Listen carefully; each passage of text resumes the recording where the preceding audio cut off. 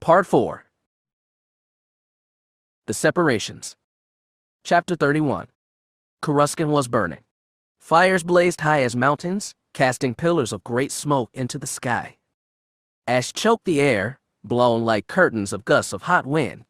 Great towers, miles high, slanted and fell, crashing, spreading more destruction. The world reeked of scorched death beyond measure. Then, as quickly as it had come, the vision vanished and Alana Solo DJO was back where she'd been a moment ago, the communication center of the Jedi Temple on Ossus. She felt a heavy, clawed hand rest on her shoulder. "Are you all right, Jedi Djo?" She jerked at the sound, but the pressure didn't lift. She looked up and saw the ancient master Kruk, staring down with soft concern in his small eyes. The tusked, shaggy Whiffet was even older than Lobaka, and been left in charge of the order in the Wookiee Grand Master's absence. He'd been alive a century ago and survived Palpatine's great Jedi purge. For that reason that he'd reacted swiftly when news first came of Imperial Head of State Veers moving against the Jedi Temple on Bastion. As many knights and masters as the temple could spare were now en route to Bastion, though they were still many hours away, and an interdiction field had been erected over the planet, preventing direct access. The lives of her Aunt Jana, her cousins, and the other Jedi under siege were entirely in the hands of Jagged Fel. Wide-scale sensor jamming prevented all but rumor and scraps of observation to escape Imperial space, and it was those alone that Alana, Kruk, and the other remaining Jedi were crammed into the comm station now. Only the apprentices were left outside to ponder what was happening. Alana had done her best to assure Cole and Nat and the other children, but after what vision that had overwhelmed her, she doubted she could do even that now. Kuskin. Alana croaked. "What's happening on Kuskin?" Kruk's eyes narrowed. "What'd be happening there?" "Just check, please." A younger knight working the comm station immediately acted on her request. The young man looked up at her with a confused frown. "We just pinged our comm satellite over Galactic City. Everything's normal." Kruk's claws dug lightly into her shoulder. "Did you feel something, Jedi Djo? Or did you see it?" "The second one," she whispered. Kruk nodded like he understood, but he couldn't grasp the whole of it. Visions of the future granted by the Force were dangerous things. They'd brought ruin to Alana's father, his attempt to prevent the dire futures he'd seen for the galaxy, and his daughter had twisted him into a Sith.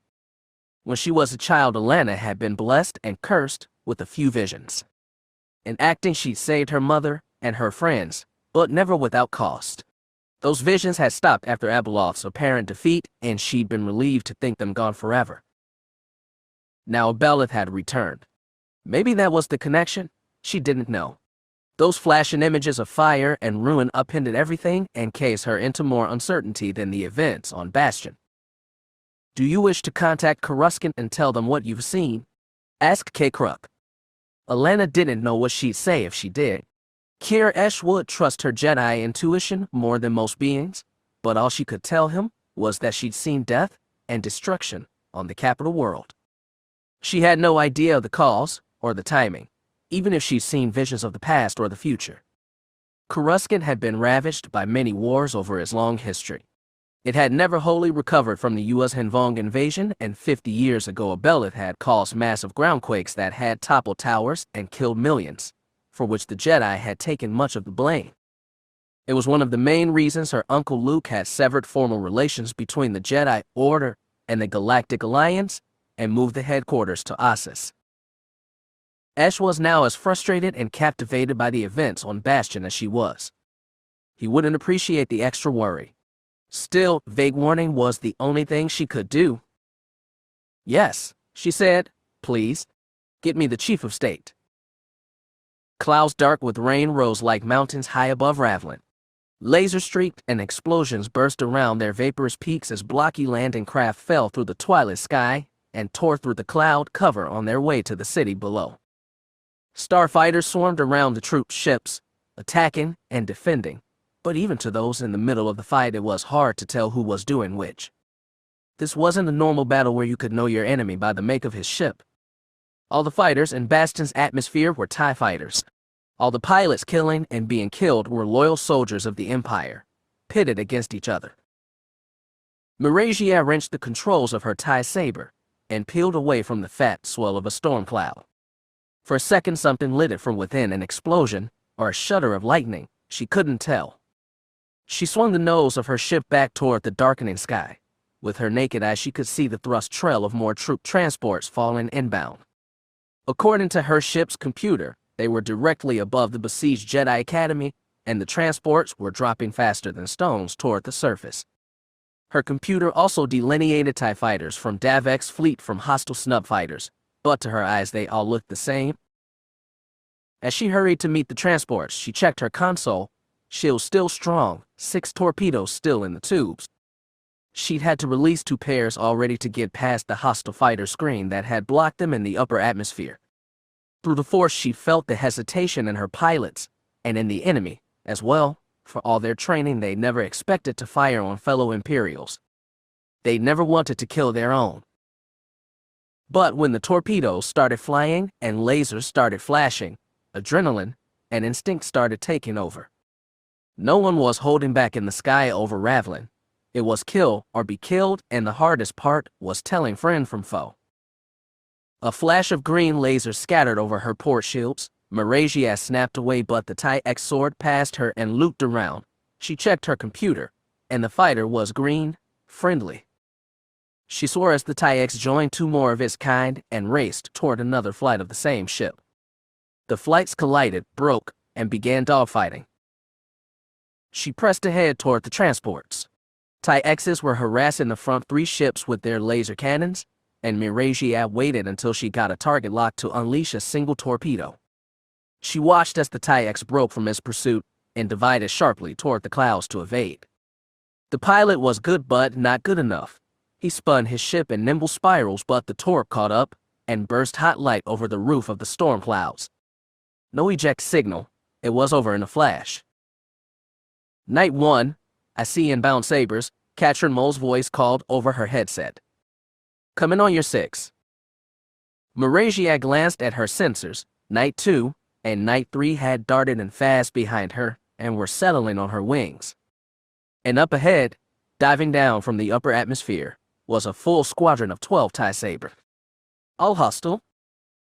They'll tear up the transports if we let them, Night 3 warned. Then don't. Get weapons locked. Fire when ready. Single or double torps? Asked Mole. Your choice? Miragia let her targeting computer get a lock on the nearest enemy saber, the one at the edge of the wedge formation. The sooner she fired, the more time it would have to evade. She waited until she was close enough to see the green flare from his laser cannons reflect on the 8-sided portal of his viewport.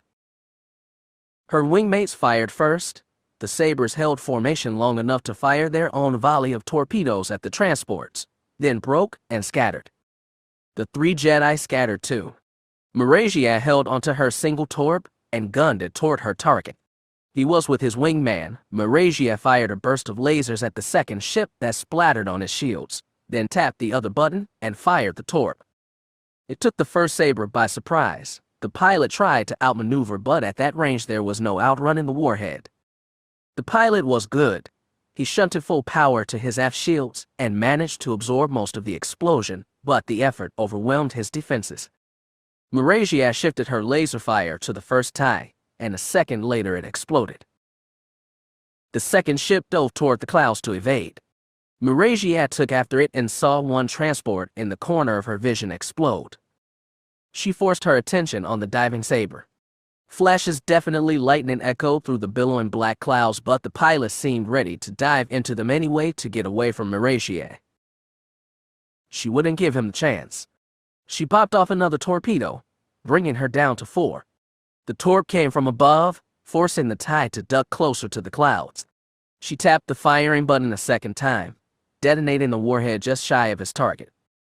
The explosion blinded the pilot, buffeted his shields, and forced him to ride the roof of the clouds. Miragia was on him, plunging through the torpedo's explosion, cannons blazing. Green lasers tore through shields and metal and reduced the TIE to burnt scraps falling through the clouds. She checked her scanners. Knights 2 and 3 were still flying. 2 more transports had been destroyed, but 3 had just dropped into the clouds, following the trail of a half-dozen more that had already gone through. They'd be landing at the Jedi Academy now, and they need cover. She tapped her comlink on and addressed all ships from Night Watch's air group. This is Night 1. All ships to Stage 3. Go through the clouds. Go now. As soon as she ended the call, laser fire rocked her dorsal shields. She snarled back a curse and jumped to port. She checked her scanners. Another TIE Saber was behind her, slightly above, its speed reduced to keep her in firing range. Then a voice said, "You haven't changed that much. I'd know that flying anywhere." She knew that voice, of course she did. In the rush to get here, and the frenzy of battle, she'd somehow forgotten that she knew the CAG on Invincible, that she'd once flown on his wing, and placed her life in his hands. "You don't have to do this, Korash." "I'm not the one leading the mutiny," Vol snapped. He fired another set of laser blasts. She kicked in her speed, letting them cut through her wake, and tried to pull up, but Vol was there, spraying more lasers against her dorsal shields. He never let her rise, and the only way left was down. She didn't give him warning. She tipped her fighter's nose skyward, like she intended to make a break, then shunted power to the shields and shut off the engines. Her stomach jumped into her throat as her tie dropped like a stone into the storm clouds. Dark vapor swallowed her whole. Water ran in upward streaks across her viewport as her tie dropped and dropped. A burst of lightning, pure white, jumped out of nowhere and spread across her shields. Her fighters rocked violently, and the brightness blinded her even through the light reduction of her visor. She squeezed her eyes shut, waited 2 awful seconds for the red to fade, then popped them open. She was clear of the clouds and falling with rain toward Ravlin sprawled in the night beneath her. City streets were rivers of light, buildings like clusters of stars. She saw fires down below, burning all over the city, too hot for rain to drown. She knew Ravlin. She knew his geography, and she knew where she was, over the southwest section of the metropolis. Her engines turned on just in time. She spun her tie around and screamed straight east toward the Jedi Academy. In the night, she could spot the lights ahead but make no sense of them, so she had to rely on her scanner. Vol hadn't dropped out of the clouds that she could see, but he wouldn't be put off long.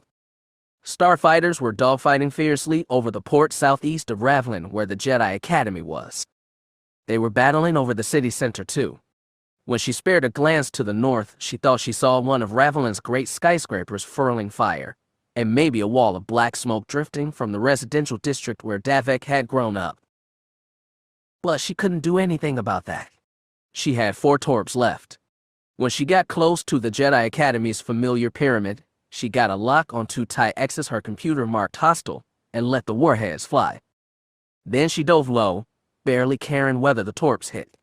Fighters arrived before her had gone after the tanks and walkers encircling the academy.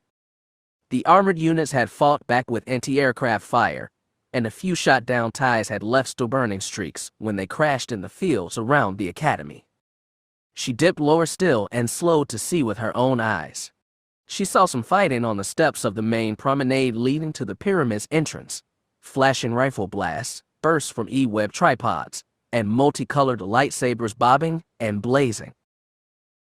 She reached out with the Force, seeking a familiar mind to touch. Someone sensed her and touched back. She couldn't tell who. Another Jedi's emotions washed over her: exhaustion, grief, gratitude, relief. Whatever losses they'd taken, the battle was winding down. Davek's troops had secured the academy, preserved it. She flew past the academy before she could try and ask what had happened to her sons. She pulled away from the battle zone, higher into the sky but still below the storm clouds, and tried to reach out to them. They weren't at the academy.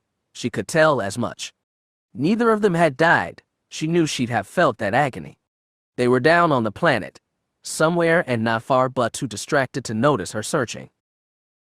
Then she remembered the emergency tunnel, the hidden exit in the industrial zone west of the academy. Without hesitation, she gunned for it. Her TIE Saber would get her there in moments. Then the alarm sounded. Torpedoes locked on. She swore, glanced at her scanners. saw another TIE saber dropping down on her with 2 warheads blazing the trail. This low over Ravlin, there was no place to run. Even with shields on full, she couldn't take 2 torpedoes and packed in at once. There was only one thing.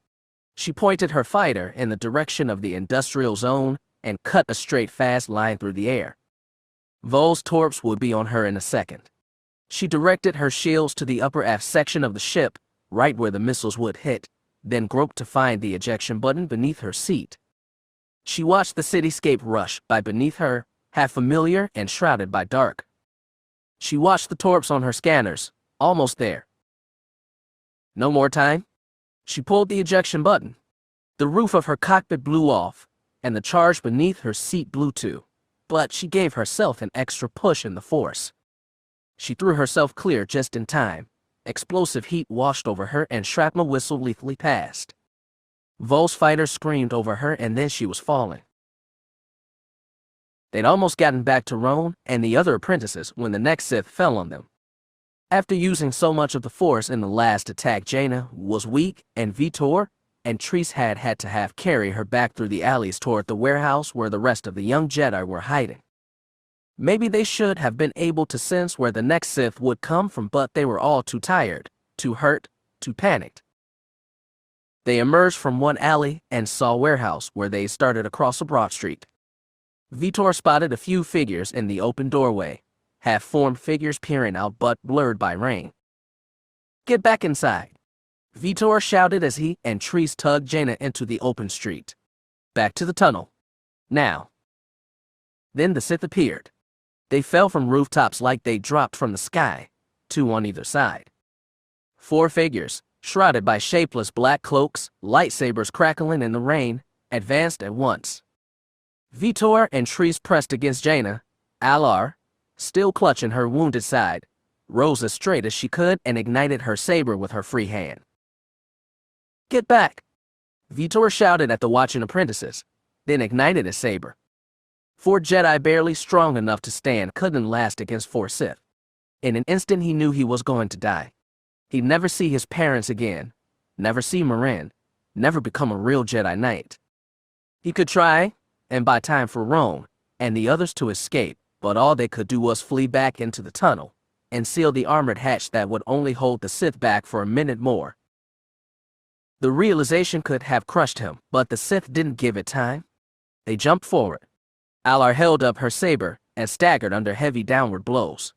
Terce jumped forward, shouting with incoherent rage, and caught the nearest Sith, so surprised the black-robed figure jumped 2 steps back to escape the boy's wild swings. 2 more Sith came for Vtor and Jana.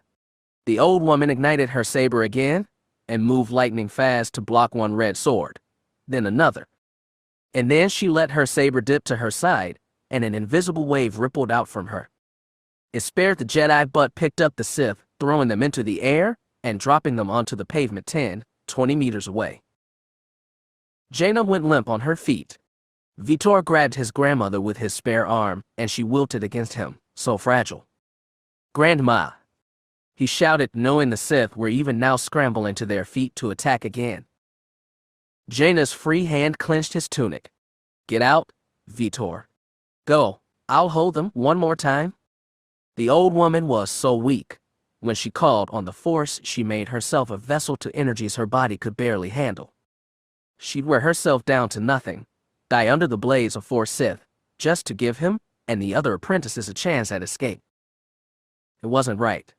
It wasn't fair. It was the only thing left she could do. The Sith were on their feet. Alar and Terce faced the enemy, sabers held up, ready to defend and die. Jana's hands dug deeper into Vtor's shirt. He opened his mouth to order the other apprentices to run.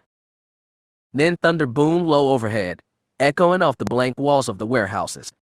Everyone looked up, even the Sith, to see a fireball streak over the industrial zone. Vtor spotted the burning metal sphere and sheared off pointed solar panels of the TIE fighter. Then he felt something familiar but so unexpected at first he didn't realize what it was. He heard a hard metal crunch on the roof of the warehouse behind him. He spun, looked, saw nothing over the edge. By then the Sith were charging again, 3 running toward Vtor and the others while the fourth bounded up to the warehouse roof with a force-assisted jump. It was a flurry of light and sound. Sabers crackled and hissed against each other. Terce was knocked from his hand and went spinning across the street, scorching rain wet pavement as it went. Alar collapsed and cried out as a red blade sheared off her sword arm. An invisible force burst from Jana sent Alar's attack flying back before he could deliver the killing blow. At the same time she moved so fast to block the lightsaber coming down on her. Vtor saw the opening, knew it had to be taken. He came in low and thrust high, spearing the Sith through the stomach with his blade. He didn't even feel it go. It was like stabbing empty air. The black-robed figure released a sound he hadn't expected, a sound that seemed so incongruous, a pained and high-pitched female scream. He skirted away from the Sith. As he watched her fall, something caught the corner of his vision, the pure white blade of a new lightsaber. He pivoted, staying close to Jana, and looked at the warehouse behind him. A figure jumped off the roof, short but thick for his vac-proof flight suit, long dark hair billowing upward as it fell. When his mother's feet hit the street, she charged. The Sith standing over Terce immediately moved to defend. His red blade caught Miracia's white one. She struck again, blocked the counterattack, then jumped aside to dodge a lunge. The Sith went off balance. She caught one elbow and snapped it into the face beneath the hood, stunning her attacker. A downward diagonal slice ended it, breaking the Sith in two. The last attacker was charging. It raced right past Alar and went for Jana, probably hoping to kill the old master before it died. Miracia couldn't get there in time, but Jana raised her saber to block low, and Vtor took high. The Sith jumped over them both and came down behind them. Vtor spun on his heel, faster than Jana, but the old woman wasn't trying to block. With the force she plucked Airsen's lightsaber from the pavement, sparked it to life, and called it to her hand. It flew like an arrow, blade first, slicing through the air, into the last Sith's back and out through his chest, until his handle smacked into Jana's palm. The Sith still wavered on his feet, red sword lifted high as though it couldn't believe what had happened. Vtor didn't wait. He swiped out with his saber, slashed the Sith across the chest. His body tipped back and hit the ground. A second after it landed, Miracia leaped over it and bounded right into her son. She knocked him 2 steps back and wrapped one arm in a vice grip around his back, pinning him against her. "Okay, Mom, I'm okay." Vtor gasped. She was trying to squeeze the life out of him. "Oh, Vtor," she whispered. "I'm so sorry." He didn't understand what she meant. "You're here, Mom, it's okay." They heard 2 lightsabers shut off at the same time, disengaged from each other, and looked to see Jana standing in the rain, a dead weapon in either hand. Lightning flashed overhead and light gleamed off her lined but water-slick face, the long white hair pressed against her skull. Jana and Miracia's eyes met and something electric passed through them, something that started with gratitude and went into something beyond Vitor's understanding. Then, behind them, Terce rose to his feet and shouted, "Look out." They spun as one. Lightning flashed again, revealing more dark figures on the roof of the warehouse directly next to the one where Roan and the others hid. The light died, but the figures remained.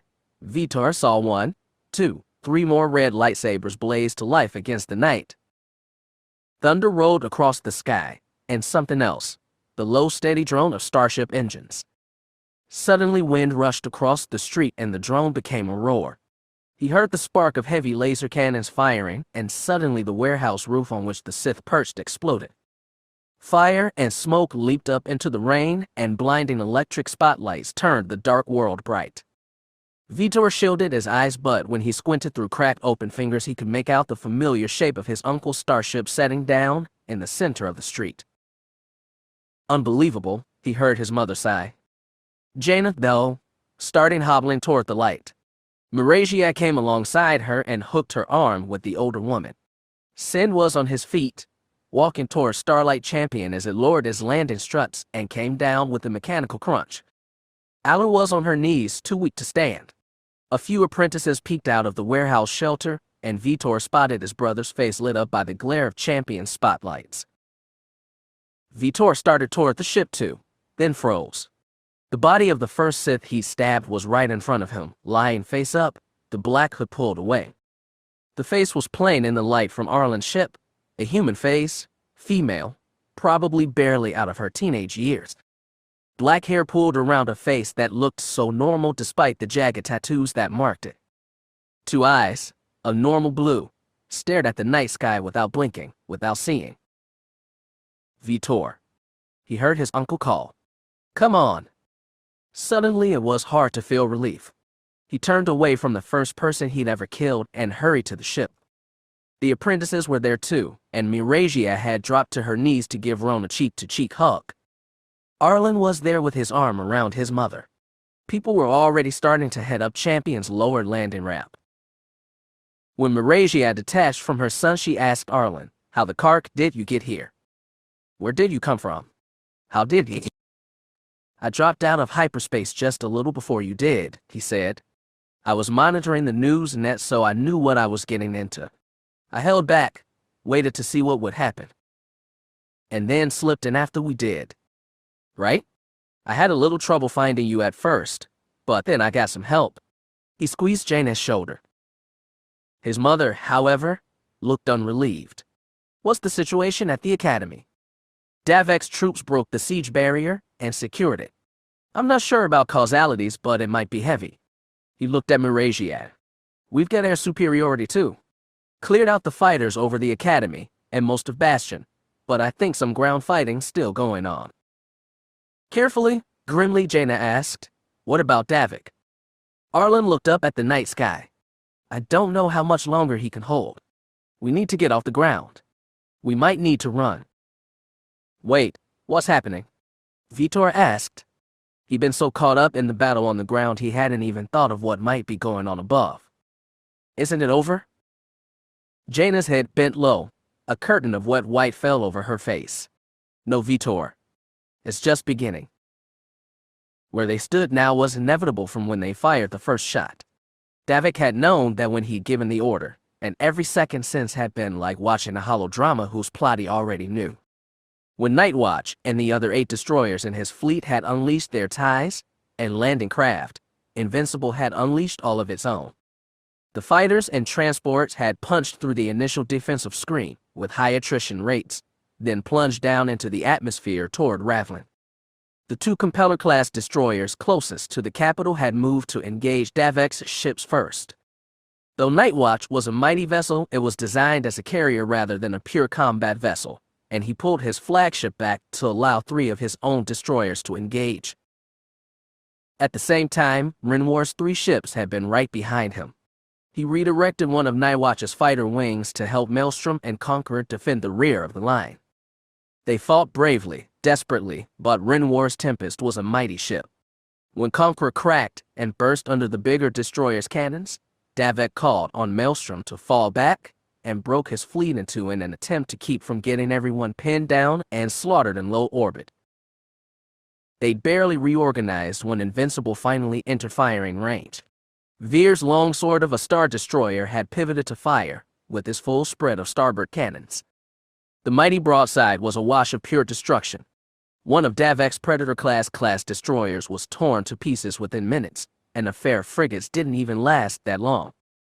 Invincible's 2 supporting destroyers moved in on Davik's force from either flank, then crept around the rear to prevent them from running while Invincible continued the slaughter. The other half of Davik's fleet was faring a little better. Renwar still moved to engage them, but Maelstrom and the 3 other destroyers it had formed with were fighting back.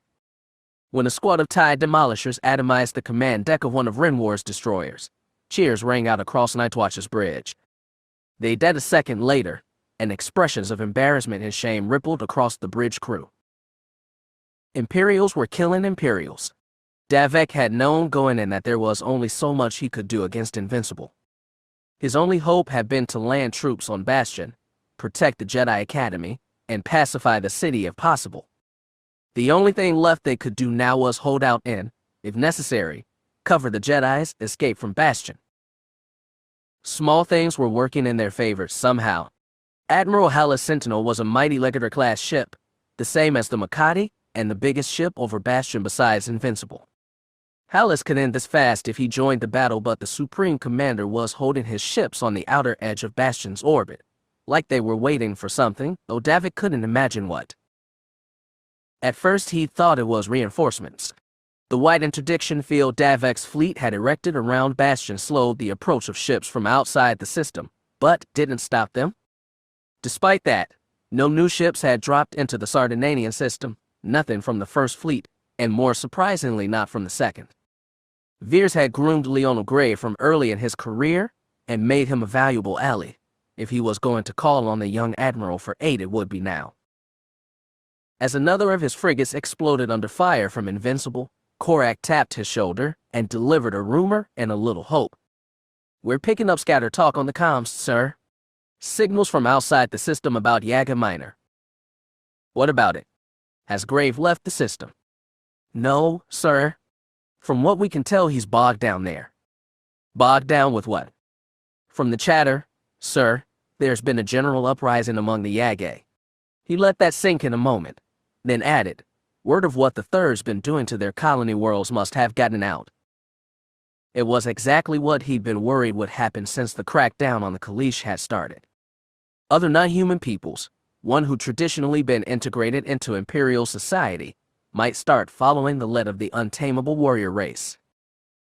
He'd been anxious over the prospect for so long, but now he saw an opportunity, even a lifesaver. That was when the comm officer called, "Admiral, we're getting priority hail." From the surface. The lieutenant's face scrunched as he checked the scanners. "Down below, sir. Looks like a ship in low atmosphere." Davik hurried over. The jamming field Invincible had raised blocked out their sensor and prevented them from seeing what was happening on the cloud-covered surface. It had blocked most communications too, though sporadic message bursts had kept Nightwatch updated on the apparently successful troops' landings at the Jedi Academy. "Do we have an ID on that ship?" Davik asked as he loomed over the comm console. "Yes, sir." Transponder says the lieutenant checked his console. Starlight Champion. Disbelief, relief, acceptance. It wasn't the first time his brother had pulled a rescue out of nowhere. "Put it on." The officer flicked the switch, and the first thing Davik said was, "Arlen, you glorious bastard. How did you get down there?" "He got into the system a little before you did," said a different voice, his wife's. "Marasia. How did he?" "We have them, Davik. Roan, Vtor, your mother, all the Jedi apprentices. The Academy is secure too. The pyramid. And the airspace. There's still fighting going on over Ravlin." "What's happening?" "Our sensors are still jammed. We're not exactly sure, but there was a lot of street fighting. Veers landed troops to quell the riots. He used stormtroopers against civilians." "That's right." Davik, most of those people came out to support the Jedi. Davik understood. It was what he'd hoped for but been afraid to believe. Veers had played old-style Imperial prejudice through and through, anti-alien and anti-Jedi. Suspicion of non-humans in the Empire was all too rife, especially after the actions of the Kaleesh and the alien raiders from uncharted space. Those same events had risen the Jedi to the status of heroes. Bastion's Knights had been on the front lines of those fights, and everyone knew it. This wasn't the old Empire anymore. In accusing the Jedi of working with the Kaleesh to kill Avarice, he'd overplayed his hand and gone beyond what most Imperial citizens were willing to believe. Veers wasn't an idiot. He'd have realized his mistake. With the area around the Jedi pyramid securely in Davik's control, his only option was to annihilate the site from orbit. There was no doubt he could do it. The Academy's shields would never withstand a few salvos from Invincible. But the Academy was so close to Ravlin, and there'd be no guarantee his precision strike wouldn't kill civilians, especially with the storm's scrambling sensors. He might be willing to press through, annihilate Davik and the Jedi Order, then waste months or years suppressing their sympathizers. He might also be willing to back away. As for Davik, the choice was simple. His people were dying by the minute. Even if he ordered every ship he had to charge Invincible, they would still lose. The only option was a ceasefire. "Champion, what's your position?" he asked. "Holding in the air over the pyramid," Arlen said. "There's still a lot of Jedi and friendly troops on the ground. Should we call an evac? Stand by, but hold for now. Stay alert, keep defending, and wait for my next signal. Before ending the call, he added, "Thank you, Arlen." Don't mention it. The line clicked off. The comm officer said, "Call's over, sir." Davik put a hand on the lieutenant's shoulder. "Can you patch in the line to Sentinel?" He frowned and worked his console. "It's at the edge of the battle zone, and there's some jamming, but I think so." "Do it right now." "Send a priority hail. Tell Supreme Commander Hallis I need to speak with him immediately." "Yes, sir." As the lieutenant placed the call, Davik glanced anxiously around the bridge. Korak was giving orders to the gunnery crews as one of the Compeller-class destroyers entered firing range. Through the viewport, he could see one of his own destroyers being pummeled by Invincible's turbolaser fire. "Admiral, we have full connection." "Bring it up." Davik took a deep breath as the head and shoulders holo image of Supreme Commander Hallis appeared. The old man's face was pinched in a scowl, and the first thing he said was, "Admiral Fel, I hope you have a very good reason for this call." "Yes, sir." "I want you to relay my offer to parley with Moff Veers." "Head of State Veers," Hallis corrected. "If you're offering to surrender, you can do it directly." "This isn't surrender. My people have the Jedi Academy secure, which was our purpose in the first place.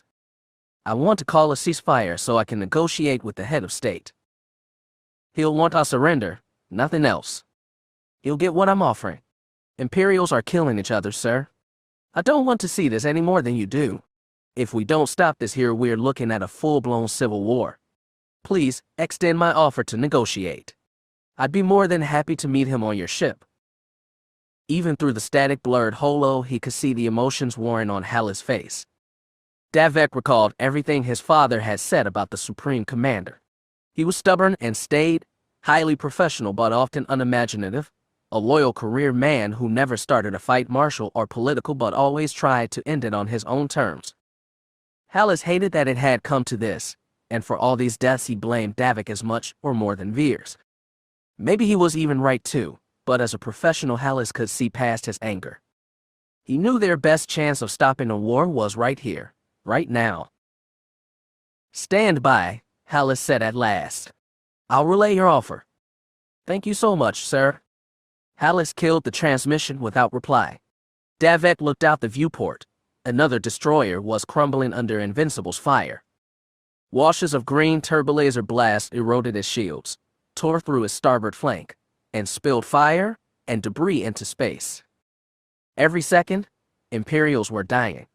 Davik had ordered the first shot. History would never forget that, no matter what happened next. Then, so fast, the comm officer announced another hail from Sentinel. The holo popped to life again, and there was Hallis, glowering just as before.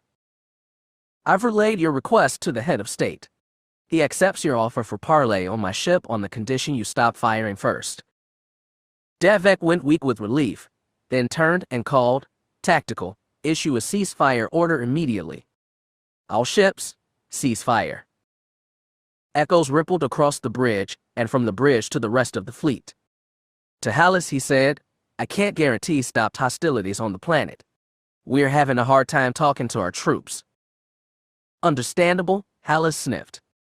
Davik glanced at the tactical holo, then to the viewport.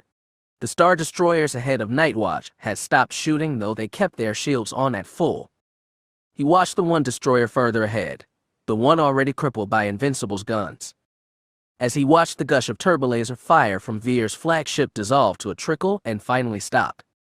A few more explosions flashed, a few more lasers lanced, and then the space over Bastion was finally still. The ceasefire had been honored, Hallis said. "Now we need to start the hard part. Sir, I need to request you send a squad of TIEs to protect my shuttle. At least one. I need you to guarantee my safety when I come to your ship." "You'll have it. Now please get over to Sentinel as soon as possible," Hallis said darkly. "You've much to account for." Chapter 32. To an outside observer, the two ships, coupled by dorsal airlocks, would have made a strange sight as they drifted through open space. They'd have vaguely resembled a double saucer, but the smoother, oval-shaped Mandalorian dropship was almost twice the size of the disc-shaped Corellian freighter.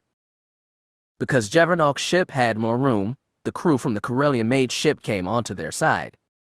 Marin was quickly overwhelmed by it all. Dorn and Nene had been hard enough to get used to.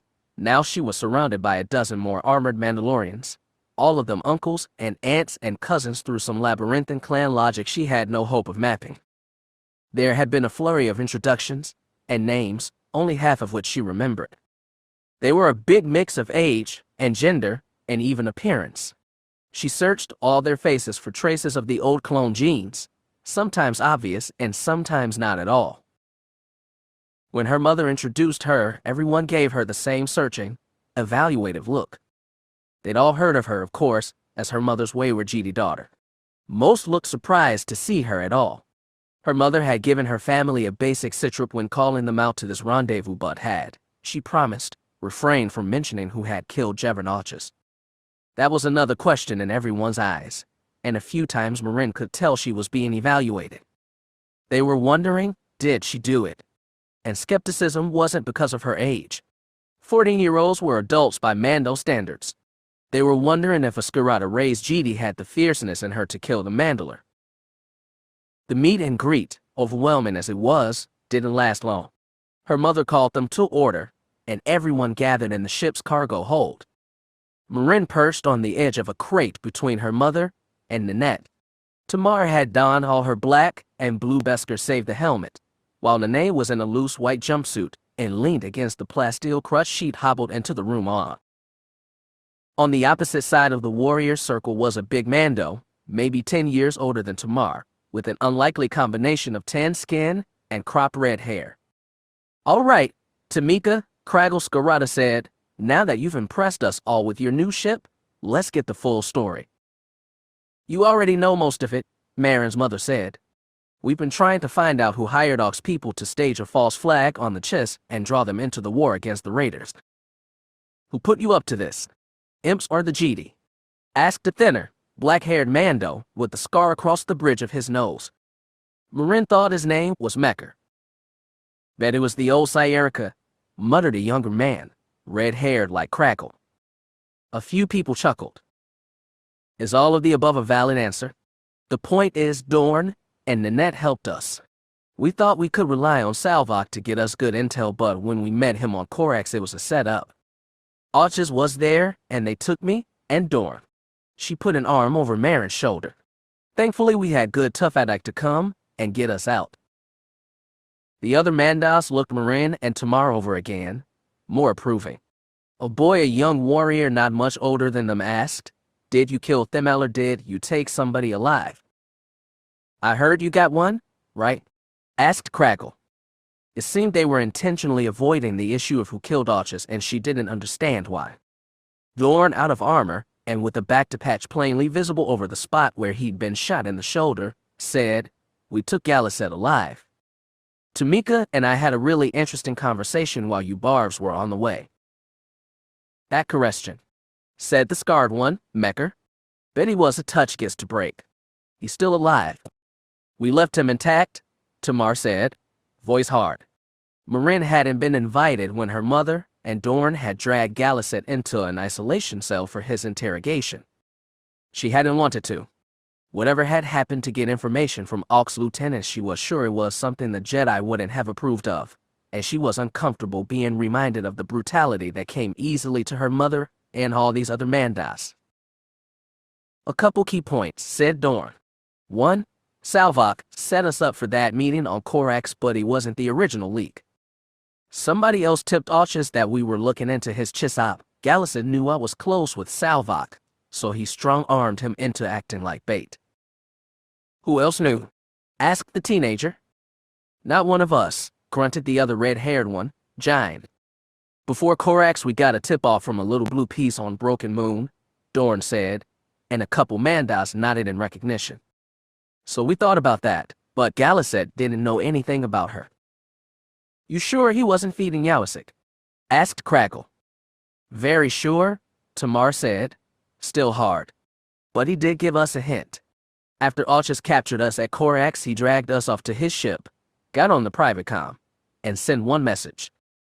Then he came out and told Galisset they'd be taking us prisoners to a rendezvous at the edge of the Exodine system 4 hours from now.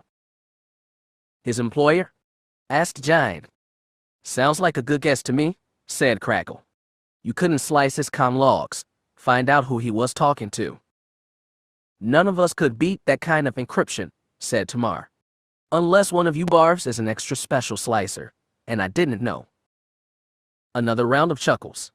Crackle said, sorry, Tamika. Wrong crowd for that. But you're the right crowd for busting heads, right?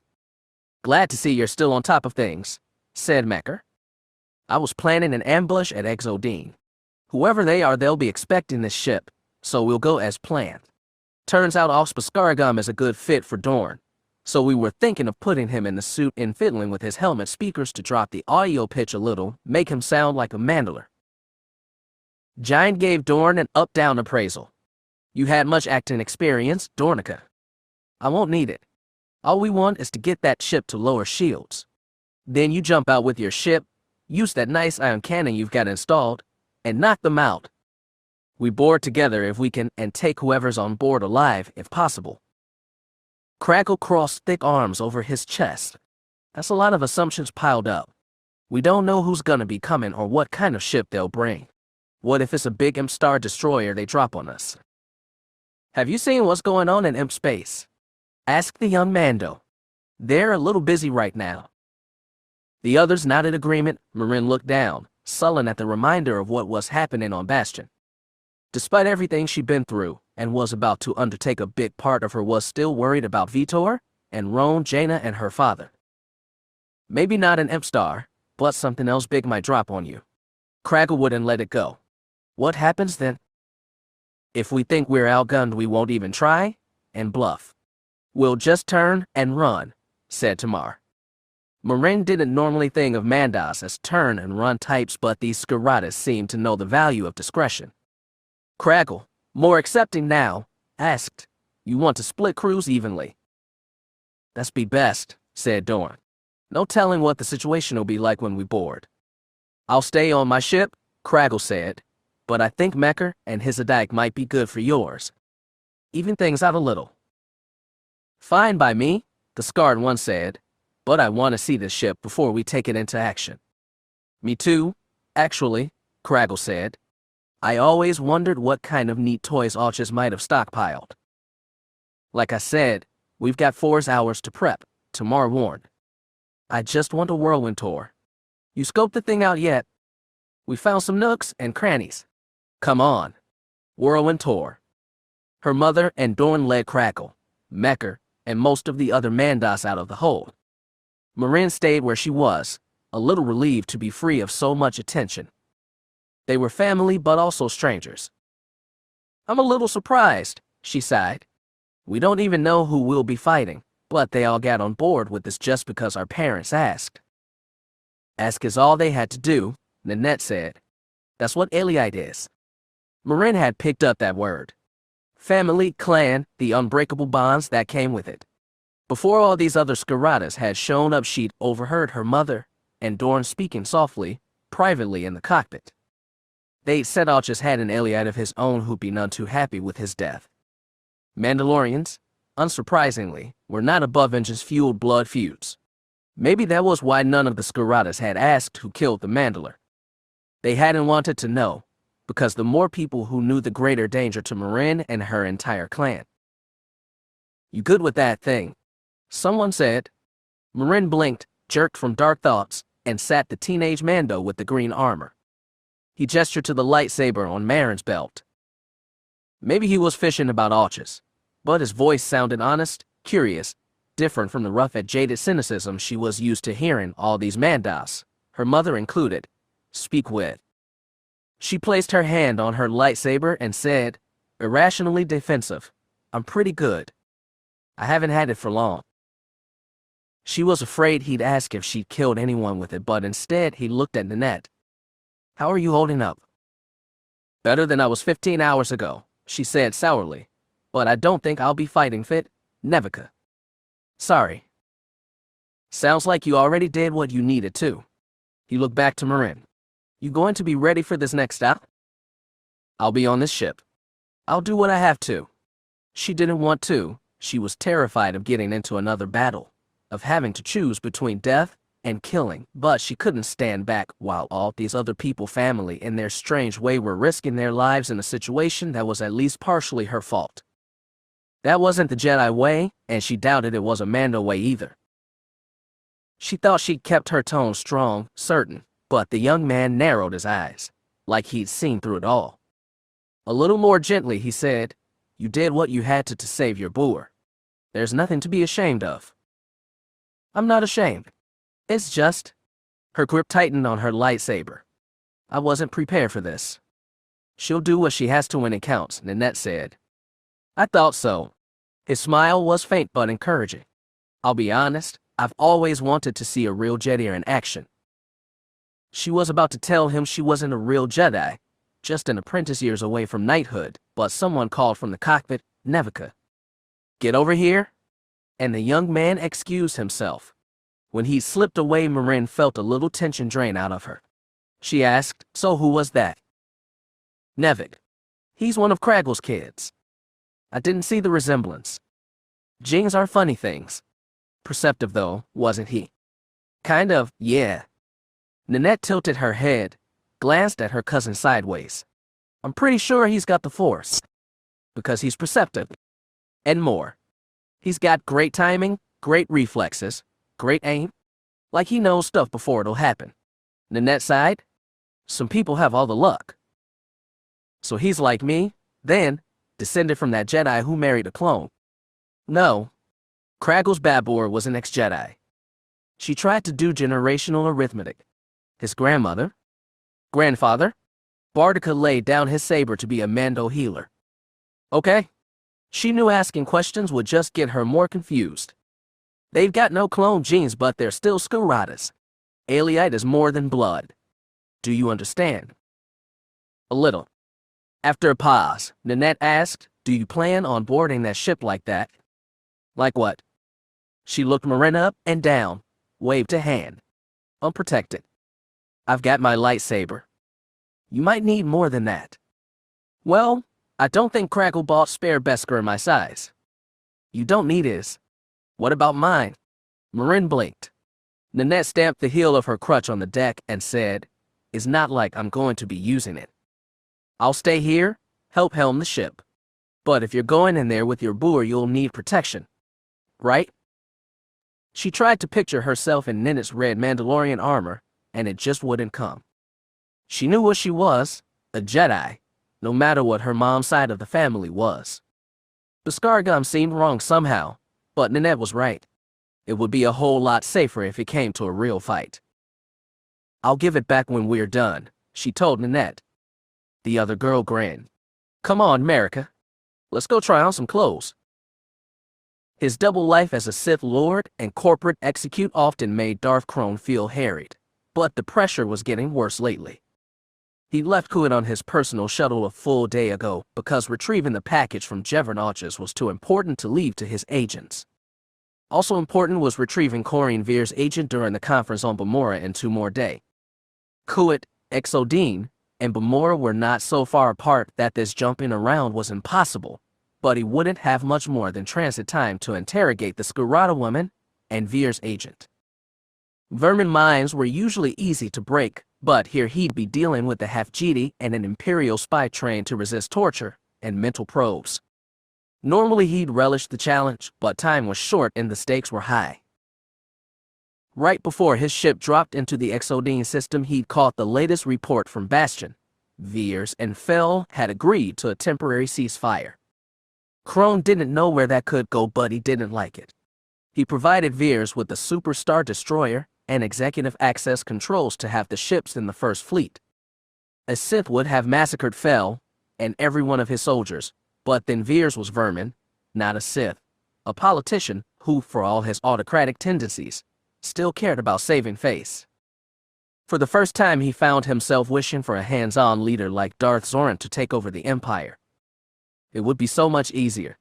He'd heard nothing about the 10 Sith Darth Wirelock had dispatched to Bastion to ensure the deaths of the Fel Jedi, which was not encouraging either. But he could do nothing about that now. As his ship sliced through the empty space at the edge of the Exodine system, toward the cold and barren rock of his terminal planet, he tried to calm himself and focus on the task ahead. As the dark world became larger in the forward viewport, the shuttle's pilot said, picking up a signal, "Sir. One ship. Type: Mandalorian. Mantis-class dropship. Aux ship, then?" It was still too far away to spot with the naked eye. He reached out with the Force. At this distance, it was hard to be sure how many beings were on the ship ahead. He felt for the familiar presence of Juggernautes. So many vermin felt alike in the Force, weak, petty, consumed with the pointless little worries of their pointless lives. The Mandalore had always been unmistakable. To hold his ragged mercenary band together for 20 years required an iron will and more than a streak of cruelty. Had he the Force, Auchus would have been a prime candidate to become Sith, but as it was, he was merely a valuable tool. He knew Auchus, but he couldn't sense him now.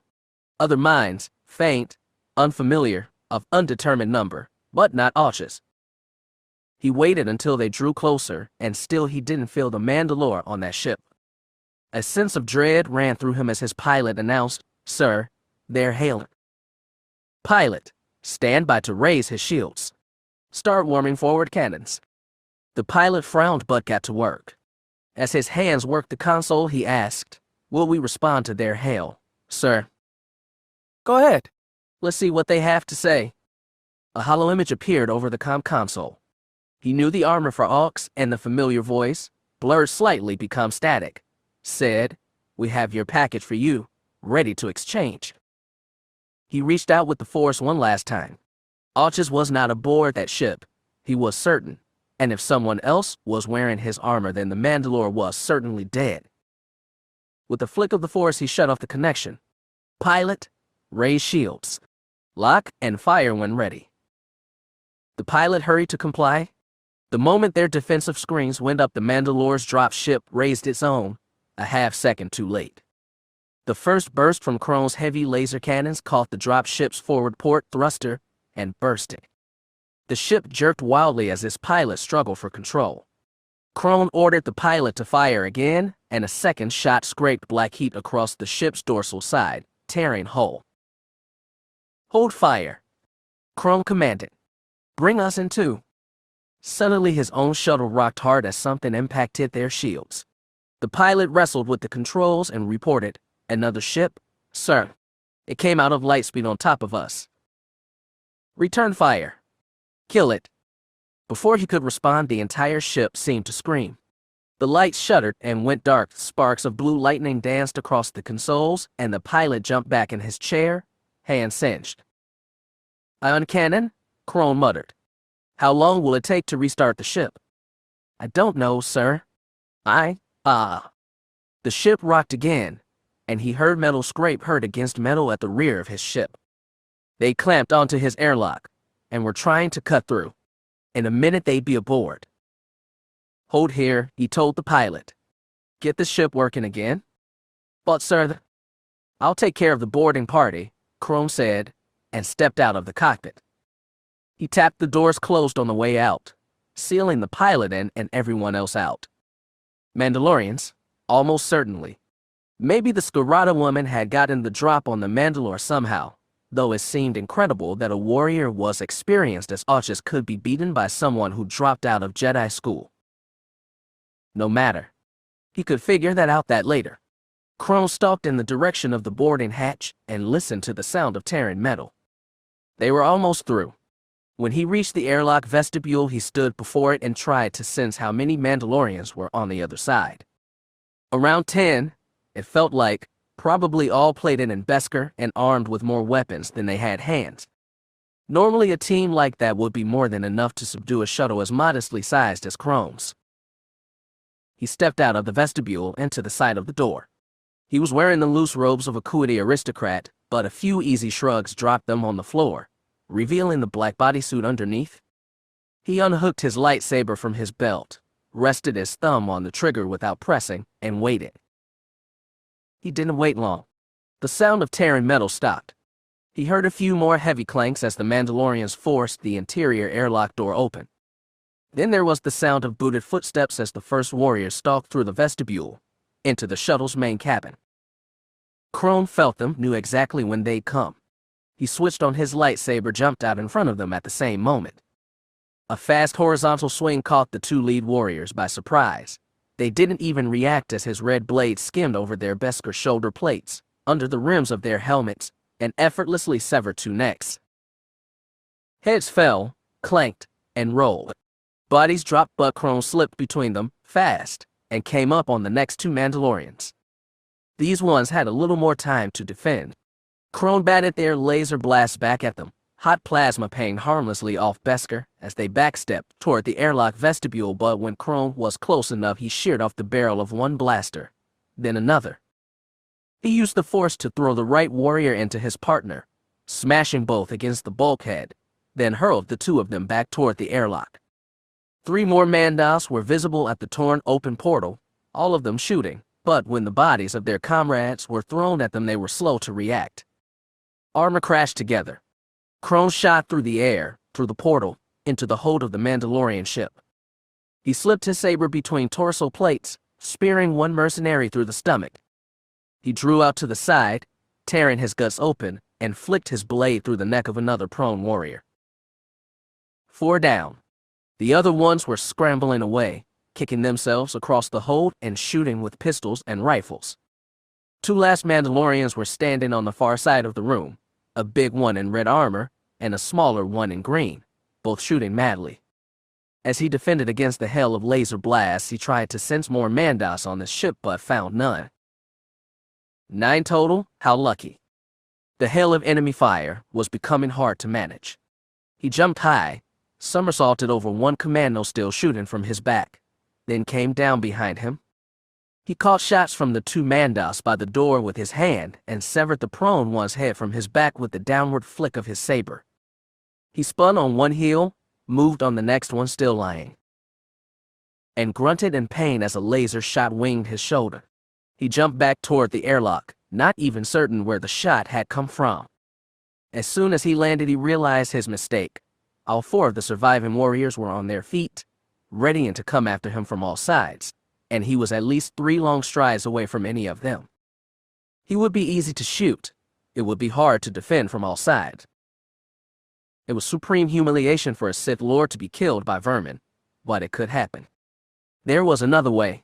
Crone drew on the pain from his shoulder and used it to fuel his anger. He backed himself into the airlock threshold, cutting off their angles of attack, and batted back the first few rifle shots, then used his mind to pick up sheared off pieces of the airlock's exterior door. He hurled them, one at each Mandalorian. The 2 further ones, in red and green armor, managed to duck, but the closer ones were knocked off their feet by the flying metal. Crone jumped out of the threshold and stabbed one warrior through the chest as he tried to rise. As he pulled his saber free, another last blast winged him, nearly fatal. The side of his head throbbed in heat and pain, and he drew even greater strength, calling on the dark side energies that could rend matter itself. He threw his free hand outward and unleashed a blast of force energy. Just calling on force lightning gave him more physical pain, but the pain fueled his anger, and anger fueled more lightning. The closest Mandalorian, the one who shot him, writhed in pain as blue energy crackled effortlessly around his armor and scorched his insides. The other 2 Mandos didn't gawk. They raised their rifles and fired, but Crone batted their blasts back at them. Then he shifted his lightning to the big red-armored mercenary. A cry of pain escaped his helmet as Crone shocked him. The smaller one in green was too stunned, too frightened to respond. Crone stopped the force lightning, stopped the pain, and lunged forward to drive his saber hilt deep into the smaller one's stomach. The warrior's body lurched into his, wrenched from the pain. Crone pulled out just a little and fished his saber back and forth, cutting off everything above the hip. The body clattered in 2 pieces. Crone let his saber fall to his side without turning it off. He was sweating from exertion, panting from the pain. He looked around the cabin at the bodies, some in pieces, some intact. One he shot with force lightning was still twitching as it lay on his stomach. He stepped over to the body and stabbed down through his spine. He heard another sound and saw the big one in red armor on his back. He was trying to grasp his gun with trembling hands. Crone stepped back to that one and ended him with one slice through the neck. Then it was over. He'd need back to salves for his wounds. There was still the other ship, but it'd have had his own team of Mandalorians aboard. He was in no shape to capture and interrogate them. Best to blow the thing out of the sky. Then he'd have to wipe his pilot's memory yet again. Then he'd have to try and get to the conference on Bamora. It would be such an embarrassment for KDY if he suddenly canceled. He sighed and flexed his wounded shoulder. The pain was still sharp. He shut off his lightsaber, hooked it to his belt, and staggered back to his own ship. First he'd blow up Jevon Archer's shuttle. After that he'd start cleaning things up. When the visual feed from Craggle Scarada's helmet went dead in a burst of static and force lightning, the entire cockpit fell into horrified silence.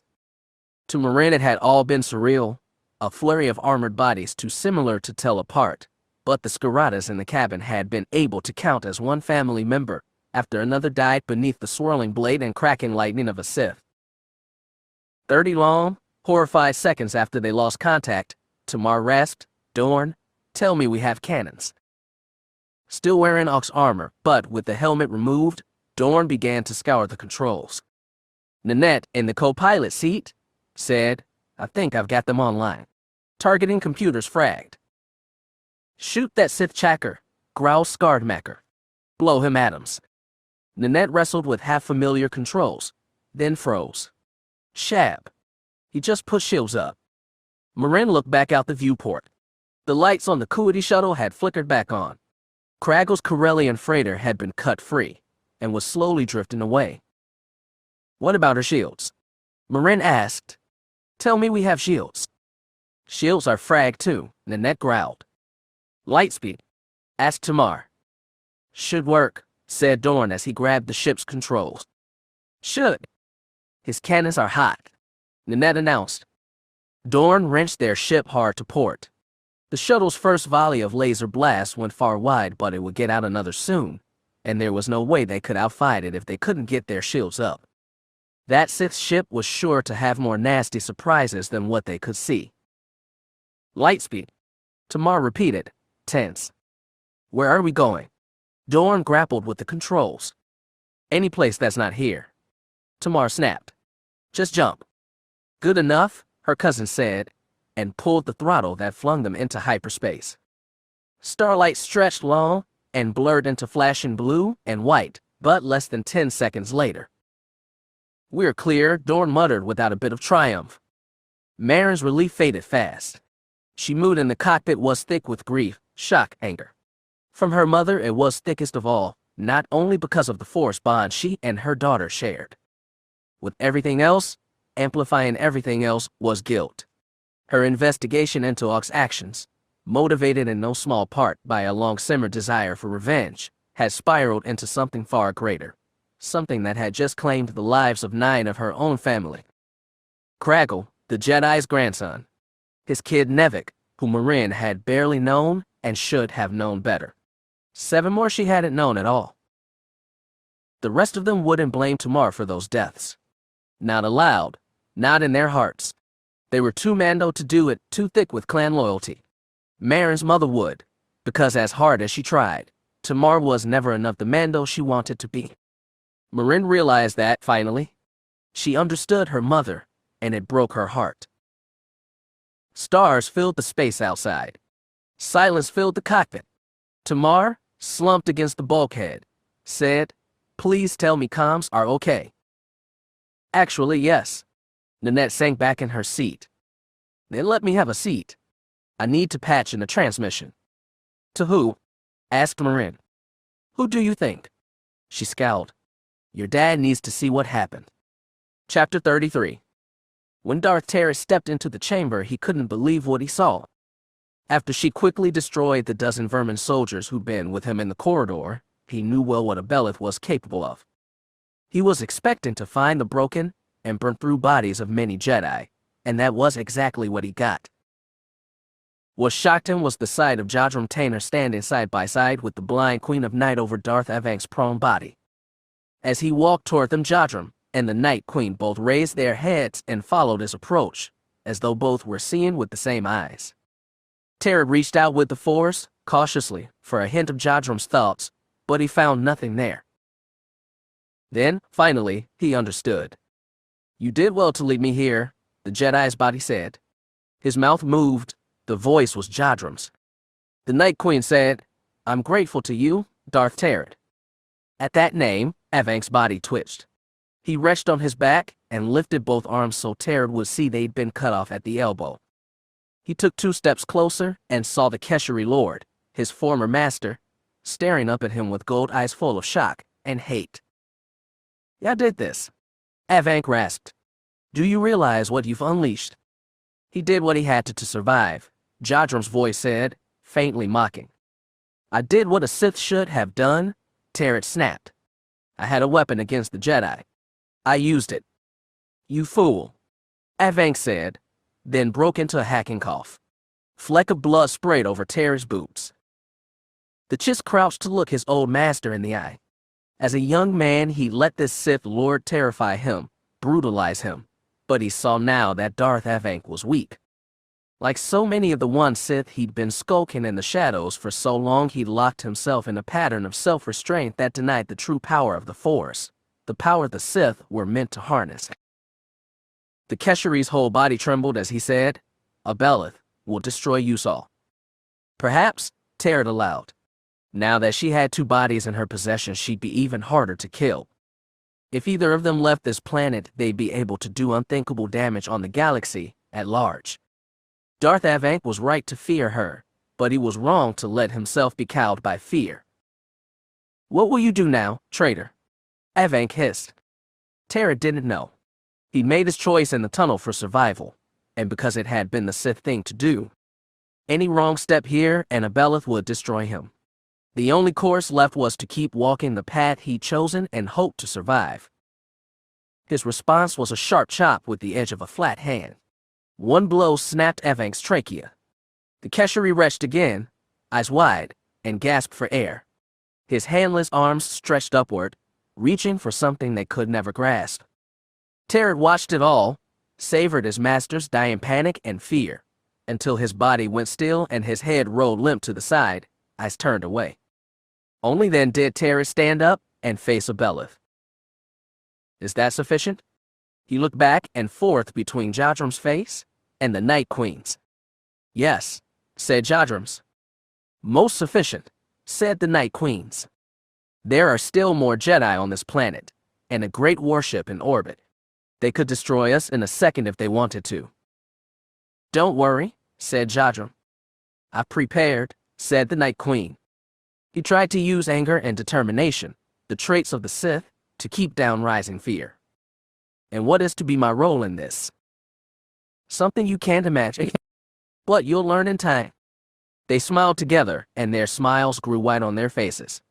Tiny glints of light, like distant stars, gleamed in Jodrum's eyes and the black pits of the Night Queen's face.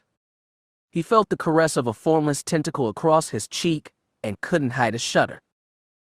"Don't be afraid. I have something special in mind for you, and you will serve beautifully," they said as one. In the end, only Lobaka and Ahili had come for her at the pool of knowledge. The image of the dark man returned to his throne was still there, shimmering on the smooth silver-tinted water.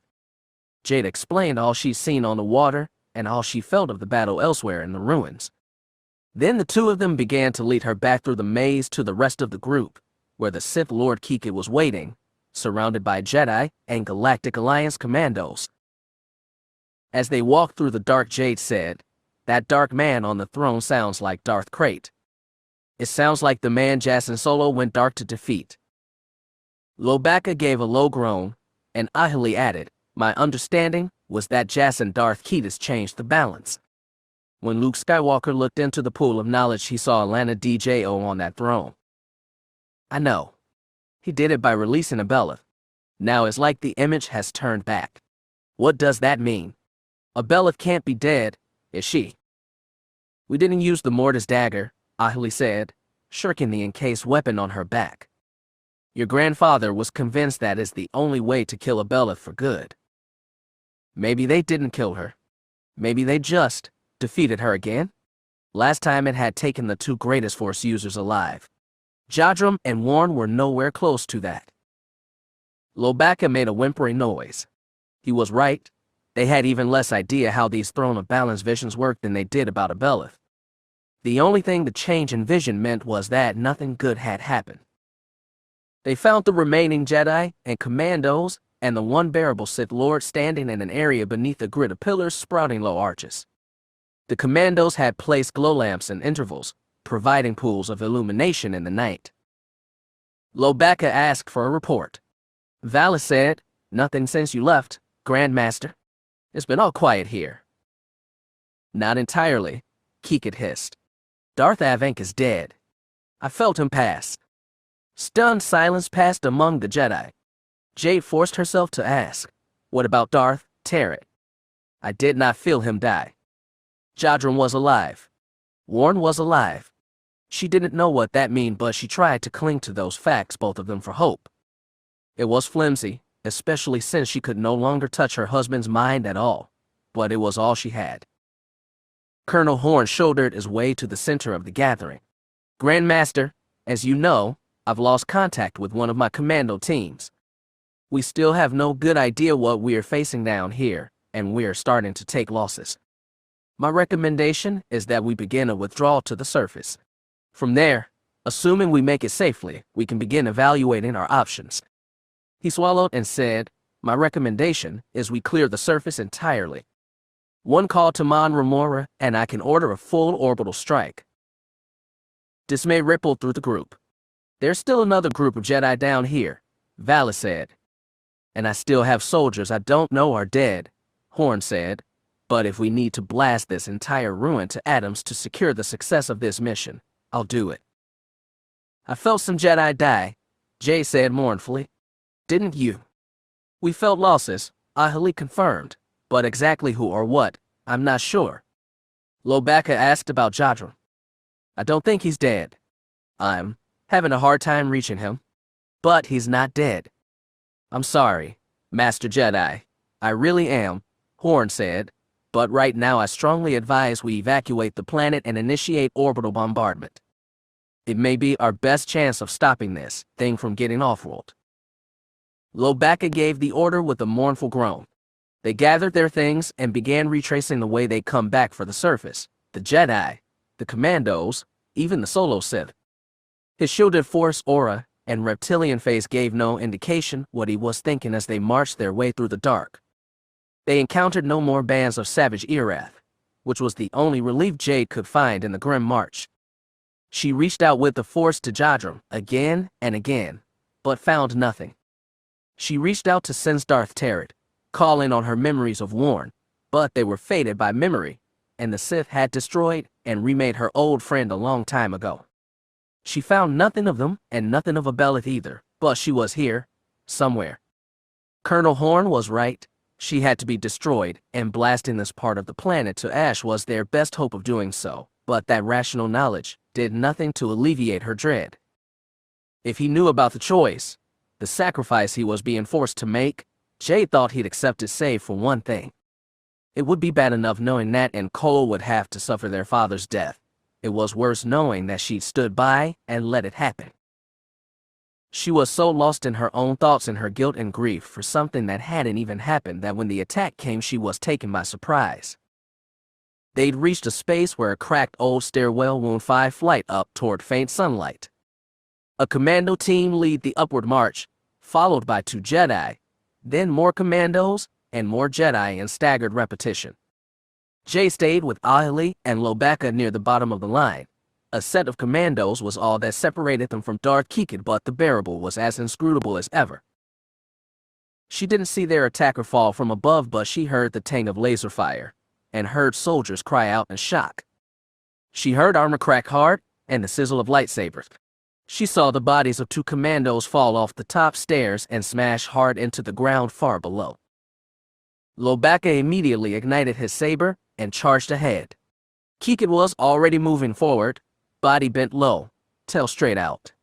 2.5-meter red blades shot out from above each wrist. The big aliens took long strides, 3 stairs at once, and Jade and Ahali ran to keep up.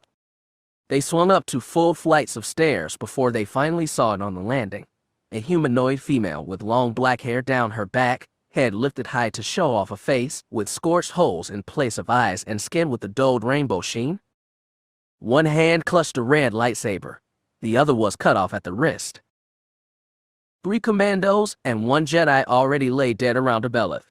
She must have dropped from above, past the initial rows of troopers, because Colonel Horn and a dozen commandos clogged the stairs leading up to the light. More filled the path leading down, and Jade tried to slide her way through them. They had Abell pinned here on the landing. Whether that was their mistake or their fortune, they were about to find out. Horn gave the order to fire. Laser blasts rained down on Abell, but she simply stood there, unmoving. The shot sparked against an invisible shield and died, one after another, 100 times over. When the confused soldiers finally relented, Abell sprang into motion. She dashed for the downward stairs, but Lobaka and Kikit were there to meet her. Jade and Ahali stayed back. The Duros dropped to one knee to sling the case off her back and draw out the mortis dagger while Jade peered over the armored shoulders of the commandos ahead of her. 3 bodies moved in a flashing, brutal dance. The Wookiee and the bearable slashed constantly at Abell. Kikit whipped his tail, and her body seemed to leap over his crushing path on instinct. Lobaka tried again and again to pierce her defenses, but she blocked every thrust. At the same time, ghostly tentacles, barely visible, stretched out from her severed wrist to push back Kikit. The Sith Lord hacked at them with sabers, and when one flew close to his face, he snapped at them with his mouthful of serrated teeth, but he couldn't grab hold. "I have the dagger," Ahali whispered as she crept beside Jade. She looked down to see the long, double-bladed weapon grasped tightly in 2 hands. Ahali was ready to lunge forward and strike, but there was simply no opening. The 3 combatants on the landing never stopped dancing around one another. Then Abell gave them their chance. The tentacles from her severed wrist finally overwhelmed Kikit's defenses, lifted him off his feet, and hurled him through the air. His heavy body flew right toward Jade and Ahali. She grabbed the Duros woman and threw her hard onto the downward stairs, but a few commandos were hit by the falling bearable. All 3 tumbled together over the edge, down to the ground 10 meters below. Jade looked up just in time to see Lobaka's response. The Wookiee had slipped behind Abell and let his lightsaber drop. Before the Night Queen's body could spin around, the Wookiee grabbed her arms by either bicep and tore them from their sockets. Abell's mouth opened for an agonized scream.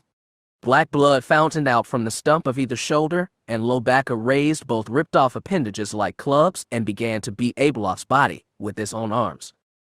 She fell to her knees beneath the raining blows, and Jade could hear bone after bone crack. She put a hand on Ahali's back and shoved her forward. Now. The Duro sprung up the short flight of stairs onto the landing. Jade was right behind her as she held the mortis dagger ahead of her with both hands and charged.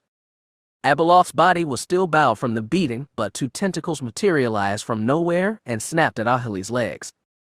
She tried to jump above them, too late. She cried in pain as her legs cracked. Her body fell forward and planted face first on the hard landing. The dagger went skidding away. Through some impossible power, Abell's bleeding, broken body reared upright. As she stood, a burst of force energy knocked Lobaka against the wall, but she didn't turn to strike him. Her eyeless head swung toward Jade as she bounded up, right behind Ahali, and called the mortis dagger to her hand. She knew Abell's next tentacle strike was coming even before it materialized. It was too high to jump over, so Jade dropped down, knees skidding across the hard landing, and bent her body back, so the strike sailed just over her arched chest and tilted chin.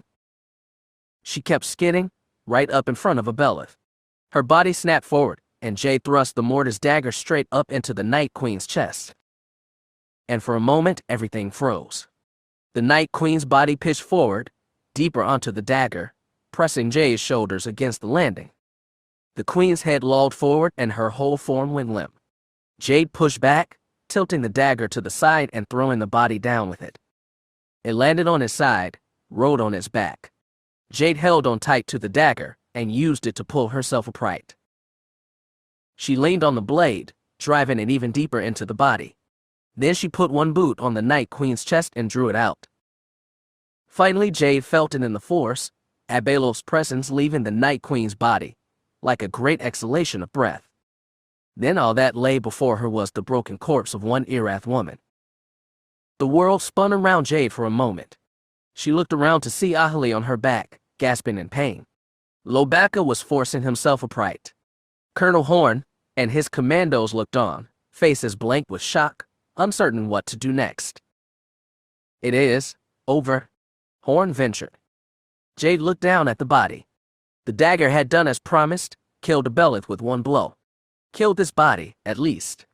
She'd hoped for, even expected, something more than that.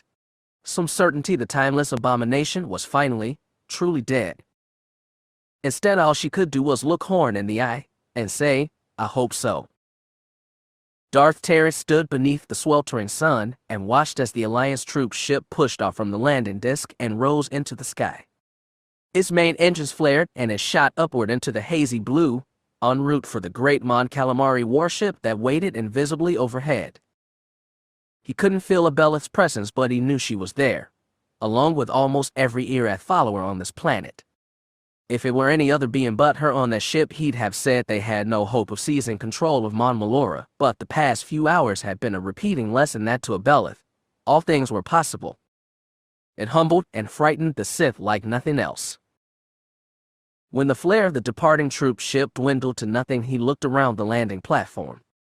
The Alliance transport was gone, but several Irath shuttles remained, and any of them would do to lift him off planet when the time was right.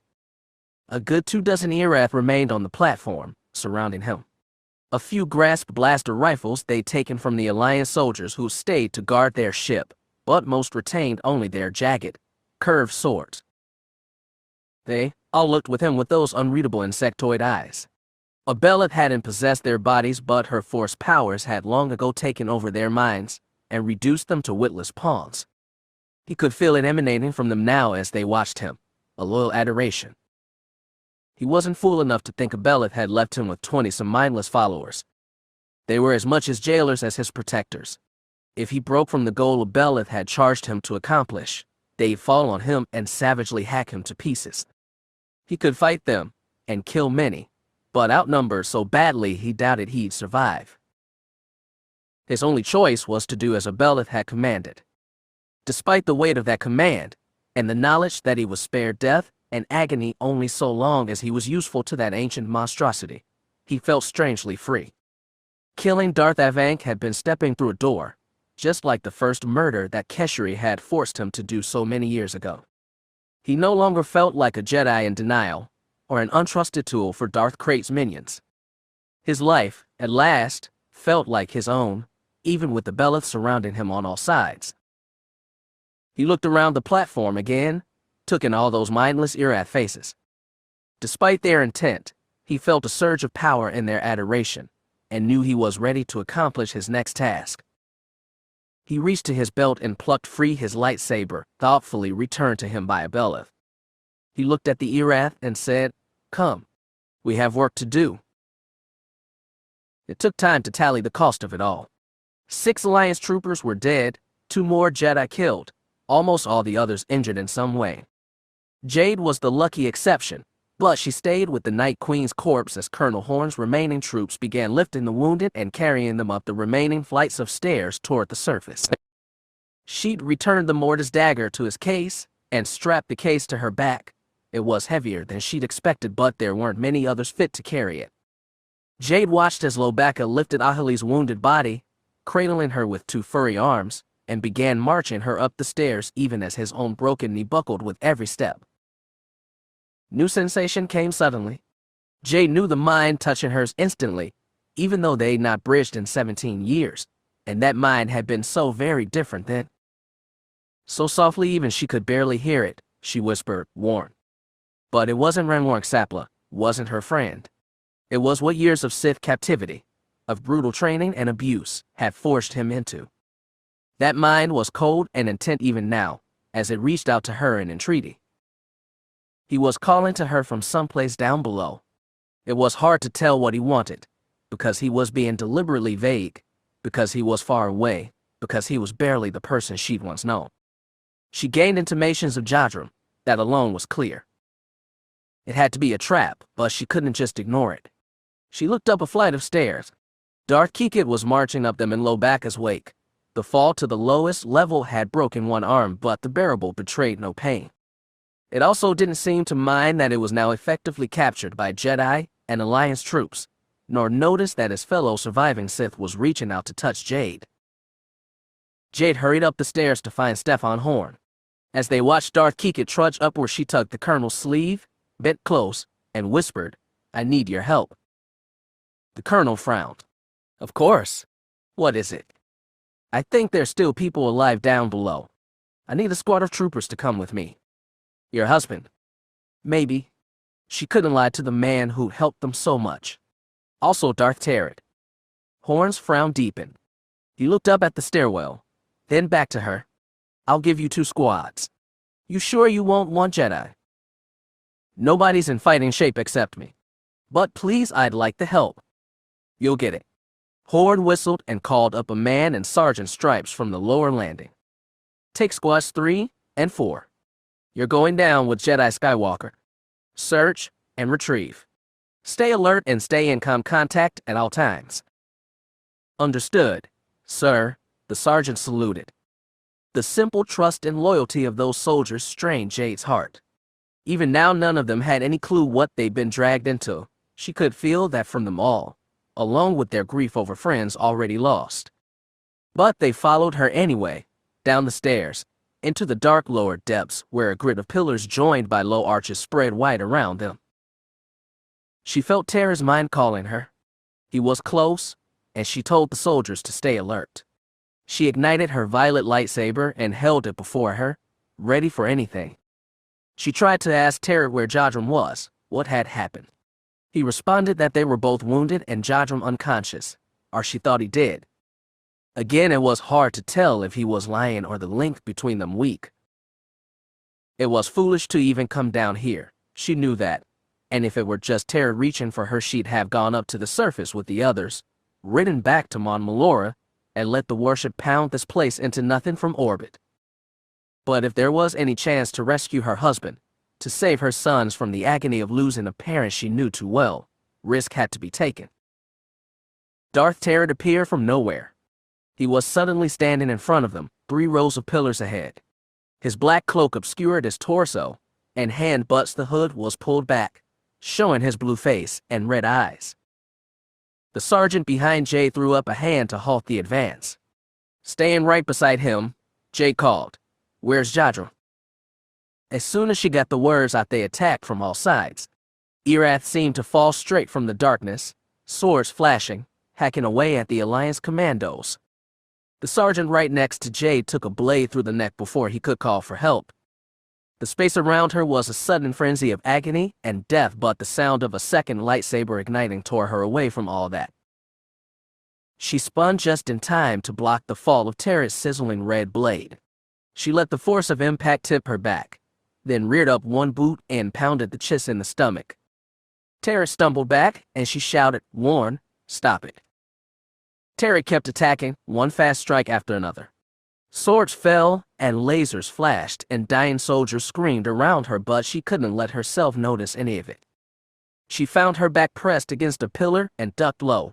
Terra's red blade cut through the stone behind her, and she swiped and turned at his legs.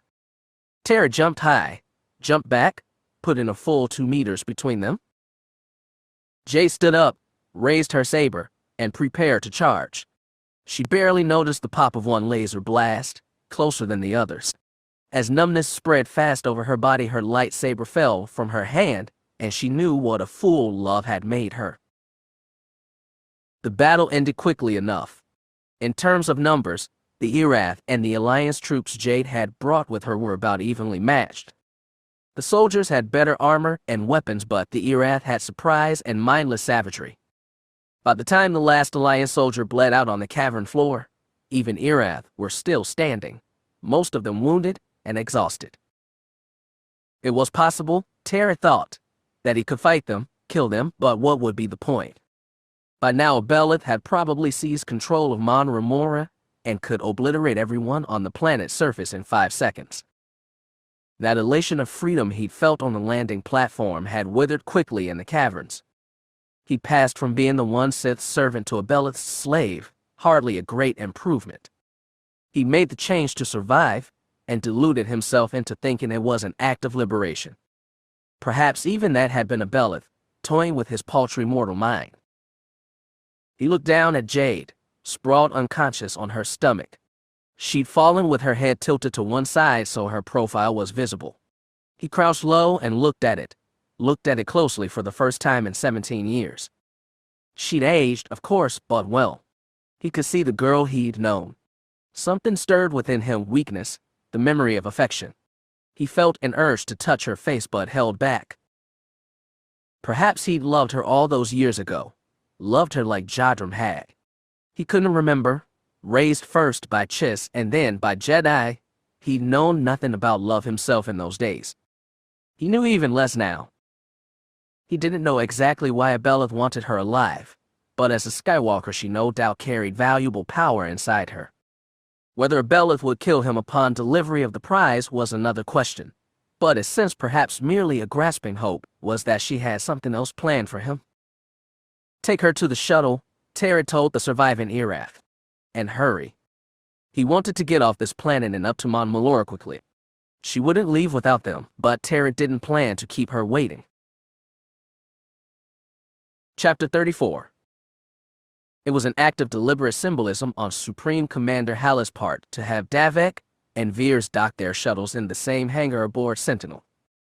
They brought the same type as well, sleek tri-winged craft ubiquitous in both the civilian and military echelons of the government. Beside them, Starlight Champion looked all the more out of place, but Arlen's ship was just as necessary. This whole battle had begun over the Jedi. That his brother had been willing to start a civil war to protect the Jedi, or just to protect their mother, and his sons left Arlen inexplicably rattled. He'd known his brother was capable of extreme actions in extreme situations, otherwise he'd never have survived 6 weeks being chased by Mandos through Sinex Juvex. But for all their lives, Davek had always been the good soldier, toeing tight to rules and regulations, and the chain of command. He looked like he was trying to do that still, even after all he'd done over Bastion. When the Jedi filed down Champion's landing ramp, Davek didn't run up to hug his sons or kiss his wife. He stood his ground, closer to the hangar exit than the ship, 4 stormtroopers right behind him. Whether those troopers were his or Hala's, Arlen didn't know, but from Davek's reserve he could guess. The Jedi walked up to him, Arlen first, his arm locked Jana's to steady her walk. Maragia was behind them, Roan and Vtor on either side. "It's good to see you all," Davek said. He tried to keep his voice formal, but it wavered when he looked over them all, especially his sons. Roan still looked scared and bewildered, but he stood up straight, not taking the hand his mother had offered. Vtor still had the stiff walk and empty eyes of a young man who just killed for the first time. With effort, Davik looked at Arlen and Jana. "Is everything secure down on Ravlin?" "Your soldiers have the academy secured," Jana said. "I think most of the fighting stopped in the city, but it's hard to tell." "Does Veers still have men in the streets?" "It's mostly back under police control now," Arlen said. Before being called up to Sentinel, he'd taken Champion on a flyover of the city.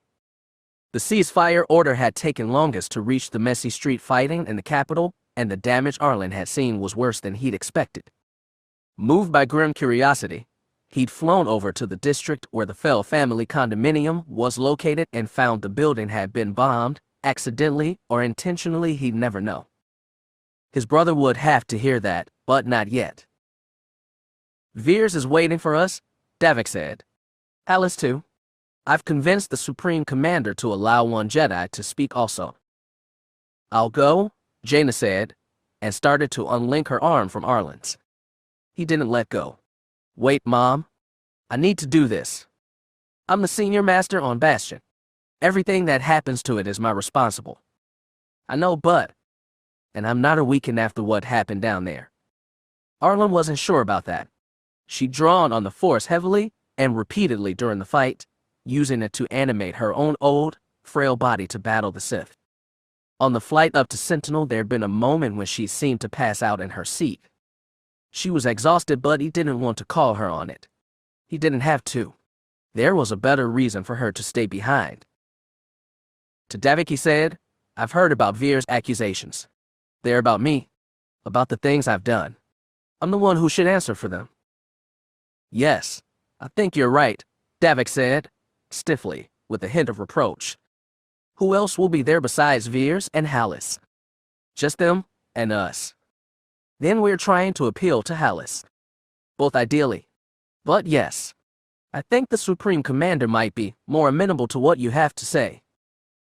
"Good." Carefully, slowly, Arlen let go of his mother. Jana wavered on her feet and he steadied her with the touch of the Force. They left their family after that and started down the hall. 2 Stormies walked ahead, 2 behind. Clearly they were Hallis, as much wardens and bodyguards.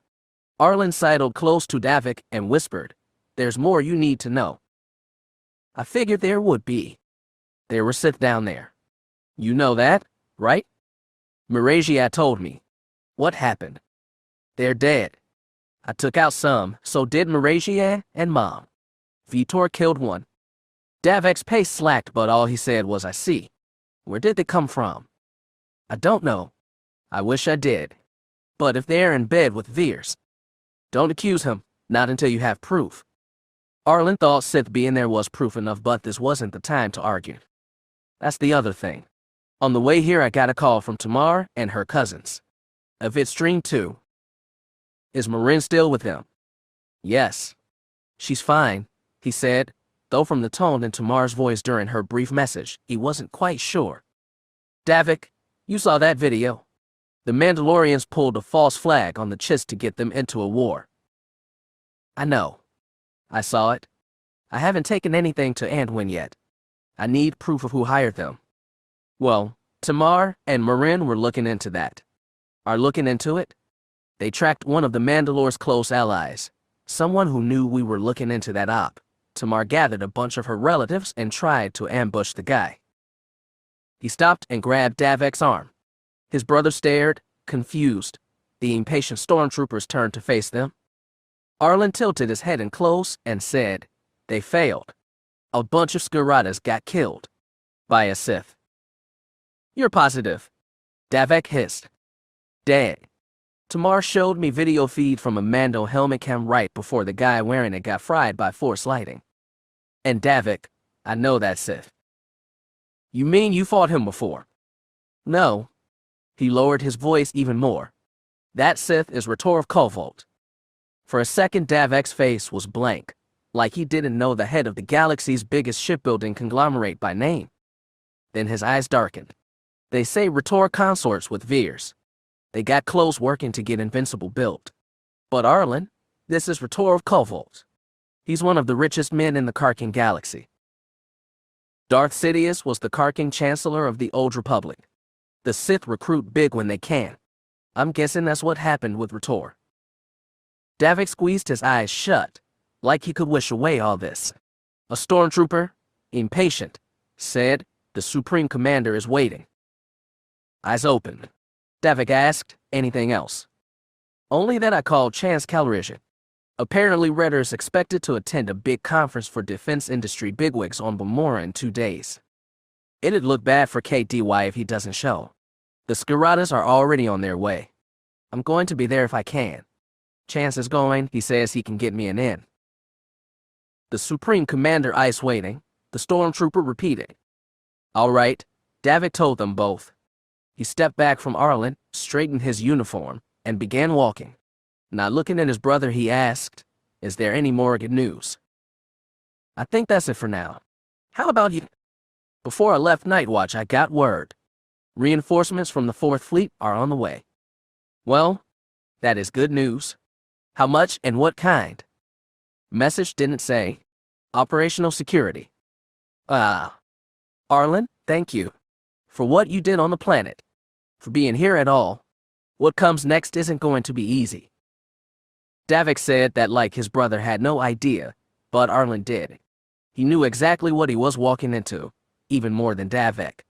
For so long the Jedi Order had operated on the fringes of Imperial law, obeying it most often but sometimes skirting around it or even disobeying outright according to what the Force demanded.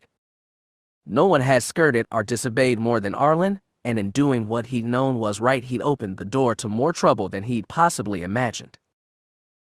There had to be an accounting. That, too, was part of being a Jedi. The conference room in which the fate of the Empire would be decided was as plain as could be, a small viewport looking out at stars, one rectangular table, 4 chairs with 2 already occupied. When Davik and Arlen sat down, the Admiral faced across from Veers, the Jedi from Hallis. Hallis passed a stern look around the table. I want to remind you all why we are here. Thousands of Imperial soldiers have died today. This is a tragedy. I'm hoping we can put the bloodshed behind us. I'm very willing, said Veers, eyes locked on Davek's. I didn't desire this, and I didn't fire the first shot. The first shot, Davek said, was fired by your stormtroopers. We lost 8 Jedi down on Bastion. It could have been much worse. They should have complied and handed over their leader for arrest. Their leader was Davek's mother. He tried not to let his anger show. I took whatever steps I could to defend the men and women who've been on the front lines, battling the raiders to protect the Empire. To what end? Veers' glare darted to Arlen. I see you've brought your brother along. Am I supposed to take his word as truth? I am curious, Hallis said. Why did you come along instead, Jedi Fel, instead of your mother? I have to set some things straight. A lot of Moff Veers' accusations are directed at me, as I understand it. I am the elected head of state, Veers snarled. By Imperial law, I demand you address me using my proper, legal title. I won't be disrespected by mutineers and traitors. There was something off about Veers. He was as smooth an operator as they came, alternately charismatic, passionate, or controlled when he needed to be. He was on edge and couldn't hide it, maybe because his plan to arrest Davik and the Jedi had gone badly awry, maybe because his best admiral was stuck on Yaga Minor, bogged down by a native revolt they should have anticipated. Maybe because he'd learned something new from his Sith ally, Retor of Qvolt, if they were really partners in this, but Davik had no proof yet. Veers' acting rattled wasn't encouragement. It meant he was more desperate and therefore more dangerous. Veers and Davik had both stepped over lines they couldn't walk back from. The whole room knew it. We know what the head of state's accusations against the Jedi and me are, said Davik.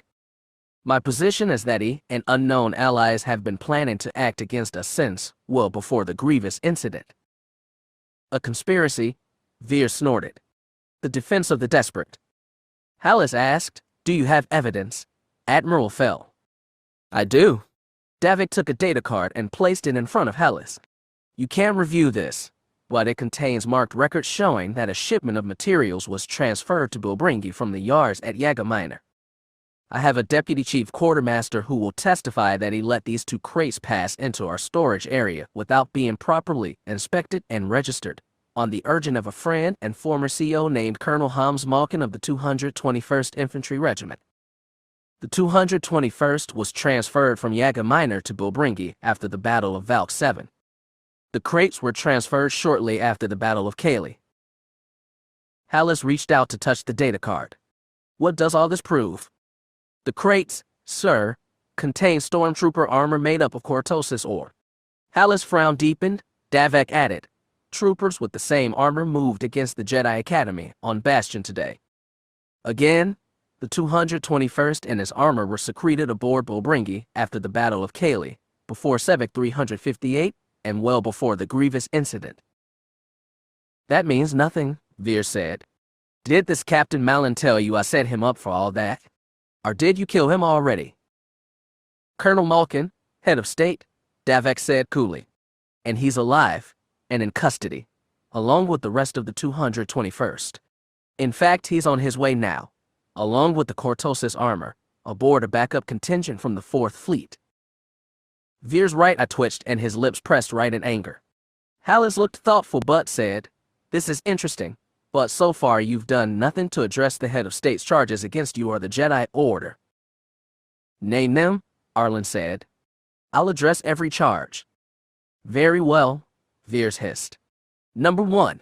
Someone leaked classified military intelligence to the Jedi and allowed them to locate Savik 358. Davek half expected his brother to argue there'd been no harm done, that it had all worked out for the best, but Arlen looked straight at Hallis and said, Davek didn't do a thing. That was me? Only me? You admit you stole it, snapped Veers. I enlisted someone else to steal records from the Kalish ship we captured at Valk 7. My agent passed the records to the Jedi on Ossus. Who did you enlist? Tell us. Alan looked right at Veers. A Mandalorian. Veers' eyes narrowed. His face became a mask. Davik couldn't tell what it meant, but maybe Arlen was getting something through the Force. Very guarded, Veers asked, Are you referring to your wife, Jedi Fel? Of course he'd know about Tamar. Arlen, just as guarded, said, That's correct. I'm sorry. Well, she's well outside Imperial space right now. Veers looked at Hallis. You heard him? He admitted treason. The entire Jedi Order was complicit. I actually wondered if treason was the word, said Arlen. You all know the Jedi aren't officially members of the Imperial military. We fight on invitation. Except for the fact we don't get paid. We're a little like Mandalorians. Don't you agree, head of state? The Empire does not hire Mandalorians or any other mercenary scum. I was against using your kind from the start for reasons that should be obvious to us all. I believe they are, Hallis said, grim but not condemning. However, Jedi Fel's guilt in this case does not indict the whole Jedi Order. And you leveled more serious charges, head of state. Veers nodded. I charge these men with complicity in the murder of Avarice and Darrican. We know they let the Grievous escape the Battle of Kaylee. The combat shuttle Jedi Fel was on had an opportunity to destroy that ship as it fled, but he didn't. It's clear on all the battle reports. You're right, I did that, Arlen said. Davik stared at him. Not matter what happened. Even if they forced Veers to stand down, there would be hard repercussions for his brother. And you know what? Davik ordered me to destroy that ship. He told me to blow it out of space. And if you check those battle records, you'll see Miragia came in right after me and did take a shot. Too little too late, but she followed orders like a good soldier. I didn't. And why, Hallis said, did you let a hostile ship escape? Arlen looked down at the table, gave a deep breath. We boarded the Grievous. We fought the Kalish aboard. I'd fought the Raiders before, and I sensed the Kalish were different. You sensed it. With your magic force. Veers snorted. That's right. The Raiders felt like hungry neck battle hounds. The Kalish were desperate and scared. They only wanted to fight for their freedom. They were traitors to the Empire. He pounded the table. Supreme Commander, you're hearing this, aren't you? This Jedi admits to aiding and abetting the actions of enemy aliens. He admits it. Against Davik's orders, Arlen said. And believe me, we had a fight about it later. Ask Miragia, she was there. Jedi Fel, Hallis said, do you have any reason for letting the Grievous run aside from what your force told you? They were running. They were no threat at the time. My conscience wouldn't let me kill them. And obviously, I had no idea what they planned to do to Avarice. They were enemy combatants. That made them a threat. To a soldier. But I'm just a Jedi. Arlen glanced at Davik for the first time in minutes. I do admit I'm guilty of disobeying a direct order from my superior. If you want to charge me with something else, take your time, but you can't court-martial me since I wasn't in your military at the time. I'm not now either. I'm done. Arlen, Davik asked, what are you saying? His eyes went sad, his voice soft. I'm saying that I may be a Jedi, but I can't be an Imperial Knight anymore. How noble of you, Veers hissed. How self-sacrificing. Do you want me to weep over the sacrifice you're making? I don't really care what you do, head of state. The noise Hallis made was between a sigh and a growl. What Jedi Fel has admitted to our serious actions, and they'll be dealt with. None of them, however, seemed caused to act against Admiral Fel or the Jedi Order. Davik leaned forward. I'm sure the head of state must have more evidence. Veers caught his glare, held it. His upper lip twitched into a sneer, but he didn't speak. Davik said, I forgot to mention. After Colonel Malkin tried to detain me, I ordered full security sweeps all over the Bilbringi yards, and every ship from the 4th and dry dock. That was still ongoing when we left for Bastion, but the most recent message I got from Vice Admiral Yaga says they found a team of unauthorized personnel trying to access the Makati's communications computer. Their retinal scans match with soldiers from the 221st. Head of State, what do you think they were doing in there? Adding fake communication records to the memory core? Perhaps. Frankly, Admiral, I don't believe they were there. But please bring these so-called conspirators you scrounged up. Try and dig the truth out of them.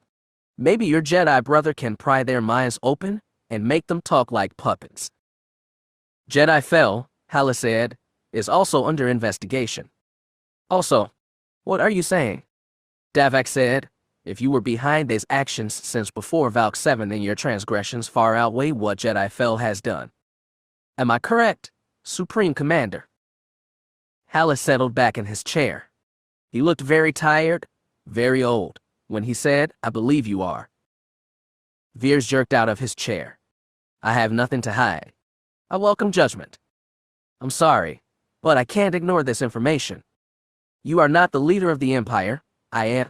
By law, I can't strip you of your rank just like I gave it to you. Hallis just stared, like he was daring him to do it. Instead, Veers pounded the table with his fist. Fine. We'll wait for the so-called evidence against me. Fel suddenly mustered. I have evidence of my own, evidence that proves he was in communication with the Grievous after the Battle of Kaylee and fed it critical intel to kill Avarice. What evidence? Asked Davik. He prayed he'd caught every attempt by Veers to snare him, but he couldn't be sure. Evidence I've kept stored aboard Invincible. I'll go to my shuttle and request it be brought over. As he started for the door, Hallis rose up. You can't talk to them from here, head of state. Veers shouldered past him. I trust the security aboard my shuttle, not yours. And I don't take orders from you. If you want to send some guards to peer over my shoulder, fine. Do it. Like I said, I have nothing to hide. We'll go with you. Arlen rose from his seat. Davik did too. Veers spread his arms and laughed bitterly. Of course, it's no insult at all to have an admitted traitor watching over me. Davik looked at Hallis. We'll go back to the hangar. All of us. Very well, the old man said.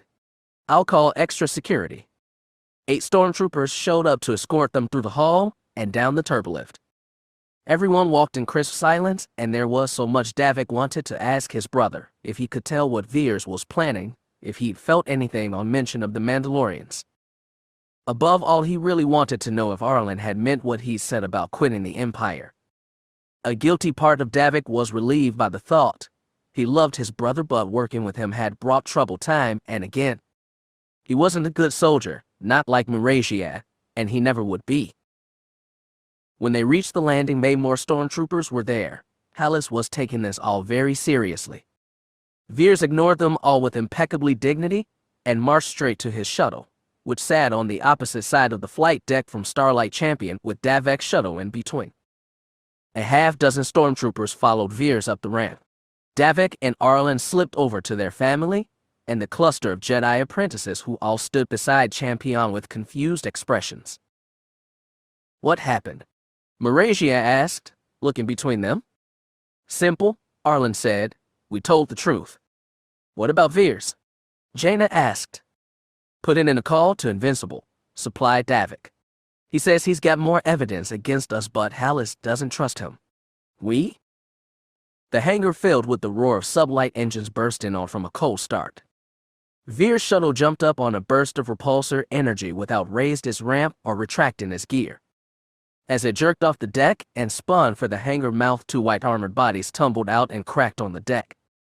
Hallis shouted something over the engines, and a few stormtroopers raised their rifles to fire.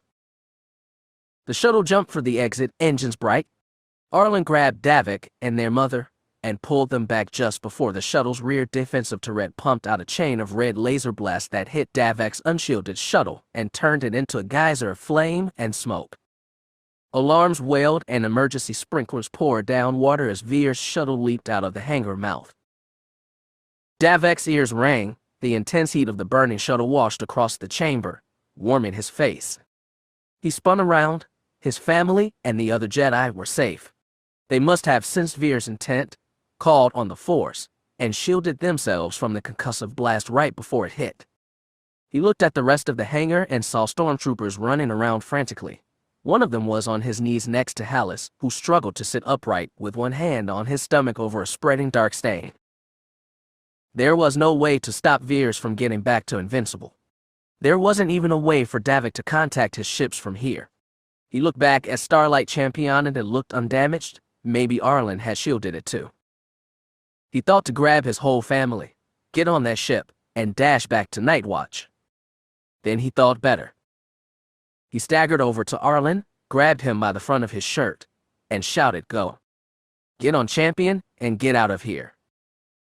"What?" Arlen blinked ashes from his eyes. "You need to get back to. There's no place safer than Sentinel right now. No place safer for our family. But you need to go, Arlen. You just admitted to crimes against the Empire." But Veers, all this time, and he still didn't get how it worked. He looked back at Hallis.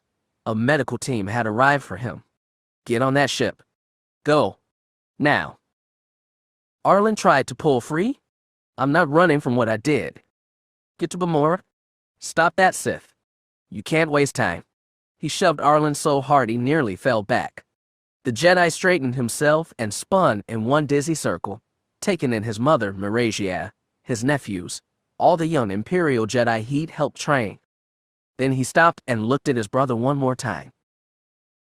Afterward, he'd admitted there was no future for him in the Empire. His actions would only taint Davik at a time when he needed legitimacy more than ever. Once Arlen got on Champion, once he flew off in pursuit of that Sith, there'd be no going back. Arlen knew it. Davik knew it. They stared at each other, a wordless goodbye that was all they'd get. Then Arlen turned and ran. Lucas Briggs was a supply and procurement officer, and once upon a time he'd been a stormtrooper. In 20-some years of Imperial service, he'd never once set foot on the bridge of a Star Destroyer. He'd wanted to, once who hadn't, but with time the desire had faded to nothing. Even when he was young, he'd never imagined he'd be on the deck of an 8-kilometer-long behemoth like the Afshi Makati when it charged toward a very possible combat situation. The Makati wasn't totally repaired, but Vice Admiral Jaeger, who now strode with authority down the bridge's center aisle, had insisted it and the half-dozen destroyers alongside it were good enough to fight. Reports of fighting over Bastion had rushed their departure, and Lucas hadn't even had a chance to say goodbye to his wife and kids in person. As they'd hurled through hyperspace, they'd kept in communication with Night Watch and learned that Admiral Fel and Head of State Veers has agreed to a ceasefire and parley with Supreme Commander Hallis as arbitrator. The interdiction field was still up, and the task force was pulled from hyperspace well clear of the planet, but their sensors immediately came online to assess the situation. Lucas had been hoping, if not quite expecting, the ceasefire to still stand. Instead, he took in the tactical readouts, and his heart sank into his gut. Nothing made sense from the reports he'd just read. Invincible was wrenching away from the planet. Every other ship, from both Davik's forces and the First Fleet, seemed to be moving to corral it. "What the hell is going on out there?" he muttered aloud. "I have no idea," Jaeger scowled, suddenly at his shoulder. "Come, hail Night Watch. Get a Citra." "Already getting hailed from Sentinel, sir," the lieutenant said. "Is Admiral Fel." Jaeger hurried over, Lucas right behind him. The holo that popped up was indeed Jagged Fel. The Admiral said without preamble, "Hold positions where you are. Repeat, hold position." "Admiral, what happened?" asked Jaeger. "Long story, but Veers went back to Invincible. He's making a run for it." Lucas said, "The rest of the ships." "The Supreme Commander's incapacitated, but as ranking officer I'm acting with his authority to prevent Veers' escape." "But he's the legal head of state. Fel hesitated to respond. Then someone beside him called his attention. The holo shut off without warning. Jaeger and Lucas looked back at the tactical holo and saw that Veers had begun opening fire on the nearest interdictor cruiser. He was desperate to escape and willing to restart the fighting to do it. Helpless, the Makati's crew watched as the nearby destroyers from the 4th opened fire to defend themselves. Sentinel pulled forward too, though it was still out of firing range. Both interdictor cruisers tried to flee, but the closer one would be smashed by Invincible's guns in minutes. The other was further away, and might last long enough for all the other ships to corral and beat Veers into submission, but that superstar destroyer would take a lot of punishment and deal out even more. But the destroyers from the 1st, Lucas saw, remained where they were. They didn't fire. They didn't move. It was like they'd gone dead in space. Jaeger saw it too. He asked the tactical lieutenant, "What's going on? Why are only the 4th ships firing?" The officer frowned as he looked at his scanners. "We're getting no signals from the 1st destroyers, aside from Sentinel. They're still there, but there's nothing, no engines, no comm signals." "Like someone flipped off a switch," Lucas muttered. Jaeger stared at him and like he was an idiot again. Then realization lit in his eyes. "You may be onto something, Major. If Veers can do that to those ships, why not Sentinel? Why not all of ours? I have no idea. I think." "First drag ship destroyed," Tactical reported, and Lucas watched as the interdictor's green marker flashed yellow and disappeared from the holo. He watched as Invincible lurched forward, firing on any ship that got out of his way as it climbed away from Bastion. The great destroyer moved slowly, but there was no stopping it, and smaller ships veered out of its way. Then another set of markers lit up. The 2nd interdictor was under fire, but Invincible was too far away. The drag ship was trapped between 2 destroyers from the 4th, one of them Vice Admiral Renwar's Tempest. "What the hell is she doing?" Jaeger asked as they watched the interdictor's marker flash yellow as his shields failed. Before it winked out, the command deck shuddered slightly, and an officer reported, "The drag field is down, sir."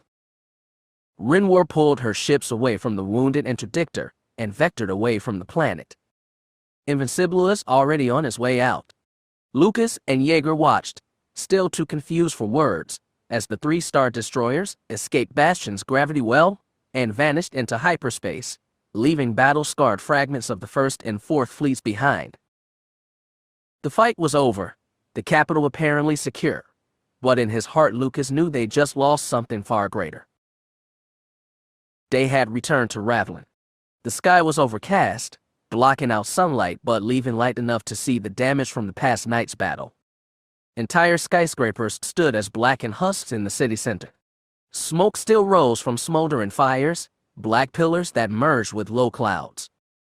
Crashed TIE fighters had smashed into buildings and torn lines of black debris through the streets. Even neighborhoods on the outskirts hadn't been spared. The mid-rise building in which the Fel family condominium owned 2 floors had been hit. From what Davik could guess from looking at the damage, a TIE fighter had been shot out of the sky and, on its way down, crashed into the highest levels. The explosions had started a fire that spread throughout the tower, only slightly hindered by the rain. The Fel quarters had been spared total destruction, but there'd be no salvaging it. Against the advice of the recovery crews, he'd had the airspeeder drop him off in the blackened wreckage of the family living room. The entire outer wall had crumbled. Even now, flecks of drizzle fell through the gap, tickling his face, dampening the scorched black floor and walls, the tattered remains of the couch, the metal husks of the kitchen equipment. Davik walked through the ruins slowly. He felt empty inside. Not tired, despite all that had happened, just empty. The sliding door to his old bedroom was shut, but he grabbed the edge with both hands and pushed it open. The fire had gotten into his old room too. The only bed he'd slept on for the first 16 years of his life was a scorched frame and few twisted springs. Part of the ceiling had caved in, smashing the desk where he'd labored at schoolwork. He'd been so studious as a child, desperate to excel as something if he could never be a Jedi. The outer wall remained, but the glass window through which he'd spent so many nights starting at the skyline had been shattered. Cold, wet air gusted through the opening. He crouched and looked through the gap at the black and smoking towers of his city. Still, he felt nothing. Feet crunched debris on the floor behind him. He rose, turned around.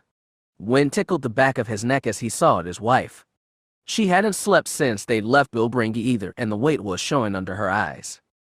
She hugged herself against the cool and said, "We can't stay here long." "I know. I just wanted to see it. To experience it. To know that the home he'd grown up in was gone. A part of him had always lingered here, even after becoming an adult. An admiral. A war hero.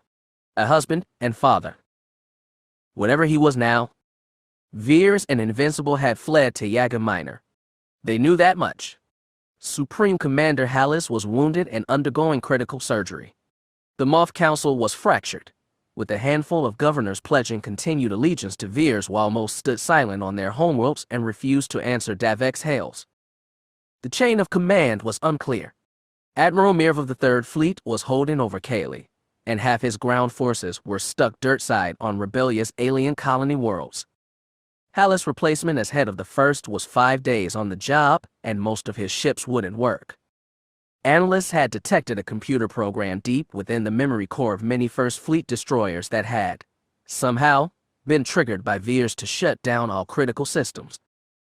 None of the ships from the Fourth seemed to be affected, and neither was Sentinel, perhaps because the flagship was older than most ships in the First. The Fourth Fleet, battered as it was, remained the force best fit to confront Veers, and the second at Yaga Minor. It already controlled the capital and Bilbringi, and that, by certain logic, meant that Jagged Fel was now the most powerful man in the Empire. He didn't feel it. As he stood in the wreckage of his life, he started to feel something else, something that filled the emptiness that had yawned inside of him at first sight of his burnt-out old home. It wasn't power, but a very limited certainty. He knew what had to be done next. He had no idea what would happen after that, but he knew what had to be done. "Do you remember the last time we spoke with my father? It was right here." He gestured to a scorched wall and the living room beyond. He said, "The Empire is a question. That is, has been since Palpatine died." "I have an answer." It felt good to say it, liberating. She stared, expecting more. "Not everyone's going to like it. A lot of Jedi aren't going to like it. But I need you to stay with me. We need to take the fight to Veers next." "I know. I can't guarantee anyone's safety here. My mother and the children need to go to Assus. Not all the Jedi, but I want them safe." "Your mother won't like that.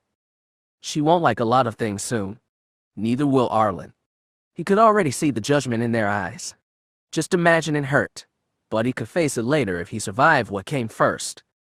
"I need you with me, Miragia. I need you to stay loyal." "To you?" She raised a brow. "Or to the Empire?" "Both. We're one and the same, but so are you." She tilted her head. A question. These people need a leader. They need a symbol they can put their trust in. Something they can follow, like a guiding star. I can't be that alone. We need to be that symbol together. She took a breath. "I think I know what you're asking. I don't like it." "Neither do I, but it has to be done. Otherwise, everything my father lived and died for meant nothing." "Will Arlen see it that way?" He looked back out the window, at the dark clouds and darker city. "No, but he's not part of the Empire anymore." "Davek. He chose that." "He did. And let's be honest. He never belonged here anyway. He's still your brother." "I know." She hugged herself a little tighter and looked at the floor. Faint rain pattered the walls. "Are you ready to go?" No, he thought, and he never would be. But it had to be done. He clicked on his comlink and told the police airspeeder to come pick him up. He took one last look through the ruined window, then walked for the door. As he passed Miragia, he held out his hand. She took it, squeezed, and followed him out of his place of safety forever. After over a decade as the most powerful woman in the galaxy, Alana still wasn't used to standing on the sidelines, watching drama play out that she couldn't control. The situation on Bastion had been excruciating to follow, not least because so many people she loved were caught in the mess. The Imperial news networks had all been shut down, but the Jedi Temple on Ossus retained communication with the Academy on Bastion. They got reports of the siege as it happened, and after the bloody battle they got tallies of dead and wounded, of which none of her family was a part. Then had come the call from Arlen, direct to Alana from Starlight Champion. Information had spilled out of him in a garble, but he made clear that Veers had effectively fled Bastion with his superstar destroyer and fallen back to Yaga Minor. He also said he was racing out of Imperial space alone, for reasons he didn't specify, and heading to Balmora, where his ex-wife and daughter were expecting an appearance by a Sith Lord who'd been daylighting as Retor of Q-Vault. Alana could picture him from memory, a handsome, fit man about her age with a shaved head and bemused smile. The Kuwiti aristocrat has been elected chairman of the KDY Board of Governors during the closing months of her term as chief of state and had treated her to an embarrassingly elaborate banquet at the Kuwiti embassy. According to rumor, he'd thrown money behind Kir Esh's opponent in the election to succeed Alana, but there'd been no indication he was a Sith. That, she thought, marked the second time she'd sat down and shared genial conversation with the Sith Lord, suspecting nothing. The second time she knew of. Arlen had assuaged her guilt, saying he'd shared drinks with Retor several times and felt nothing either. It made her feel a little better, but not much. Arlen had requested a team of Jedi to help him take down Retor, and Alana had been happy to send one. She'd been ready to grab her saber and join them cracked ribs and healing arm be damned when Arlen had reminded her they were going to be infiltrating a convention full of corporate executives who'd know her on sight. So she diverted one of the teams en route to Bastion, wished Arlen luck, and sat back to wait for more news from Imperial space. When I then started broadcasting again, it was near midnight on her part of Ossus, but mid-afternoon on Ravlin. The reporter gave a short preamble, apologizing for the halt in the broadcast and summarizing only a little of what had happened the night before. Then she announced they were cutting over to a statement by Admiral Jagged Fel. Jagged appeared at a podium inside some high-roofed hall. Behind him was a line of people facing forward, hands at their sides. Alana spotted a few unfamiliar Jedi in brown robes, stormtroopers in white armor, officers in gray uniforms, including a few non-humans.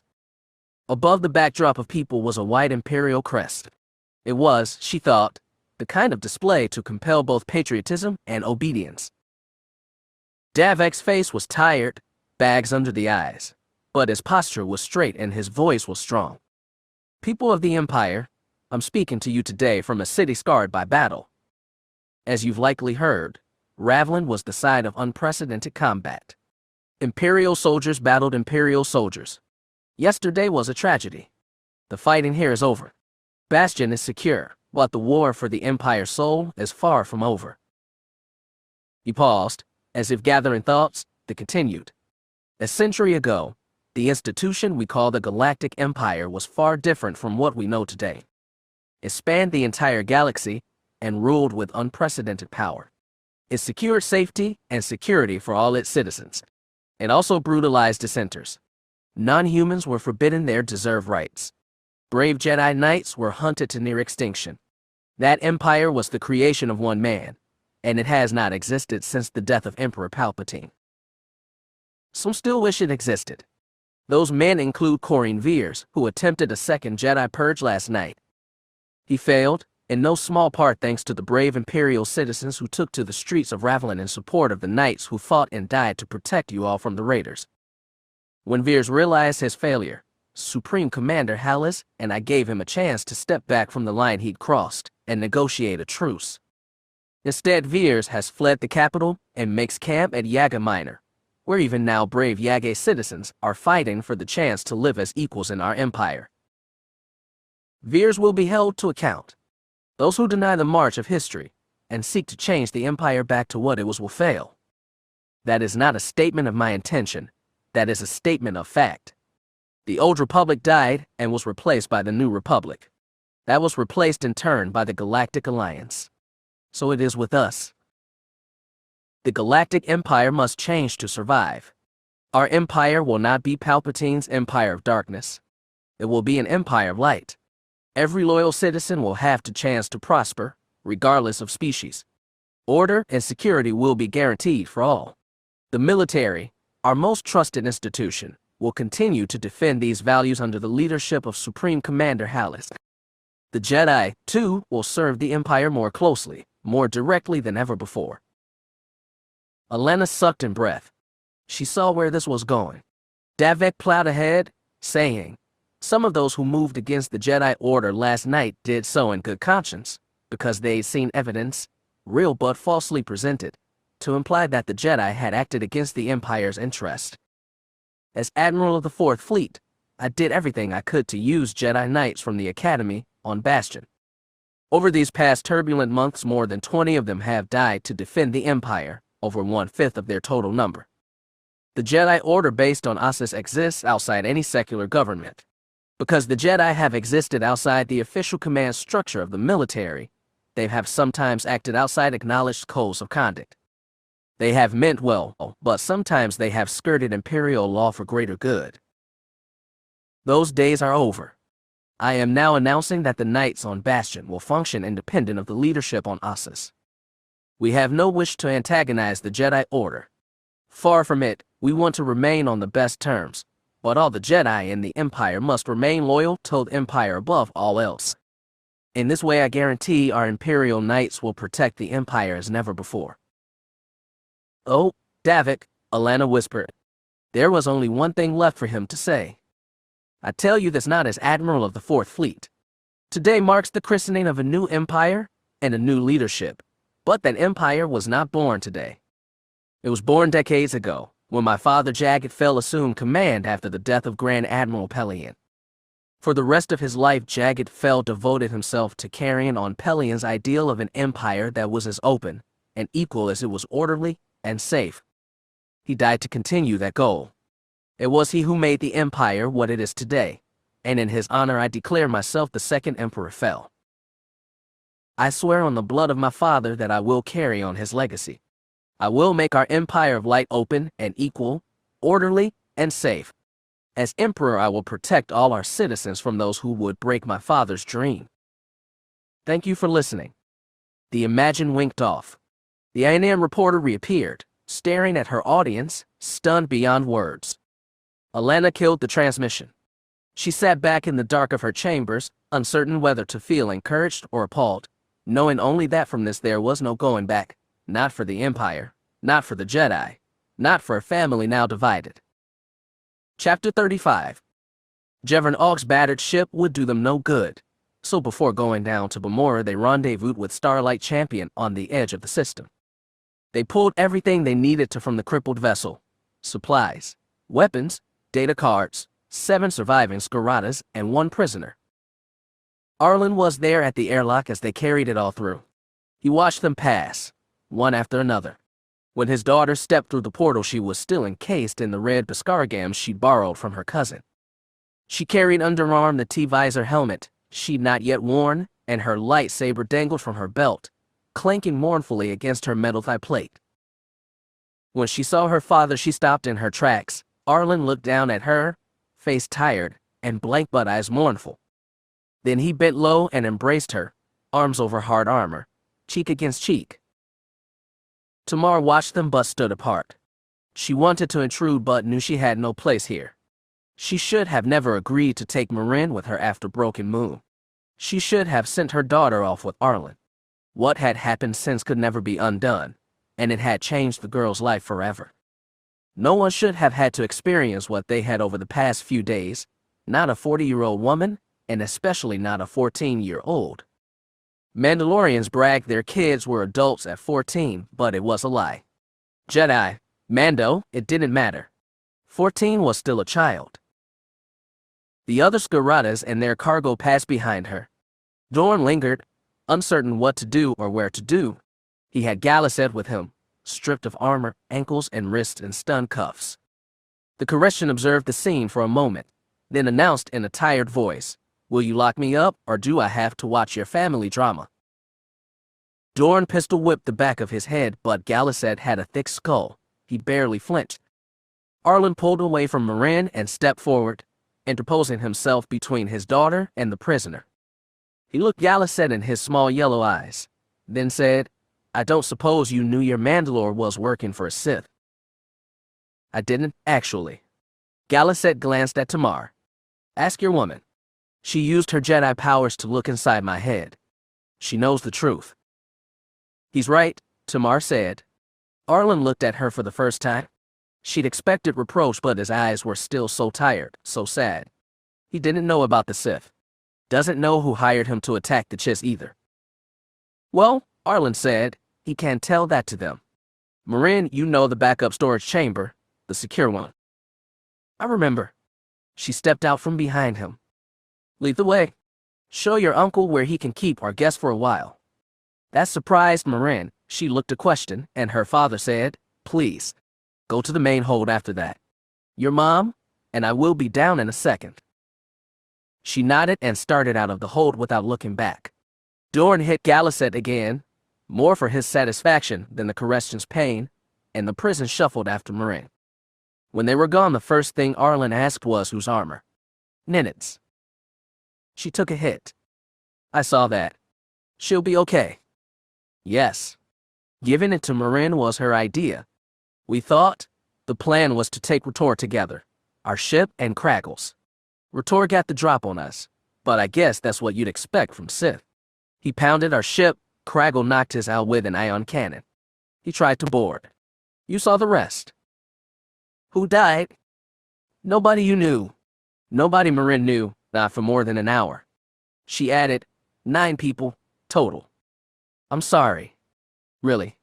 He put a hand on her, the spot between armor plated at the base of the neck. "I know. Thanks." She didn't shirk it away. "I shouldn't have dragged Marin along. You had no idea this would happen. And I was the one who suggested she go with you, remember?" She hadn't. It had slipped her mind. Arlen squeezed her shoulder a little and added, "She's a good kid. Tougher than she looks.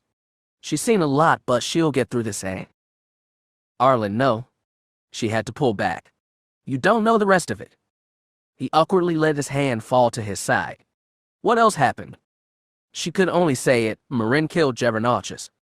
Arlen stared, his jaw dropped. It was so rare to see him speechless. "Auchus grabbed me and Dorn on Korax. Nanette and Marin escaped. They sneaked into his ship, then found the place they were interrogating us. Auchus was standing right next to me with his Beskid sword, and that was the first thing Marin saw when she blew the door. I don't think she even meant to kill the Chacker, just protect me." He closed his mouth, closed his eyes, took a deep breath. She could feel it all wash over him. Shock, regret, anger at Tamar, and at himself for not keeping their little girl out of this mess entirely. But she wasn't a little girl anymore, even if she'd been one at the start of this mission, which she hadn't. Now she was something else, something none of them knew, least of all Marin herself. "I'm sorry," she whispered. "I wish this could all be different." Sting it, Auchus had family, didn't he? Those Mando blood feuds, who else knows? Me, Dorn, Nanette, and Gallicet. He's not seeing the outside of a prison cell once I get him to the Chiss. But, does anyone even know Auchus is dead? Probably not, but they'll figure out soon. Whether they'll trace it to the Skaratas, I don't know, but this could set off a succession war anyway. Gallicet says Auchus was trying to keep his thing with us quiet, but you never know who might find out. Listen, nobody else will know Marin killed Auchus. Dorn and Nene will never tell. Mekker and his kids don't know, and if I tell them to, they'll keep quiet about Marin ever being here. So that's it. No one else will know. Even if Auk's people come after us, they won't come after her. Your family's not the only ones I've got aboard, he sighed, but they're people we can trust all the same. What do you mean? Come on. Let's get to the hold. I picked up some friends along the way. He tugged her lightly by the forearm and started down the hall to Champion's largest cabin. As they walked, she remembered that he'd just flown out of a mess too. By the way, what's been going on in Imperial space? He sighed again. The fighting at Bastion's over for now. Veers fled to Yaga Minor. We're looking at a civil war. Fear effect. If things are getting worse, we should keep Marin off Bastion. Well, that was sort of the plan regardless. What do you mean? I mean, it's a long story, but I think I overstayed my welcome in Imperial space. She grabbed his arm and stopped him. Arlen, what are you talking about? His eyes were sad, but he shrugged her off and kept walking. I'll explain later. Like I said, I've got some friends waiting. When Tamar followed him into the hole, she understood exactly what he meant. It wasn't every day you saw a dozen beings, 6 in brown Jedi robes and 6 in Mandalorian armor, lined up on opposite sides of the room and staring each other off. It was even rarer that none of them were reaching for their weapons, though a few on both sides looked pretty tempting. You DCI, vote, Tamar said, holding up both hands. We're all friends here, right? Mekra's scarred face was twisted in a sneer, but he crossed his arms over his chest, hands nowhere near his guns. If you say so. I'm guessing these Jedi are here to help us bag a Sith. Crudely put, but accurate, said a gray-furred old Bothan. Master Savitu and her team know what needs to be done, Arlen explained. Are we trying to capture the Sith or just kill him? Asked Marin. She stood next to Nanette, closest to the Jedi line but not with it. Ideally we take him captive, but I don't want to risk it.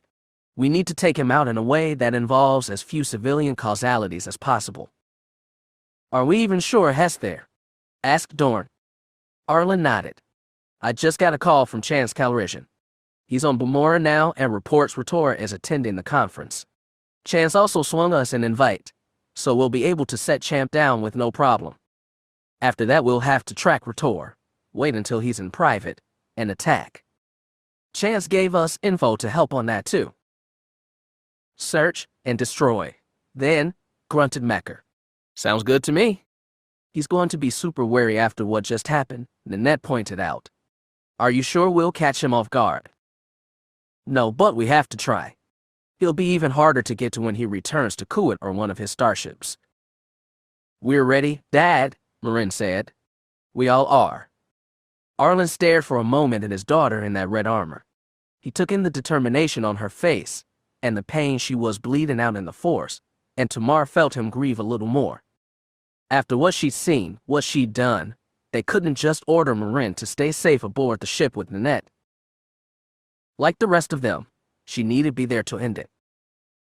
Balmora had a galaxy-wide reputation as an over-industrialized wasteland of a planet cannibalized by greedy defense corporations. There was some truth to that, but the manicured gardens and handsome ivory buildings in which the convention was being held were proof that pleasant places were available even here, at least for those with credits to burn. Damien Cord was usually a man of more modest pleasures, but his work for the Empire had had him masquerading as a classier man on a few occasions. He knew how to wear the suit, how to nibble on roving plates of rare foods, and how to look with casual condescension on the servants who went around offering them. No droid servants at this gathering, he noticed. A little surprising, given how many automatons were assembled in Bamora's factories, but he supposed using flesh and blood servants, all of them attractive young females from a dozen different humanoid species, was another element of luxury. As he wandered the grounds of an expansive and manicured garden, walled off and surrounded by elegant hotel towers and the broad front face of the convention center, he wished Veers had given him more practical instructions on how to find Vtor of Q-Vault.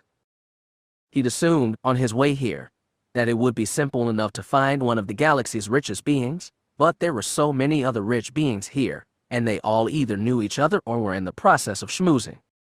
Damien had been waylaid by 2 Gabin Soro-Suub executives for 5 minutes before breaking free and continuing on his search. The search was aggravating, all the more because there was someplace else he'd rather be. Before setting off for Bamora, he'd comment Valera. She was still down on Bastion, and had listened to him spin another yarn about how he'd be away from the capital on business again. For how long he couldn't say, though it might be longer than ever before. She'd read the severity in his voice and understood. As a farewell, she'd given him one last surprise. On her last trip to the doctor, she'd been told that their child was going to be a girl. She planned to hold on to this information, to tell him in person, but under the circumstances, she decided to do it now. a daughter. Somehow that made it all the more real, and everything that followed all the more awful. On the ride to Bamora, he'd watched the events over the capital with shock and horror. He tried calling Valera, but no message had gone through. They said there was jamming and down communications equipment messing up communications with Ravlin. They also said fighting had taken place in the city, causing extensive damage and racking up uncounted casualties. In all the jobs he'd done, all the times he trusted in his superiors or other agents to keep him alive, he'd never felt as helpless as this. As he wandered the gardens and maneuvered around all the chattering suits, his eyes were drawn to one body far bigger than the others. The hut on that repulsor must have been 10 meters from head to wiggle and tail. He wandered toward it, more curious than anything. He thought a gathering this prestigious would filter out the overtly criminal elements. As he got closer, he started circling around from behind the hut to get a better look at the beings it was talking to. The bloated alien was rumbling on in slurred but accurate basic, saying, "I cannot tell you how grateful I am for the invitation, Chairman. I applied for attendance once before, 40 standard years ago, and I was refused."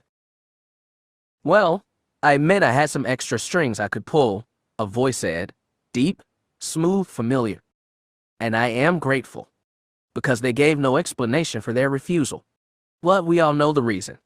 Rank prejudice. Unthinking assumptions about my business based solely on species. I had a mind to bring them to court for it, but the Alliance wouldn't pass better anti-discrimination legislation for another, 15 years. Well, I'm very glad that's in the past," said Vtor of Q-Vault. He was standing in front of the hut with a glass of wine in his hand, dressed in those folded quiddy robes and smiling the superficial smile of the rich. Next to him was another human with darker complexion in a nice business suit, plus a pair of gaunt, pale Muons. The second human turned to the Muons and said, with the air of a man eager to change the subject, "So I have to ask, what's been happening on Moonless the past day or two?" The two aliens exchanged looks, and a part of Damien really was curious as to what was happening in the financial center of Imperial space, but he took the opening to slip in between the hut and Vtor. "Chairman, it's so good to see you," he said, grinning. "It's been weeks since we last talked." Vtor's eyes lit on him and he returned the easy smile. "Ah, Mr. Blackmer, welcome. I wasn't sure you'd make it." "Oh, I wouldn't miss this for all the rile on Rylith. It's not often we get so many people of this caliber in the same place at once." The other human leaned and extended a hand. "How do you do? I'm Chance Calrissian, and this is my partner, Vogma." "Charmed," the hut rumbled. Damien shook Calrissian's hand and looked back to Vtor. He didn't want to dawdle, but he didn't want to step out awkwardly either. "Chairman, are you free right now? There's something I'd really like to speak with you about before my presentation this afternoon." "Of course, I have the next hour free." Vtor looked at the others. "If you'll excuse me, friends, I have some business I need to talk to Mr. Blackmore about." "Of course," said Calrissian. "Maybe we'll talk later." "I'll see if I can spare the time," Damien said, and eagerly let Vtor lead him through the crowd. The servants and suits who clustered around him on all sides, he noticed, cleared the way for the chairman, like a succession of opening doors. It would be good to keep up appearances until they were in private, so Damien said, "I'm sorry for interrupting like that, but I figured we'd best connect as soon as possible. I trust I didn't inconvenience you." "Oh, not at all.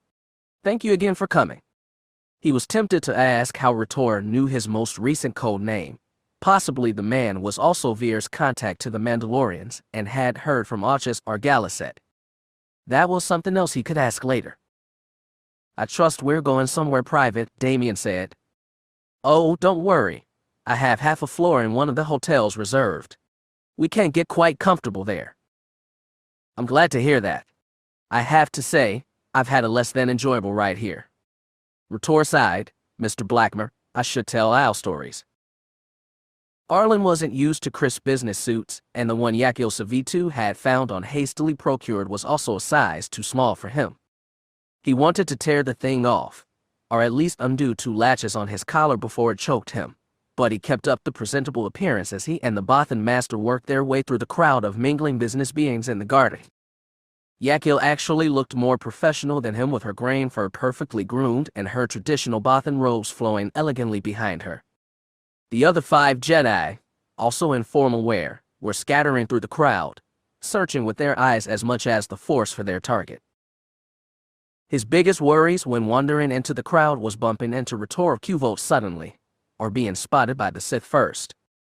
Quite possibly Retor could sense the 7 Jedi in his midst already. He'd certainly know Arlen by sight and understand his purpose.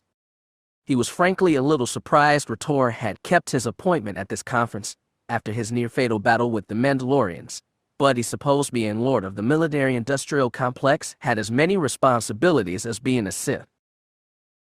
Despite his tall stature and bald pate, Retor would still be tricky to spot amidst all these people moving in and out and around the garden's manicured hedges. Someone else was much easier to find, and when he did Arlen cut the straightest line possible to Vogma the Hutt. Chance was there too, and he and his business partner were speaking with a pair of bankers. The Moon's small eyes widened when they spotted him, maybe with recognition. Arlen was the most well-known Jedi in the Empire after Davek's wife. Chance, though, immediately pulled Arlen in for a shake and backslap. "Good to see you, friend," Chance grinned. "I was wondering when you'd make it." "Yeah, well, a lot of stuff happened on the way here. I'd love to hear about it, but I've got stuff for you first." Chance looked over his shoulder. "I'm sorry, gents, but I've got to catch up with my friend here."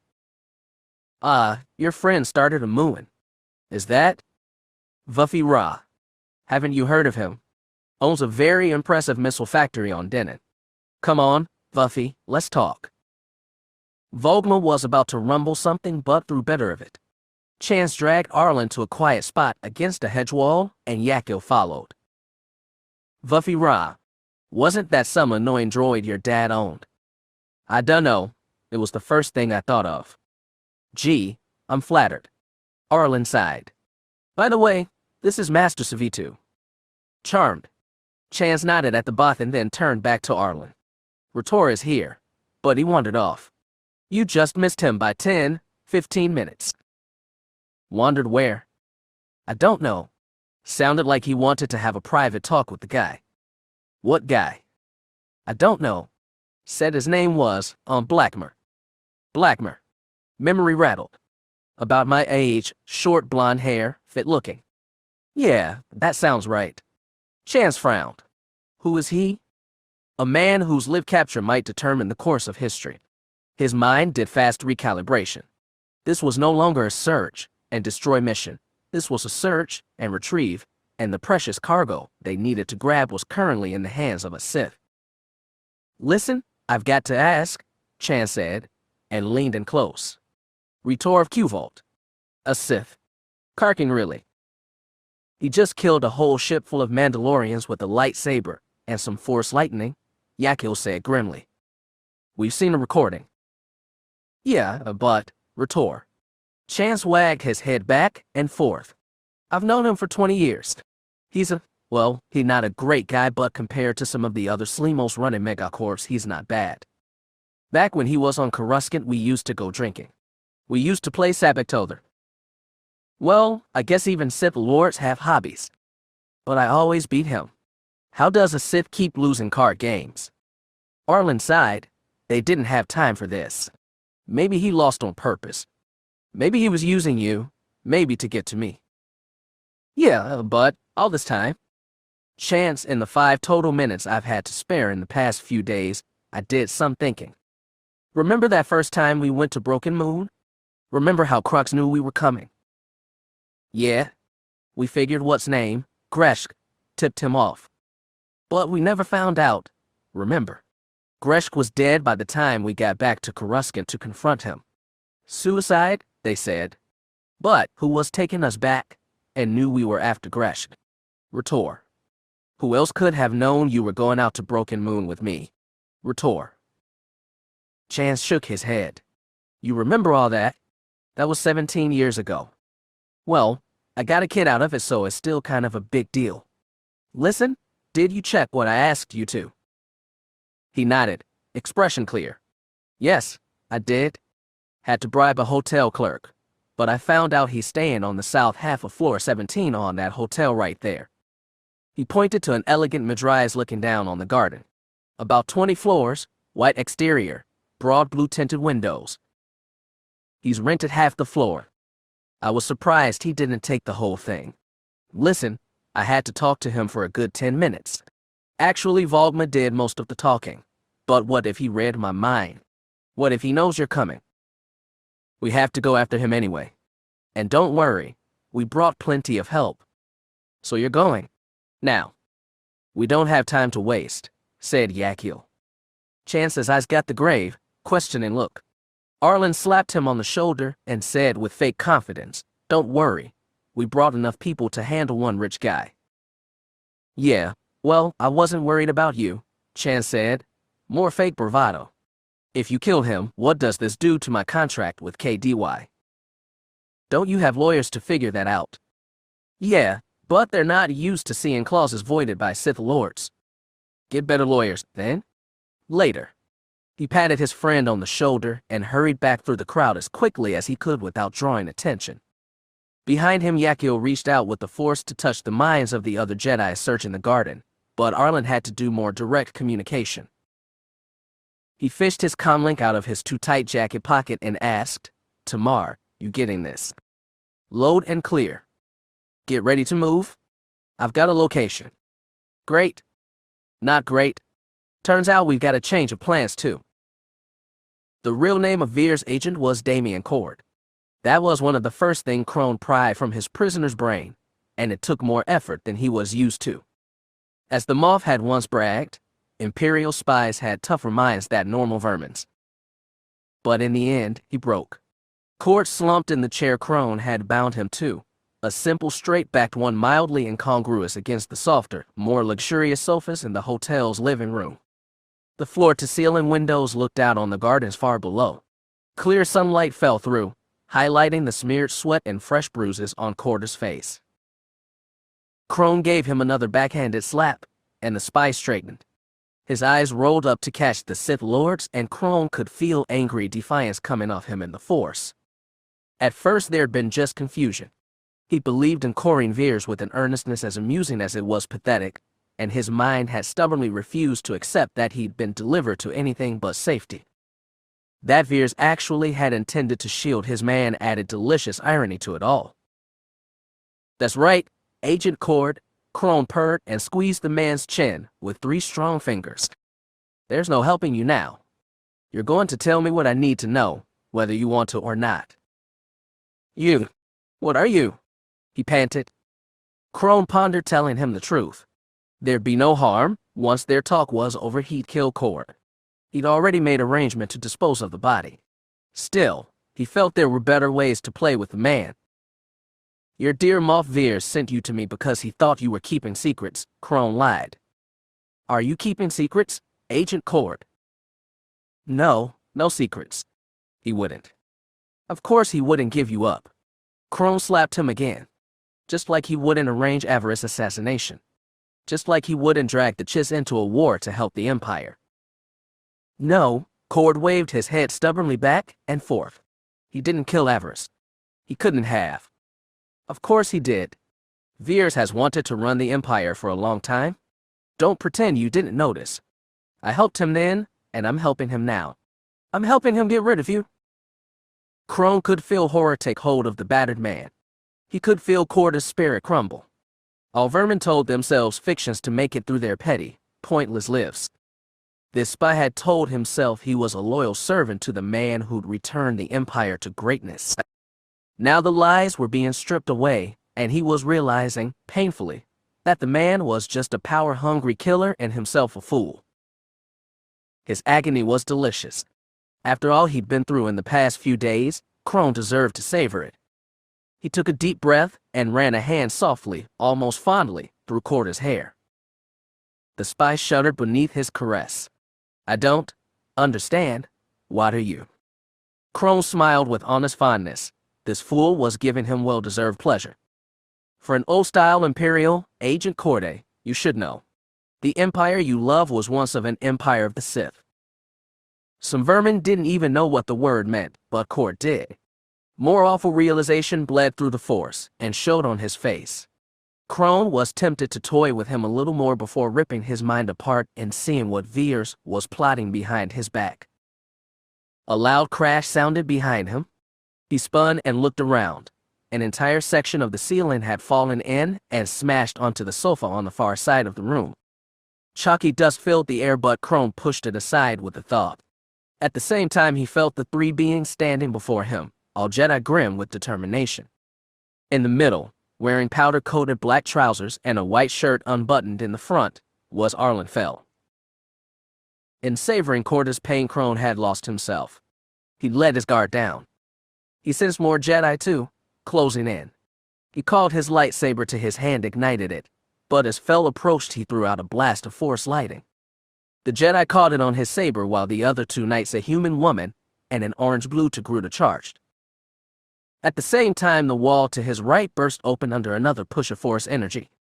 He felt it coming and blocked the debris that went flying his way. 3 more Jedi charged into the room, a Bothan in the lead. The group of Mandalorians had been a challenge, but they'd been vermin. A group of Jedi presented another level threat entirely. He backed to the window. The Bothan's group was moving right for Cord, still strapped in his chair, half conscious and confused. Crone realized in an instant that they were after the spy and knew he had to stop them, even if he couldn't fight off all 6 thereafter. He threw another blast of Force lightning. The Bothan blocked it with her saber, but the 2 knights behind her were caught off guard and knocked back, energy sizzling over their bodies. Crone leaped back to Cord, saber held high, ready to deny the Jedi their prize with one easy sweep. Before he brought the blade down, he sensed it. The Jedi ducked to the ground as one. Crone spun to face the windows and raised a shield of Force energy just as they exploded in a rain of glass, punched through by laser fire. They'd rappelled down from the rooftop in one smooth motion. Moraine used the Force to smooth her descent, but she wished it could smooth her nerves too. The Beskar felt heavy and tight all around, secure but constraining the way a plain Jedi tunic never was. The T-visor helmet squeezing her head rasped with her own breath, and her mother's voice was loud and scratchy as she gave orders to the 5 other Skiratas who'd come with her to take down Vtor. The Mandas around her were thinking of vengeance for their dead. Moraine could feel that clearly through the Force. All she wanted to do was fight with her parents and protect them, even as she knew they'd protect her more. She couldn't sit this out, though, not after everything that had happened. Not after the people, the family, this Sith had killed. When they fell down to floor 17, boots against the narrow white ledge of the floor-to-ceiling windows, Tamar called for guns out. Moraine had just brought her saber, but the other Mandas drew out pistol and one-handed grips, pointed them at the glass straight ahead, and fired right before the man with the red saber could decapitate the prison in his chair. He raised one hand instead, blocking the glass shards and laser fire that tore through into the hotel room. With 5 Mandas firing at once, even the Sith struggled to block them, and he shifted his red saber to deflect more shots back. Vtor was a swirl of colorful Coody robes as he danced back from the spy, battling back a rain of rifle fire as he did so. He stopped right beside a Jedi struggling to stand, and cleaved him through the waist with a single blow. Moraine felt anger from the other Jedi, but nor from her father, who bounded across the carpet of shattered glass to meet the Sith. Their bodies nearly collided. Their sabers clashed. Red and blue flashed and sizzled as they spun around the room. Master Savitu could only jump out of the way. Tamar called for the other Mandalorians to hold their fire lest they shoot Arlen. Moraine, she snapped, get the package out of here. Go. She tore her eyes off her father and Sith Lord and saw the spy they'd been hunting since Broken Moon. His face was bruised by the beating Vtor had given him, but it was the same man. Moraine hurried over to him and sliced his bonds with a few quick flicks of her lightsaber. I'll take him, America. Suddenly Dorn was behind her. He bent low, scooped up the spy, and threw him roughly over his shoulder. A burst of Force lightning pulled Marin's attention away. She saw her father knocked back, energy sparking over body. Savitu and another Jedi charged, but Vtor forced them back with another blast they caught on their sabers. Then he pivoted, saw Dorn and the spy, and thrust out his hand. Marin knew what was coming. So did Tamar. They called on the Force to block the gust of invisible energy that would have picked up Dorn and his captive and thrown them out the window into 17-story plunge. As it was, the Mando was knocked off his feet and the prisoner spilled out on the floor, but they didn't fall. By then Arlen was back attacking. So was Savitu. The two masters came at Retor from either side and he could barely fight both at once. The Botan's blade skimmed his shoulder and he let out a groan. He spun back in another swirl of robes toward the window, and when he had a second's distance between him and the Jedi, he unleashed another blast of Force energy. The Masters struggled to deflect it with their sabers. At the same time, the Togruta Jedi who'd come with Arlen tried to launch him from the side. Retor stopped his burst of lightning long enough to duck her thrust. She overextended and he took off her head with a horizontal swipe. By then the two Masters were on him again, backing him toward the shattered window. Retor released more lightning, but the Jedi caught at their sabers and pressed back. Marin watched as crackling energy reached back and ran across Retor's face. It danced over his scalp, seared his skin, burned darkness beneath eyes that went bloodshot as she watched. And then he was flying back through the open window. The remaining Jedi ran to the edge. Marin joined the Mandalorians, a few of whom pulled out their rifles and shot downward at the ball of sizzling blue that fell toward the greenery below, slower, Marin thought, than it should have. Then the energy winked out. Faint smoke rose from the cluster of ornamental trees that ringed the base of the hotel. Marin heard shouts from the gardens beyond. "He's still out there," her father said, and plucked a comlink from his trouser pocket. He immediately barked into, "Chance, he got away. Tell security they need to find him now." "Yes," Retor of Qvolt. He shut off the comlink, swore, and took in the scene around him. A carpet of broken glass glimmered in the sun-bright hotel room. Two Jedi lay dead. Dorn was just how rising to his feet and hauling the battered prisoner over to a couch. Marin bent over and brushed it clean of glass. Her uncle threw him down. Tamar wrenched off her helmet, shook hair from her sweaty face, and told Arlen, "We're both too old for this Ossig. You know that, right?" Once somebody picked him off the floor and sat him up on a sofa, the world around Damien started to make sense. He didn't like what he saw. After what Retor of Qvolt had done to his mind, after what he'd been shown, he didn't think he'd like the look of anything again. Whatever Retor had done to him had turned the world into a mess. He tried to focus on the blurry sights and muffled sounds. It was better than thinking on what Veers had done to Avars, to the Empire. To him, he was a career spy. He knew he was expendable. His job was to be more loyal to the Empire than the Empire was to him. This hurt more than it should have.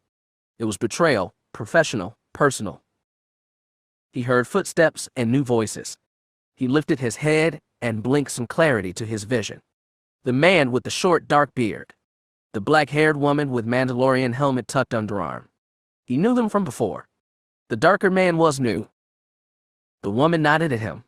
"Chance. Tamar. Been a while? No offense, but I hate it when we run into each other." "None taken. I hate it too." The darker man looked at the lighter one. "I just got off the comm with the police. They can't find Retor. He just fell from a 17-story window in a ball of blue lightning," the woman said. "How could they miss him?"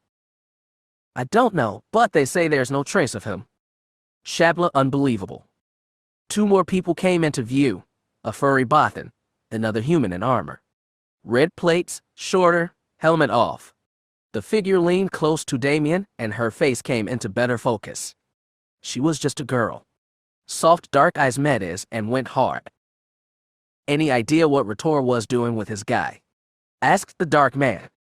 "No, but it didn't look pretty," the woman said. "Probably just to warm up for what the Chiss lined up," the bearded one said. "Wait," Damien rasped. Just when he thought it couldn't get worse, it did. "You say, Chiss?" "That's right," the girl said. Her voice was as hard as those eyes. "We've been looking for you for a long time."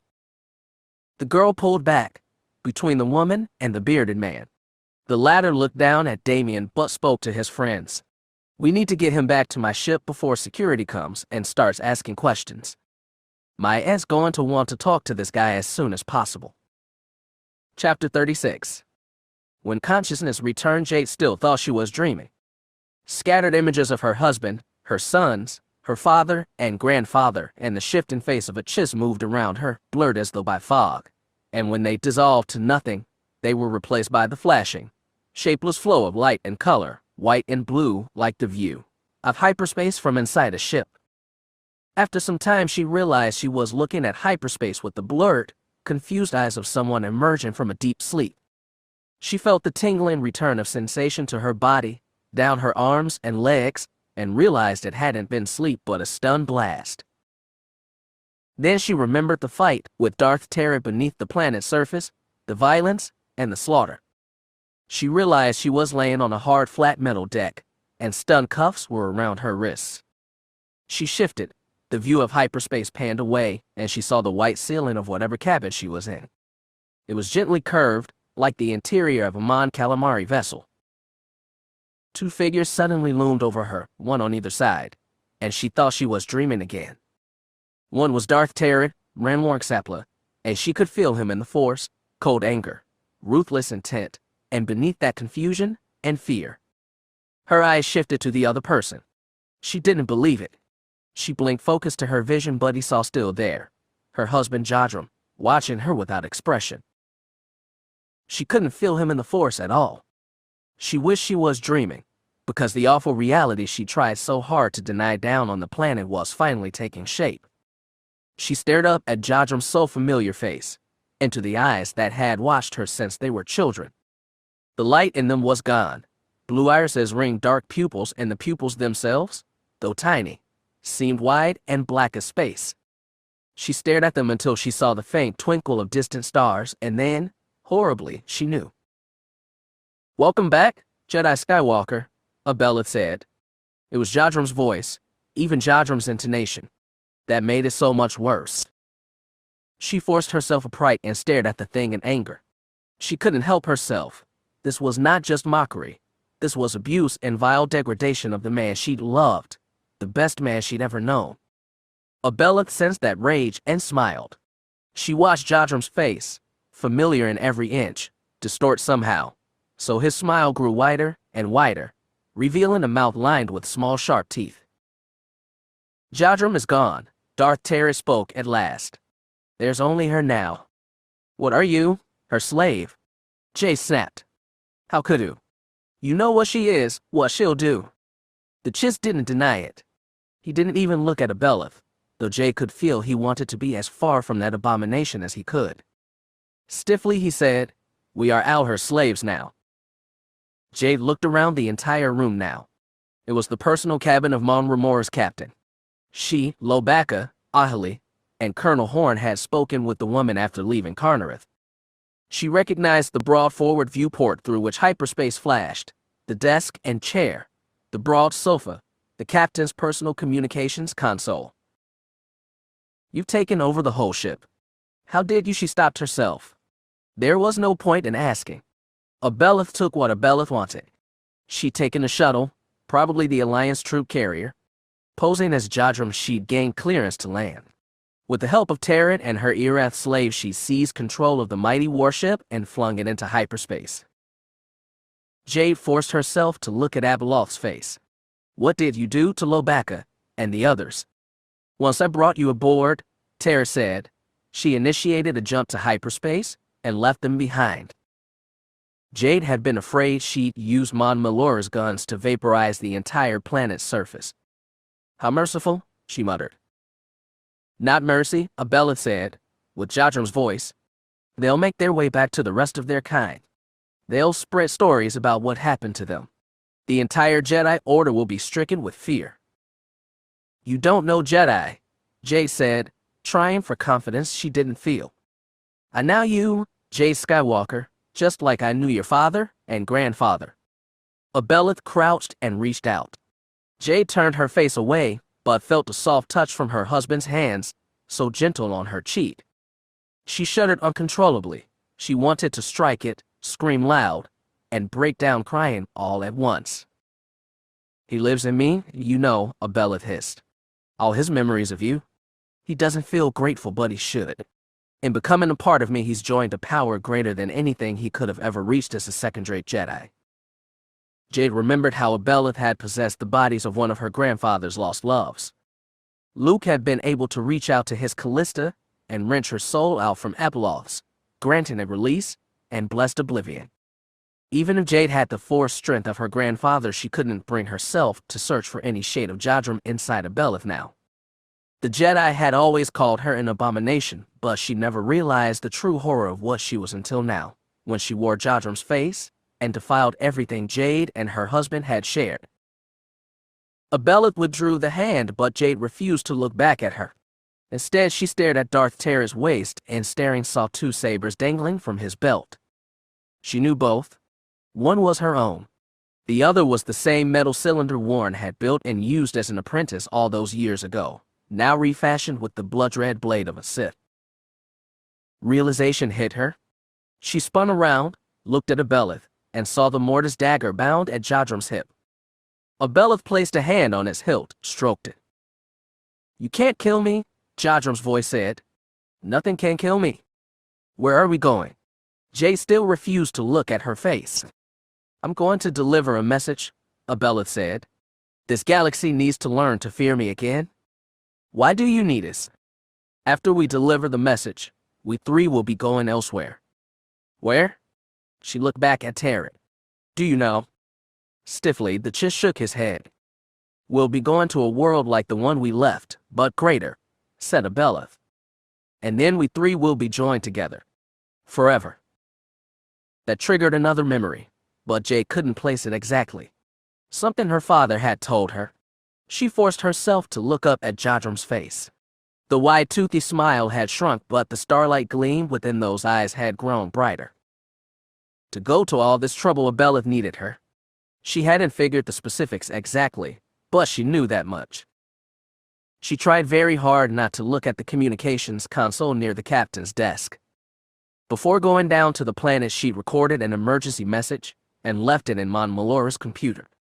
She'd done so on that very console. In case of an emergency, the captain had been ordered to send the message, which would route directly to her cousin Alana, and also activate a tracker aboard Mon Malora that would broadcast the warship's location to the Jedi on Ossus. Jade didn't know if the message had been sent. If it hadn't, she needed to send the warning now. Abell was powerful, but not all-powerful. Her bodies could be killed, she could be distracted. Jade started to rise, exaggerating the shakiness of her already wobbly legs. Neither Abell nor Terce moved to touch her, which was well and good. She reached out with the Force and found two familiar switches, one on the captain's comm console and one on her own lightsaber. She pressed both at once. The sudden extension of her violet light blade burned through part of Terce's trouser leg. He gave an unsith-like yelp and jumped back. Jade called the lightsaber to her hands, stretching them out to clasp it, but was taken by the hard, sudden slap of Abell's ghostly tentacle. Pain blossomed in her skull, and she collapsed on the floor. It was over as quickly as it started. "Pathetic," Jadrum's voice sneered. "If you're planning to escape from me, you need to choose your timing better." Jade rolled onto her back and winced to hide her relief. Abell said nothing about the comm signal. She hadn't noticed it being sent. "I'm undamaged," Terce commented. "Good. I suggest you keep a close eye on her. I'm going down to the bridge to prepare for our arrival." Jade watched as Abell stepped right over her, then rolled to one side and watched Jadrum's dirty boots stomp across the deck toward the exit. Before stopping, Abell turned and gave her one last look. "Do not let her get the better of you again, or I'll find someone else to suit my purpose." "Of course," Terce glowered. Then she turned and was gone. Jade forced her thoughts away from the comm signal and pushed herself so she sat upright again. When she looked up, it was still there, looming over her, promising nothing but pain. A second face, transformed into twisted mockery of what she'd known. Kir Esh was normally a model of diplomatic tact, but as she talked to him via the Jedi Temple's comm system, Alana could tell the goodwill she'd gotten from warning about her Kuskin vision had been totally evaporated. Alana, you must not underestimate the severity of this, the chief of state told her. The Kuwait embassy is putting together a legal case against the Jedi Order. They will have you tried in alliance courts for the murder of their chief executive officer. They can't charge us for murder if they can't find a body. The Kuwaitis can buy lawyers who can charge and win on any grounds. Why didn't the Jedi ask for permission from Bamoran law enforcement? This is exactly the kind of situation we've worked for decades to prevent. There was no time. We had to act as quickly as possible. Vtor of Qvolt was a Sith. See. Esh sucked in breath. How do you know this? We have a video recording of Vtor with a flashy red lightsaber, slaughtering a room full of Mandalorians. You Jedi work with Mandalorians now. She sighed. It's a long story. The Kuwait lawyers want to hear all of it so they can pick it apart. Or they'll claim your video is a fraud or irrelevant. The Mulsi gave another whistling sigh. Please, Lana, the entire Jedi Order must act very carefully. If popular opinion decides that the Jedi assassinated one of the most important businessmen in the galaxy, it would ruin the goodwill the Order has been building for decades. I know, she said heavily. So much of her years as chief of state had been aimed at building that bridge and strengthening it. The events on Bamora were a crack, a major one, but she believed the damage could be contained. She tried to force the conversation on a different track by asking, has the Alliance decided whether to recognize Jagged Fel as the Empire's leader? See, that is uncertain. My advisors say to wait at least until the situation at Yaga Minor had been resolved. I'm included to agree. That didn't surprise Alana. In Esh's position, she'd have done much the same.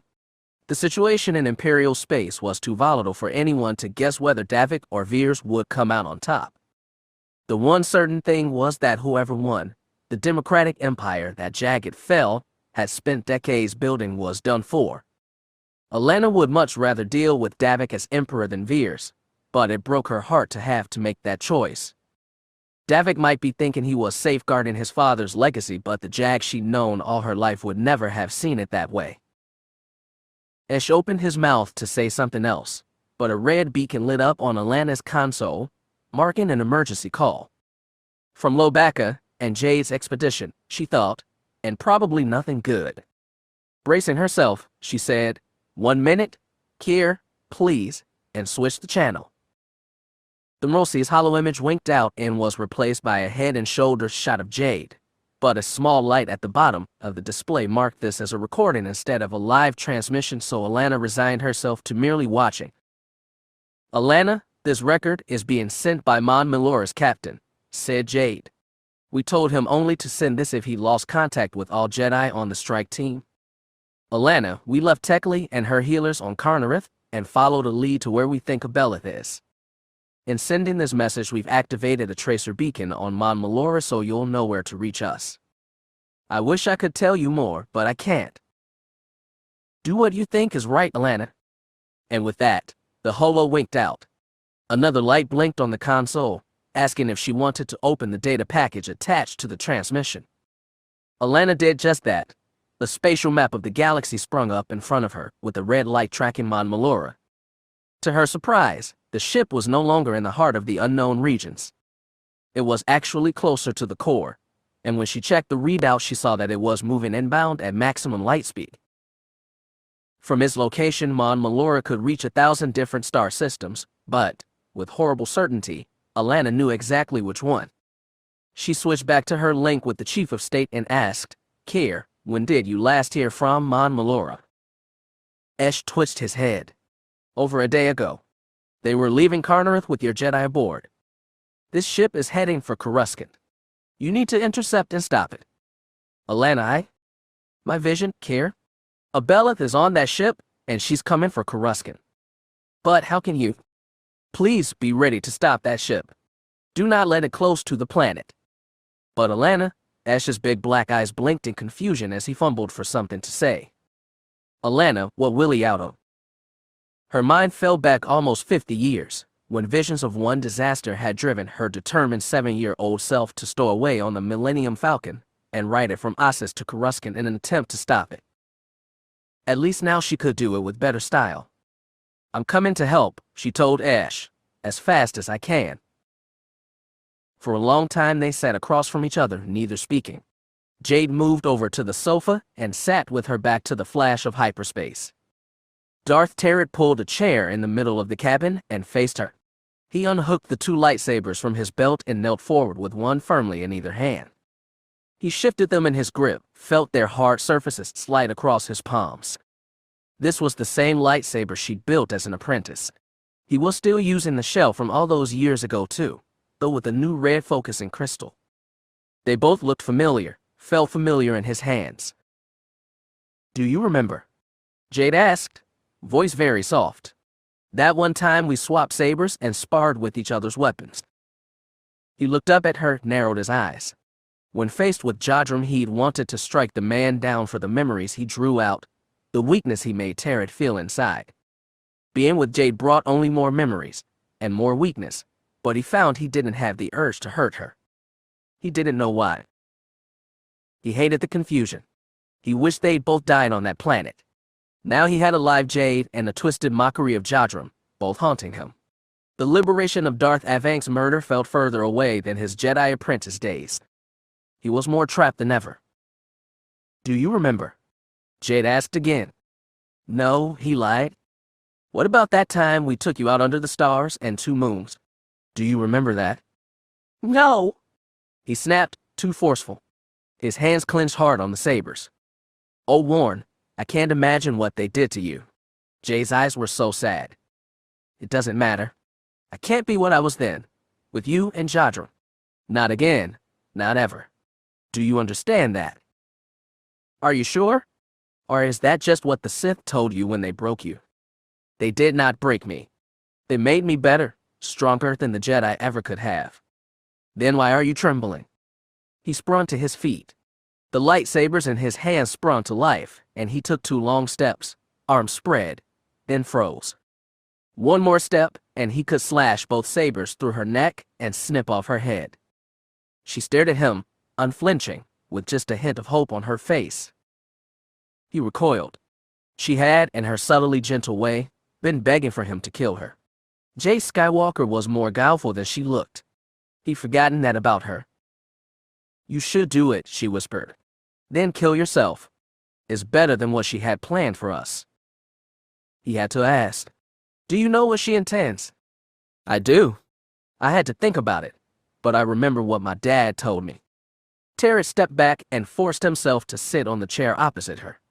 "Tell me." She exhaled, slightly deflated. She really had been readying herself to die. "What do you know about Abell? What did Darth Avank tell you? What do you think I need to know?" She was mortal once. She lived with 3 immortal beings called the Ones on a planet in the Maw. They existed within the Force and had incredible power. There was a son who embodied the dark side and a daughter who embodied the light. The father kept balance. Abell drank from something called the Font of Power to make her like them. It did, but it twisted her into what we see now. What happened to the Ones? Killed by a special dagger. Abell has it now. Just one stab, and it extinguished the spirit in her Night Queen body. 50 years ago, Abell captured my father and a Sith girl. She took them back to her homeworld in the Maw and tried to get them to drink from something she called the Font of Power. To become like her. To recreate her family. A son and a daughter, only that time the son would embody the light side of the Force and the daughter the dark side. She leaned forward a little. "I think she's trying to do that again. With us." Terce didn't know what to say. It sounded unreal, fantastical, but everything about Abell was that way. "Well," Jade asked, "do I want to drink from the Font of Power and become like her?" "No." He didn't hide a shudder. "Then kill me," she said simply. "Then kill yourself, while you still have the weapons to do it." He shifted the lightsabers in his hands. He balked at the thought. Suicide was an act of weakness and despair, the last thing a Sith should do. It would be a better fate than what Abell had prepared for them, if what Jay said was true, but still, he couldn't do it. Even before becoming a Sith, even before joining the Jedi, he'd always fought to become a better, stronger version of himself. Jedi and Sith, and their tricks and tools had been means toward that end. There was a core within him that remained uncharged against everything. He understood that finally. That would be surrender, he told Jade. And I will not surrender. She looked sadder still. Instead of trying to change his mind, she said, "Do you know where she's taking us?" "No." "And you don't know what she plans to do when we get there?" "No. Only what she told you. About leaving a message." They fell into silence. There seemed little more to say. Hyperspace continued to flash by. He looked at the light, at his sabers, then back at Jade, who looked at him still, though she seemed to be staring through him, her thoughts elsewhere. He only had to reach out briefly with the Force to know where. "Tell me," he said, "from what your father and grandfather told you, how much of Jadram is still in her." She closed her eyes, swallowed. She was trying to hold back tears.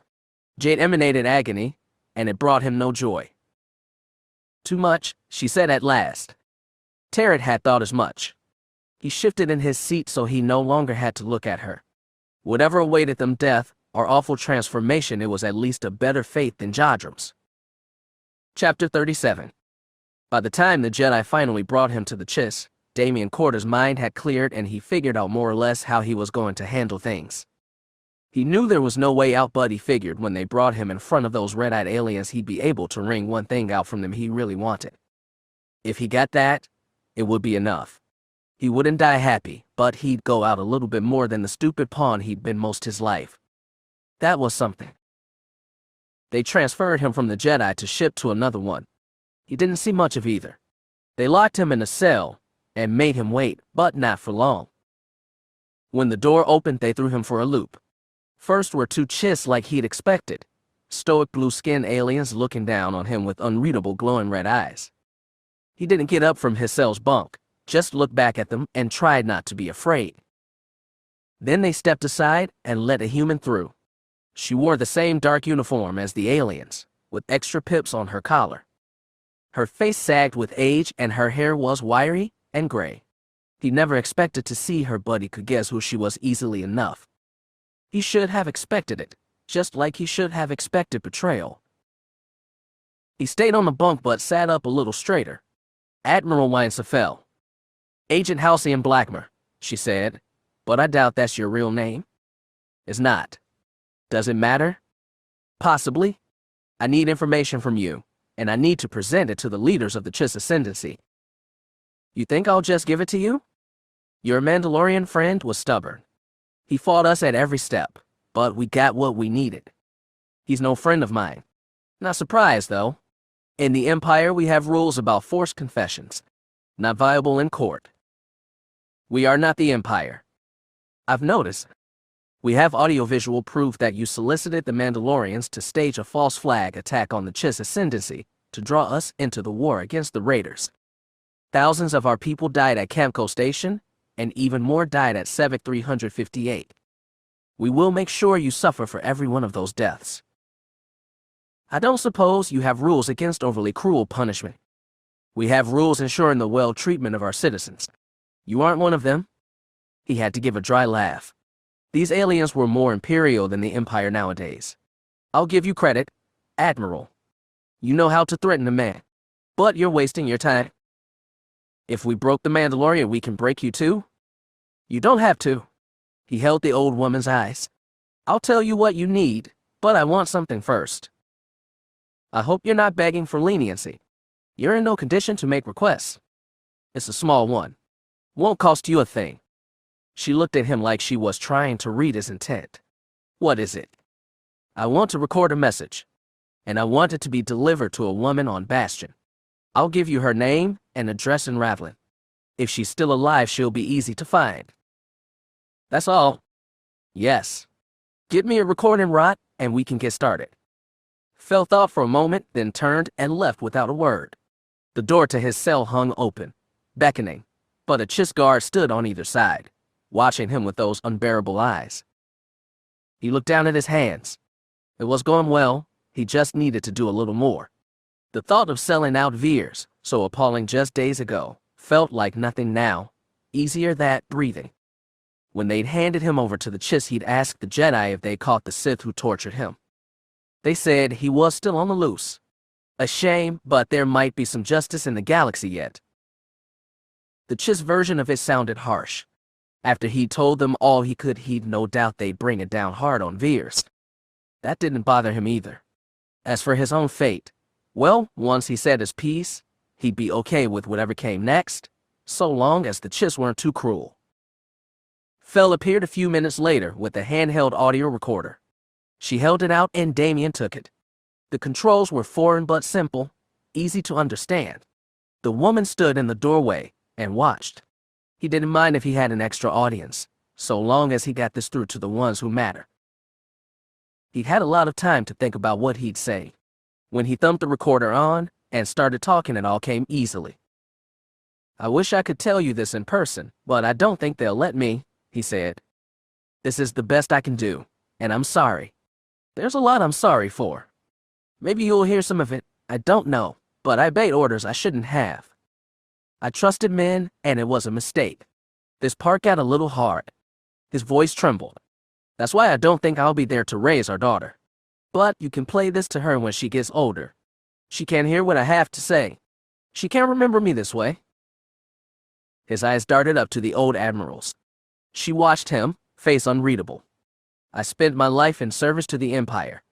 I believed in the Empire, and I still believe in it. I had a cause, and I don't regret that. But I believe people I shouldn't have. I thought their cause was the same as mine, and I was wrong. I let myself be a tool for other men's ambition. I turned into a pawn for Sith. I'm telling this to you both. Act on what you believe. Follow your cause, but don't be anyone's fool." He paused.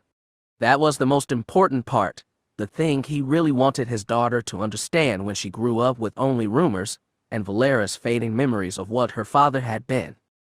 What he just said about the Empire, about the cause, was true, but it was strange how even that felt immaterial when he thought about the child he'd never know. He took a breath and started the rest. "Valera, I loved you since the first day I saw you. And as for..." He hesitated. It seemed wrong to speak to a daughter without a name. "Morrigan. That's a good name. My mother's name. She was a good woman and a patriot. She had more sense than her son. So Morrigan, your father loved you before you were born. Remember that?" Thought straight. Imagination took hold. He started to picture his daughter. He saw her as a younger Valera listening to this recording as a child, a teenager, a young woman. He tried to imagine what she might think as she heard his words at every stage and stopped himself. His hand was shaking and tears caught at the edges of his eyes. He took a few breaths and waited until his voice would be steady.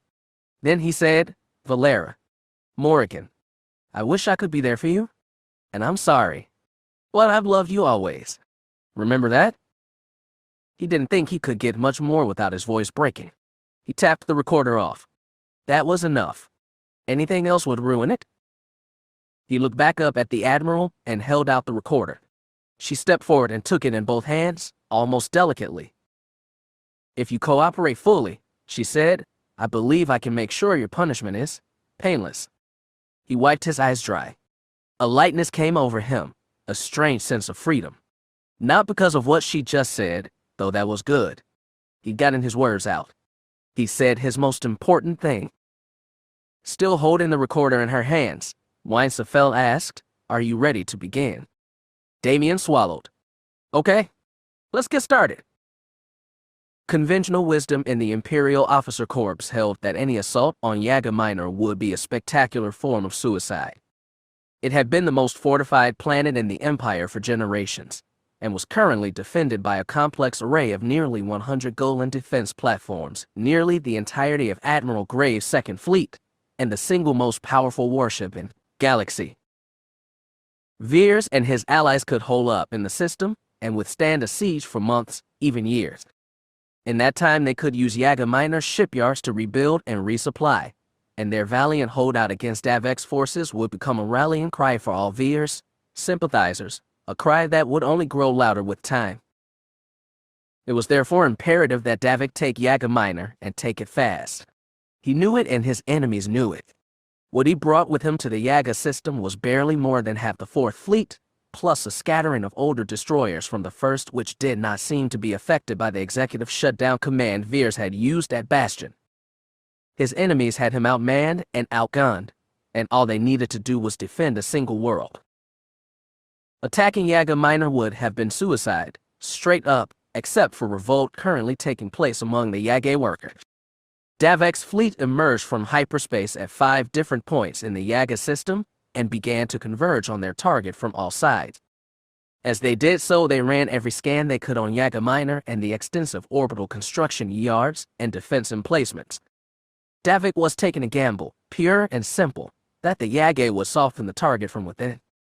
If they hadn't, or if Veers and Grave had bloodily put down their revolt in assuming total control of all the world's defenses, then the battle was as good as lost, and with the battle went the last of the empire Jagged Fel had tried to build.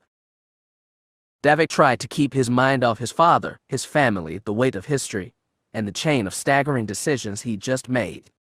Nothing mattered now except the battle itself. He decided to leave Yaga in command of the Macacia and plant his flag on the 1st Fleet's lead vessel. Sentinel was the oldest ship of its class in Imperial service, and the only fleet flagship not to bear the name of a long-dead Grand Admiral. The Makati, the Teshik, and the 3rd Fleet's now Declan had all been christened to honor the more respectable of Palpatine's elite commanders, as opposed to traitors like Grunger or Zarin whom even old-style propaganda couldn't whitewash. There was one Grand Admiral, still largely respected and well-known, whose name had not been dealt out to a ship. Muragia had told him once how important gestures and symbols could be. This seemed like a good place to start. Just an hour before leaving Bastion, he'd been granted official approval by Supreme Commander Hallis from his hospital bed to recommission the 1st Fleet Sentinel as the Thrawn. It was with that name that he broadcast a signal, system-wide, declaring his support for the Yaga rebels and his intention of arresting Corrine Veers. There was no reply at first, even though his enemy must have known he was coming. As the Thrawn drew closer, sensors began to get better readings from Yaga Minor. There was, unsurprisingly, a jamming field, which meant that if the Yaga rebels had somehow heard his communication, they'd never be able to reply back. Sensors revealed more, too. More than half of the Golan IV stations around the shipyard seemed to be drifting dead over the planet, and sections of the yards themselves seemed dark as well. The rebels, whatever their current status, had indeed crippled major portions of the orbital arrays. Unfortunately, the 2nd Fleet seemed unaffected by these problems. As status reports rolled in, he counted over 36 star destroyers, more than twice the number he'd brought. At the center of them all was Veers Invincible, and floating near the ship was Admiral Graves Oswald Teshik. That mighty vessel was the same class as the Thrawn and Makati, and an easy match for either. As Davek's fleet drew close to the planet from all sides, the 2nd remained in its position, neither moving out to meet the attackers nor huddling closer to the planet. Davik didn't know what that meant, but he didn't like it. The Thrawn's comm officer announced, "Sir, we're getting a priority hail." "From whom?" Davik asked. "From the Teshik." "Ah, sir." Always sir, never admiral or anything befitting an emperor. Nobody knew how to refer to him. He didn't know how to think of himself. Unless he took control of Yaga Minor, killing or preferably capturing Veers here, his last speech would be just an act of bravado, a shameful historical footnote to put him on par with all the power, mad petty warlords who declared themselves emperor after Palpatine. Death. This wasn't about power or pettiness. This was about preserving his father's legacy and saving the Empire from his own demons. He believed in the purity of his intentions, but even that wouldn't save him, not unless he won the battle in front of him. "Open the link," Davik said a step before the comm console. "Let's see who wants to talk." When the holo materialized before him, he recognized the speaker instantly. Leonel Graves' black hair was swept back from his dark face. He stood stiff with hands clasped behind his back, the picture of a stern Imperial officer. "Admiral," Davik said, "I'm sorry we have to meet like this." "I'm not sorry for you, Mr. Fel," Grave replied. "I'm sorry for all the good Imperial soldiers you've brought with you die. They deserve better than an overambitious admiral who let his love for the Jedi cult override his loyalty. No pretense of decorum, Ned. Davik did his best dry snort. That sounds like one of Veers' lines. Did he order you to say that? The head of state will not give his would-be usurper the respect of speaking directly. I'm giving you the respect of speaking with you, Admiral. It's not too late to stop this before more good soldiers die. Don't pretend you didn't start this, Graves snarled. The elected head of state was exercising his emergency powers for the security of the Empire. He was fully in his legal rights to do so. Your actions are a treasonous insurrection against your rightful ruler, and they will be stopped here. Some of those lines might have come from Veers, but Davik could hear the honest anger in his voice. Grave had been an old-school Imperial from the start. Odds were strong that Veers hadn't involved him in whatever schemes he'd undertaken, and simply trusted the man would remain loyal. He'd done something similar with Hallis, and unlike the Supreme Commander, Grave had stayed true. Grave truly believed he was fighting for the integrity of the Empire. Almost every soldier on both sides did, and thousands of them were about to die. It was a tragedy. He couldn't forget that, but he couldn't let it stop him. Making hard sacrifices was something every leader had to do. He learned that the hard way on Voidwalker, all those years ago, when he purposely sacrificed almost 20 stormtroopers to save his entire crew. It had been a necessary but painful act, done for the good of everyone. This was the same, only on larger scale. There was no possibility of going back. He'd already crossed that line at Bastion, and everything flowed from there. Staring at Graves' hollow image, he said, "I'm sorry it had to come to this, Admiral.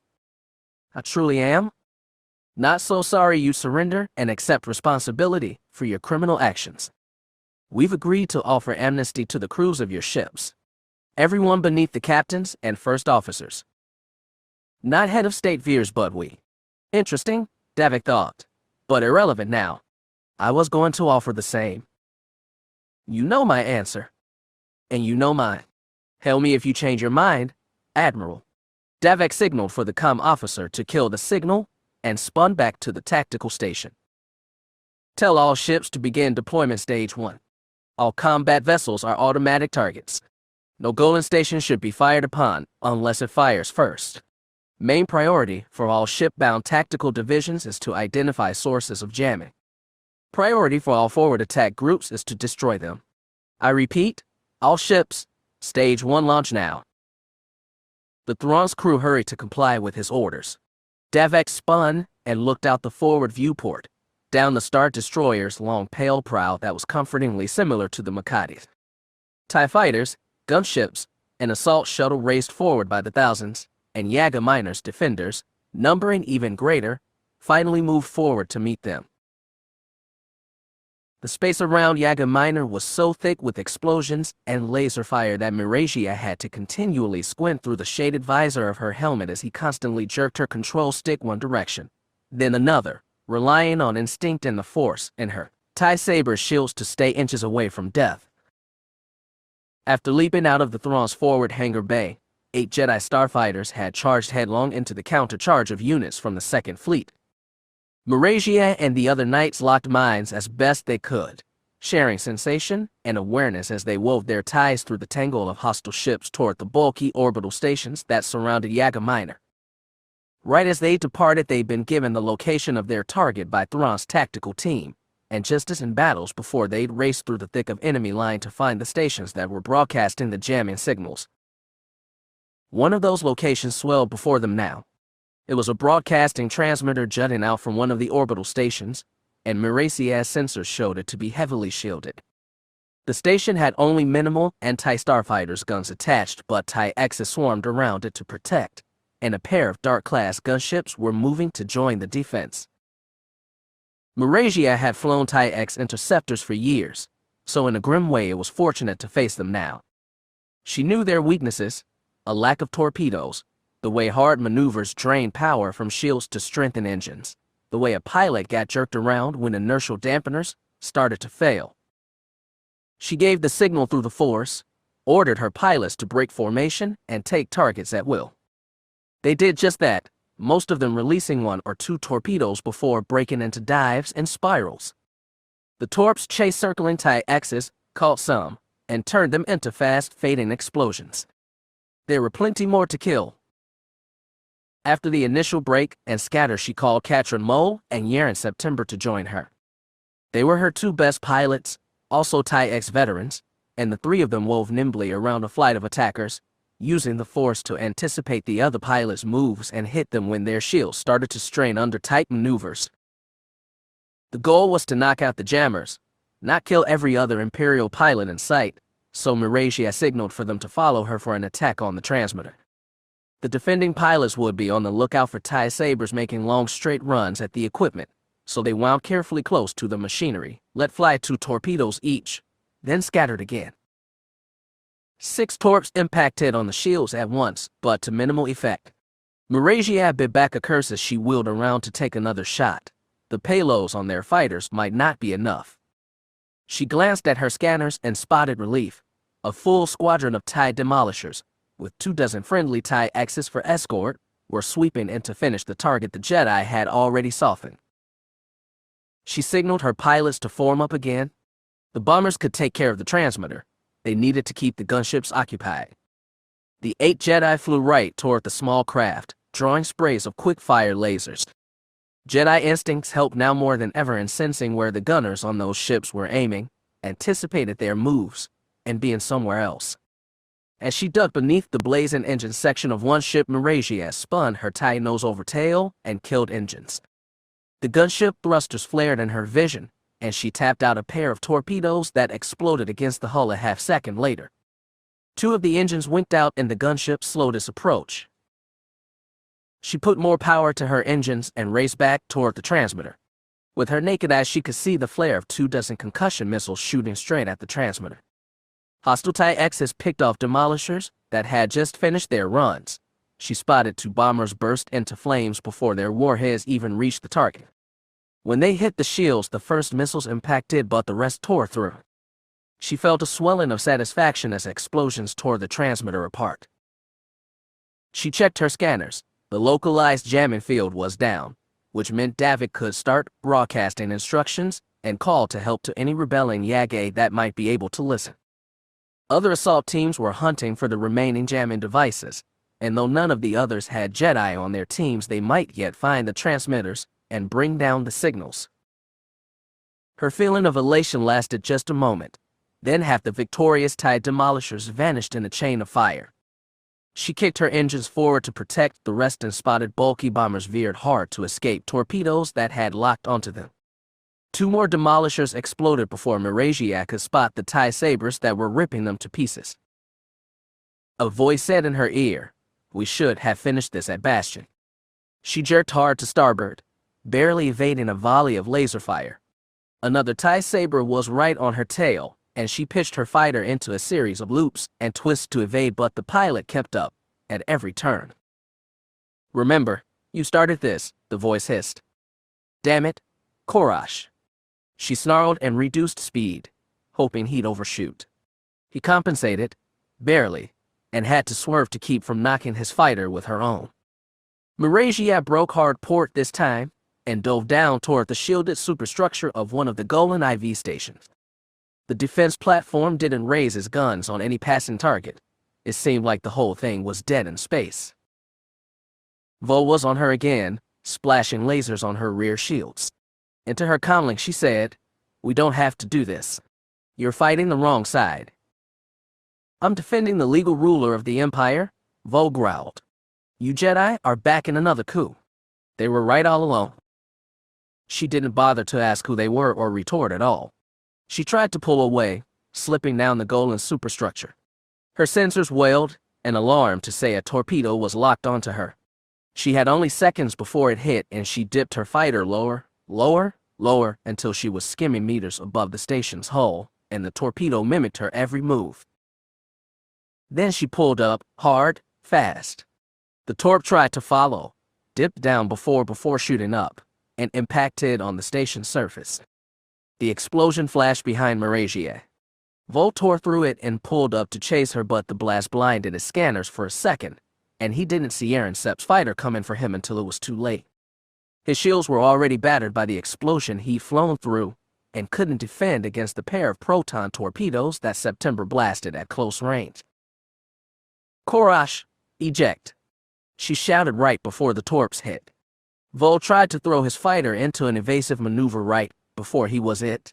The first torp ripped off his port solar panels and sent him into a spin. The second finished him off. Debris spiraled out, some into space, some skimming across the unshielded exterior of the Golan station. She tried to sense if an ejection seat was out there, but she got nothing either way. "Report, Night Lead," September called to her. "I'm fine," she lied, then added, "Good shooting. Plenty more hostiles out there." "Indeed." "1 minute." The two fighters formed up and pulled upward, back into a space blazing with light and death, where good Imperials kept killing each other by the thousands.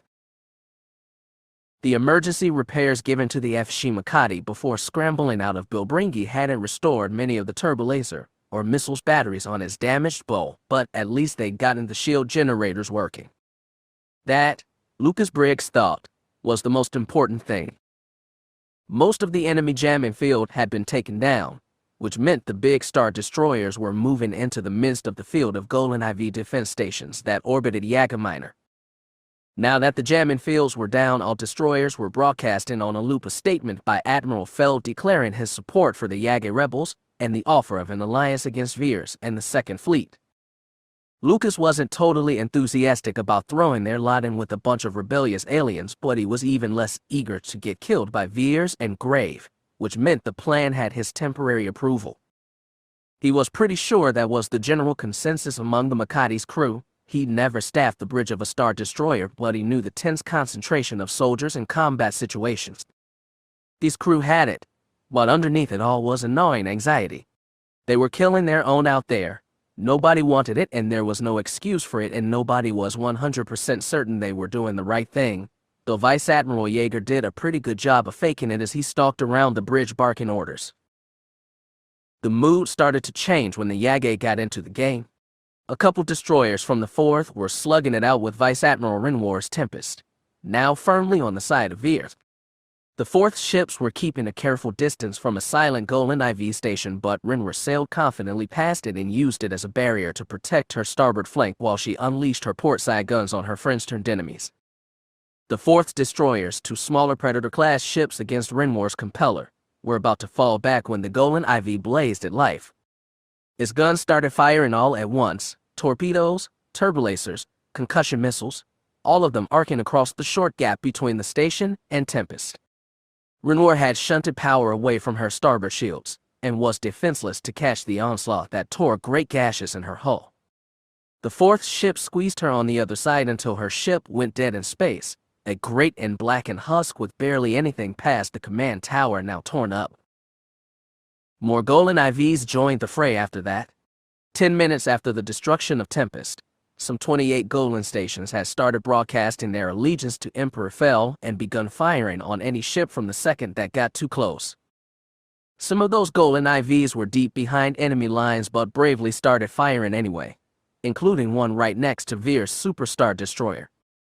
Invincible returned fire and vaporized the station in minutes, but not before taking enough damage to its aft section that one of his sublight engines went dark. 20-some friendly Golans was still well short of the 100-some around Yaga Minor. By Lucas' count, 25 more were actively firing on ships from the 4th, leaving nearly half of them still dark, apparently under control of neither Veers' people nor the Yaga rebels. When the order from the throne came and to charge deeper, Vice Admiral Jaeger enthusiastically complied. It was still a slow push deeper into the shipyards. The 2nd moved more capital ships out to defect. Admiral Graves' Teshik finally moved into the fray and headed toward the Makati, while Invincible began to approach the throne. Admiral Fel called more ships into his formation to defend, but the Makati kept going forward. Jaeger's and Graves' ships were of the same mark and should be evenly matched. To reach the Teshik, Jaeger planned to pin it between a set of friendly Golan stations and the Makati's broadside. To get there, they had to fight their way past a pair of smaller destroyers, then slip between a pair of dead Golan stations. The Teshik was already moving to evade and flee to a more fitting field of battle, and Jaeger ordered thrusters full ahead, lest they lose their quarry. At first Lucas' hopes, and those of the other on the bridge, visible surged. They knocked one attacking destroyer and forced the other to flee, then pushed their nose in between the dead Golan stations at a speed that would allow them to take the Teshik fast and hard. That was when the Golans came alive. One started firing viciously, aiming hundreds of missiles and turbolaser batteries at the weak forward shields on the Makati's nose. Jaeger lost a crucial second in hesitation, wondering whether to push through or fall back. That was when the second Golan came to life. The combined force of two heavy gunnery stations was too much even for the mighty Star Destroyer. The shields collapsed the nose forward bow, already badly damaged as Sevic 358 and never fully repaired, began to rip apart. Jaeger gave the order to reverse course, but there was so little room to maneuver. By the time they started backing out of range of the Golan stations, Graves' Star Destroyer was pushing forward. Cascading power failures ran through the Makati systems. Even their engines were struggling to work at full capacity. A stronger ship was coming for them, and they had no hope to escape. After a short moment of hope, it all started to crumble. Most of the Golan IV stations that had previously been silent suddenly roared to life, all of them unleashing heavy payloads of missiles and turbolaser blasts on ships from the 4th Fleet now too well inside the defensive grid to escape easily. Admiral Graves' ships, which a moment ago had seemed strewn in disarray over Yaga miners' orbit, suddenly snapped into precise maneuvers to pin Davek's ships close to gunnery stations that had suddenly turned hostile. Worst of all, some of the friendly Golan stations in the hands of Yaga rebels erupted in massive explosions. Captain Korak's Night Watch took heavy damage from one such burst. Another destroyed 2 frigates outright. Apparently 2nd Fleet saboteurs were still aboard, determined to destroy what they could not control. The Thrawn managed better than most. When the Golan station closest to it sprung alive, the Star Destroyer turned all its forward guns on it and destroyed it before it could do much damage. The Makati looked far worse. It was lurching away from 2 still firing Golan stations, while the Teshik was lurching forward to overtake it. Without the damage it had sustained, the Makati had no hope against the healthier ship. With the Makati crippled or destroyed, Davek's entire offensive strategy would collapse. Stark, bitter realization took him. Yaga Minor was a battle he absolutely had to win. Veers merely had to avoid losing. Lionel Grave had known that, planned on that, and used the very framework of the battle to outplay him. He gambled in a fight against a better strategist and lost. Now all the soldiers who fought with him, stood by him on his made vain quest to save the Empire from itself, would pay the price. Exactly as Grave had warned him. He was staring at the tactical holo, taking in the horrifying implication of all his green markers surrounded by red ones, when a new set of lights appeared all at once, yellow markers ringing Yaga Minor from all sides like a corona. His first thought was that he was seeing things going mad. When the lights turned blue, he thought the display must be malfunctioning. Then the comm officer cried, "Sir, we're being hailed. It's the Chiss." By the time he got over to the communication station, the hollow image of Jagged Fel had appeared. She said, impeccably calm, "Greetings, Emperor Fel. It appears you're in need of assistance." The statement so causal and grandiose at once wrenched a laugh out of his throat. "And when? What are y'all doing here?" The Ascendancy has just obtained satisfactory proof that the false flag attack on Camco Station was engineered by Corrine Veers. It is our desire to bring him to justice. He didn't know how and he didn't care, but somehow Arlen had come through. It was enough to make him dizzy with relief. Over his shoulder an officer whispered, "Sir, there's nearly 100 ships out there. You see my situation," he told his aunt. "You know what I need? We're willing to give it. We need recompense for our dead. I'm pretty sure Veers is aboard Invincible. As I said, we'll do what it takes." He should have known by now never to doubt the Chiss cold determination. He looked at the mess of the tactical holo, the brawling green and red and the fast-closing corona of blue. "We'll start feeding you our tactical data so you know friend from foe," he told his aunt. "Stand by to attack." I need to make one call first. The moment the link shut off, her ordered the comm lieutenant to patch hail the Teshik. He didn't know if the sudden change in situation would spur Veers to talk to him and didn't want to waste time gambling. Grave was no fool, he'd just proven that. He was also, hopefully, not suicidal. Not any more than Davik had been in coming to Yaga Minor anyway. When the Admiral appeared, he had the same glower. How did you manage it, Fel? Did you have your aliens as backup this whole time? He decided to keep Grave confused and avoided the question. The Chiss are here for Veers, Admiral. They've obtained proof that he engineered a false flag attack to drag them into the war against the Raiders. Preposterous, Grave said at once. He really believed that. I'm sure they're willing to share their proof. The Chiss is thorough like that. You manipulated them into this somehow. Your family. I'm offering you a choice, Admiral. You can surrender, give Veers to the Chiss, and end this. Or you can fight, and die, and waste hundreds of thousands of good soldiers. You decide. Grave stared at him, stared hard, then shut off the link. Davik glanced at the colorful mess of the holo, then out the viewport. The battle still raged. Come, he sighed, get the Chiss back online.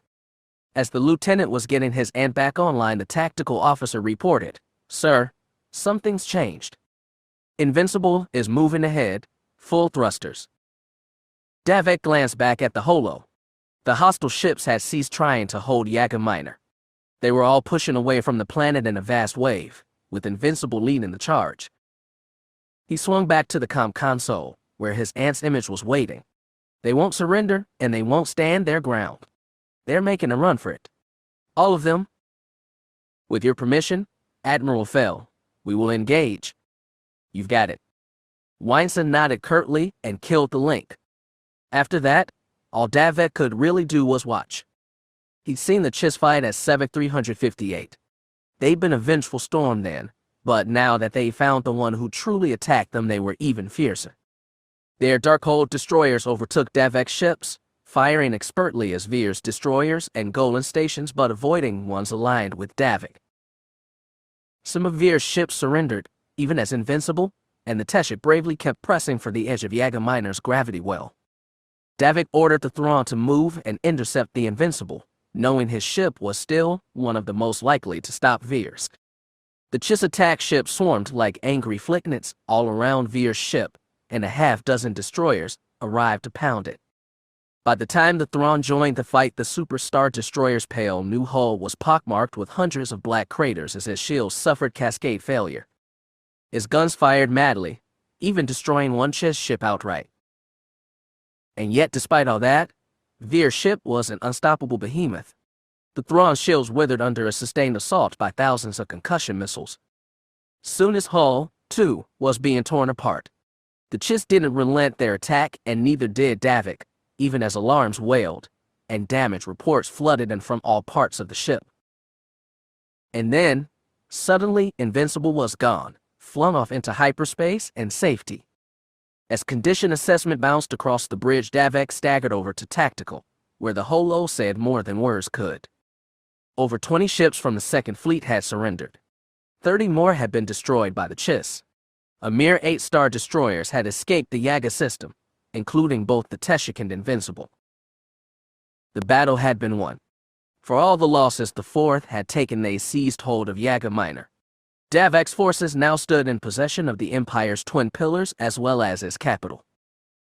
The battle had been won, but the war for the Empire's soul was far from over. Chapter 38. Eternity was an ocean, endlessly churning, endlessly sprawled in every direction. Jodram Tainer was flotsam in the ocean, but he was the ocean.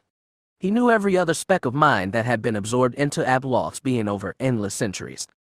In a timeless instant, he knew the minds of kings and queens, failed Jedi, and vicious Sith, adepts of forest traditions he'd never heard of but suddenly understood, soldiers and politicians and rulers and humble peasants, life forms of 1,000 races from 1,000 planets.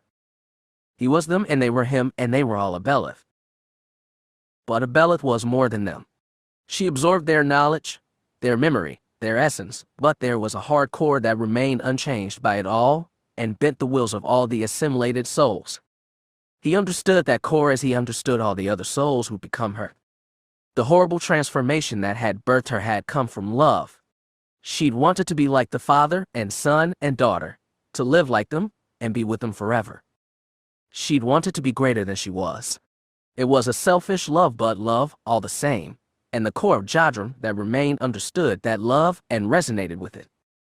Just as Abelleth, mortal Abelleth, as she'd been untold eons ago, had adored the father and son and daughter, she'd wanted to be as great and powerful as them, and even knowing she never could, she'd striven on and on. Jadram was not Abelleth. Jade was not the father, and the Skywalkers were not the ones. Yet there was something he recognized in her longing. There was no sympathy, the core of a Jedi remained, and he could never forgive her for the evil she'd selfishly wrought across so many eons. But there was pity for the horrible creature she'd become, desperate and needy and pitiable. There was, beneath pity, resonance.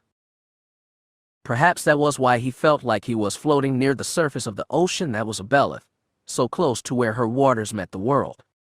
Perhaps it was simple that she still wore body, so freshly consumed. Either way, he could sense what was going on outside the ocean. He could see through her eyes that were his eyes, feel touch against the flesh that was his. When she'd reached out to stroke Jade's cheek, so fond, so familiar, he felt it all and raged. It had done nothing. He was trapped beneath the ocean surface and could not break through. Abelleth told his flotsam self what she'd whispered to him on the celestial planet, a short time and forever ago, that he was weak, doomed by his very blood not just to remain in his wife's shadow but to be a lodestone dragging her down. That he would always fail the ones he'd loved. He struggled, more angry than ever, but the riptide of souls had dragged him down, far from the surface, trapping him where he could see Jade and terror brought into view but not touch them, only rage and watch. When Abelleth summoned, they came. Terror didn't know what he expected to find on the bridge, but the sight still shocked him. When Abelleth and her fanatic Erath puppets had burst onto Mon Malora, they slaughtered their way to the command centers, then locked down the rest of the crew and pumped the air from as many compartments as possible. It was quick and brutally efficient, not unlike what the Sith would have done. Still, the Sith would have cleaned up their mess. When he and Jay stepped into the bridge, their faces crinkled in disgust. Bodies in Blue Alliance uniforms, human, Mon Cal, a dozen other species lay on the floor, so many hacked to pieces, surrounded by pools of drying blood. The remaining Erath, probably all that was left of Abelleth's death cult, had taken the control stations and operations chairs across the bridge. He had no idea how much they knew about Operation atop line Mon Cal warship, nor how they could ignore the hideous stench of so much death. Abelleth stood at the center of it all. Starlight gleamed in Jadram Tainer's eyes, and a smile, not yet unnaturally wide, showed lines of small sharp teeth. "Welcome," she told them. "We've almost arrived." "Where?" asked Jade. She still had the shackles on, just as Terrence still had both lightsabers. It occurred to him that a Jedi with her powers could have probably snapped those cuffs with her mind. She simply hadn't bothered, because she stood nothing to gain by it. "You will see in just a moment," Abelleth said. She turned, backs to them, and faced to the great flashing viewport. She lifted her arms as if to embrace what lay ahead. The ship shuddered violently as it was ripped from hyperspace by a gravity well. A planet surged dead ahead of them, half eclipsing the stars. It glinted like a metal ball. Patterns of light, infinitely complex, spread across its surface and grew especially bright on the half currently swallowed by night. Surrounding it, fainter but visible, were the lights and thrust trails of hundreds, maybe thousands of ships moving in its orbit. It was a planet Terran had never seen with his own eyes, though he'd craved to since he'd heard of it as a child in Chiss space. Kuskin, at last. "I tried to take this world once, rule it," Abelleth said musingly. "That was a mistake. What are you going to do with it now?" Jade asked, voice trembling. Jadram's head twisted back to see them, too far to be natural. That awful smile widened. "As I told you, I'm sending a message." One of the Erath started talking frantically. Terry peered out the forward view. As they barreled toward Kuskin as quickly as they could, several large ships were getting close enough to see in detail. He spotted more Mon-Cal heavy cruisers, a few Alliance Star destroyers. The Irath chattered again. When he was done, Abell spun to face her two captives. They are hailing, ordering us to stop, even when we've broadcast our identification. Jade had done something, but she didn't budge, didn't bat an eye. Abell stretched out a hand, and a ghostly tentacle stretched out from Jadrum's palm. Jade gave a cry as it wrapped around her neck, squeezed tight, choked her. Then, just as fast, it threw Jade face first down to the deck. Her hands, still cuffed in front of her, softened her fall, but Terret heard her head crack hard on the deck. "You want her intact, don't you?" Terret snapped. "Of course." That awful smile widened. But she needed a lesson. Terret held from the urge to help her up. Jade pushed herself to her feet and lifted her arms up to wipe blood from the fresh and bleeding bruise on her forehead. She glanced sidelong at Terret. She sent him nothing in the Force, but her glare said it all. "You can't stop this." No, he couldn't. All he had were two sabers, nothing powerful enough to stop Abell from whatever course of destruction she'd set them on. When Mandalorian got close enough to the other Alliance ships, its cannons opened fire as one. The Alliance ships fired back, explosions blossomed on raised shields, and the entire deck shuddered so hard Terret and Jade could barely stand. The other ships did their best to block the charge, but Mandalorian was one of the biggest, finest cruisers the Alliance had produced, and it pushed hard and fast through their line. As Kuskin's gleaming metal marble swelled to fill the entire viewport, Abell pivoted and snapped something in the Irath tongue. Her slaves hurried to comply. She glanced back at Terret and Jade again, neck twisting too far, and said, "This is my message." She then stalked over to what must have been a comm station and said, loud and clear, "Greetings, people of Kuskin. I bring you a gift. My name is Jadrum Tainer, a knight of the Jedi Order, and I come to bring you vermin what you've long deserved." The Irath crewman shut off the signal. Abell spun, full body, to face the Jedi and the Sith. Terra's hand went to his belt, to the lightsabers held there. Abell's went to the mortar's dagger, still mockingly tied to her waist. "Why?" Jade's face contorted with anger. Abell wasn't just despoiling her husband's body. She was defiling everything he'd ever been. "Why are you doing this?" "They rejected me once. They paid the price now. You, Jedi, pay the price. The people of the Alliance will never trust you after today." Terret watched as Mandalorian pushed through, past Kuskin's orbital defenses. A Golan station swung around to intercept them, but the cruiser moved to evade. The cruisers and defense stations pounded their shields to a breaking point, but all their laser cannons and concussion missiles batteries turned their fire fully downward to fire onto the cityscape below. Understanding made Terret tremble. This was what he'd wanted, what he'd told Darth Avank the one Sith should do. Abell was a weapon against the Jedi, he'd said, one who could do more damage than they ever could. She was doing that now. Every missile and laser strike in that crowded Ecumenopolis below was taking thousands of lives. The people of the Alliance would never understand and never forgive. All the goodwill the Jedi had gathered from the galaxy over the past 2 generations was burning before their eyes, burning like the towers of Kuskin. Mandalorian plunged like a knife into the capital world's atmosphere and still kept falling. "What are you doing?" Terret snapped. "We're going to crash." Abell shrugged. "I'd hoped to leave Kuskin with this ship intact. But there are other ways." "You'll kill us," Jade said. The deck was shaking so hard she fell against Terret, and they clung to each other to keep upright. With the flick of a hand, an invisible weight pushed Jade and Terret both to their knees. The entire deck trembled, even the Irath crewmen were shrieking in terror. The burning city rushed to meet them, but Abell stepped slowly, purposefully across the bridge. She stopped right before Jade and Terret, put one hand on the mortar's dagger, then crouched low. Jadrum Tainer's free hand reached out and grabbed Jade's chin in a tight grip. Abell tilted her head up, forced her to look into the grinning, monstrous face that had been her husband's. "Don't worry," Abell said lovingly. I'd never let my family be harmed. Too late. They'd arrived too late.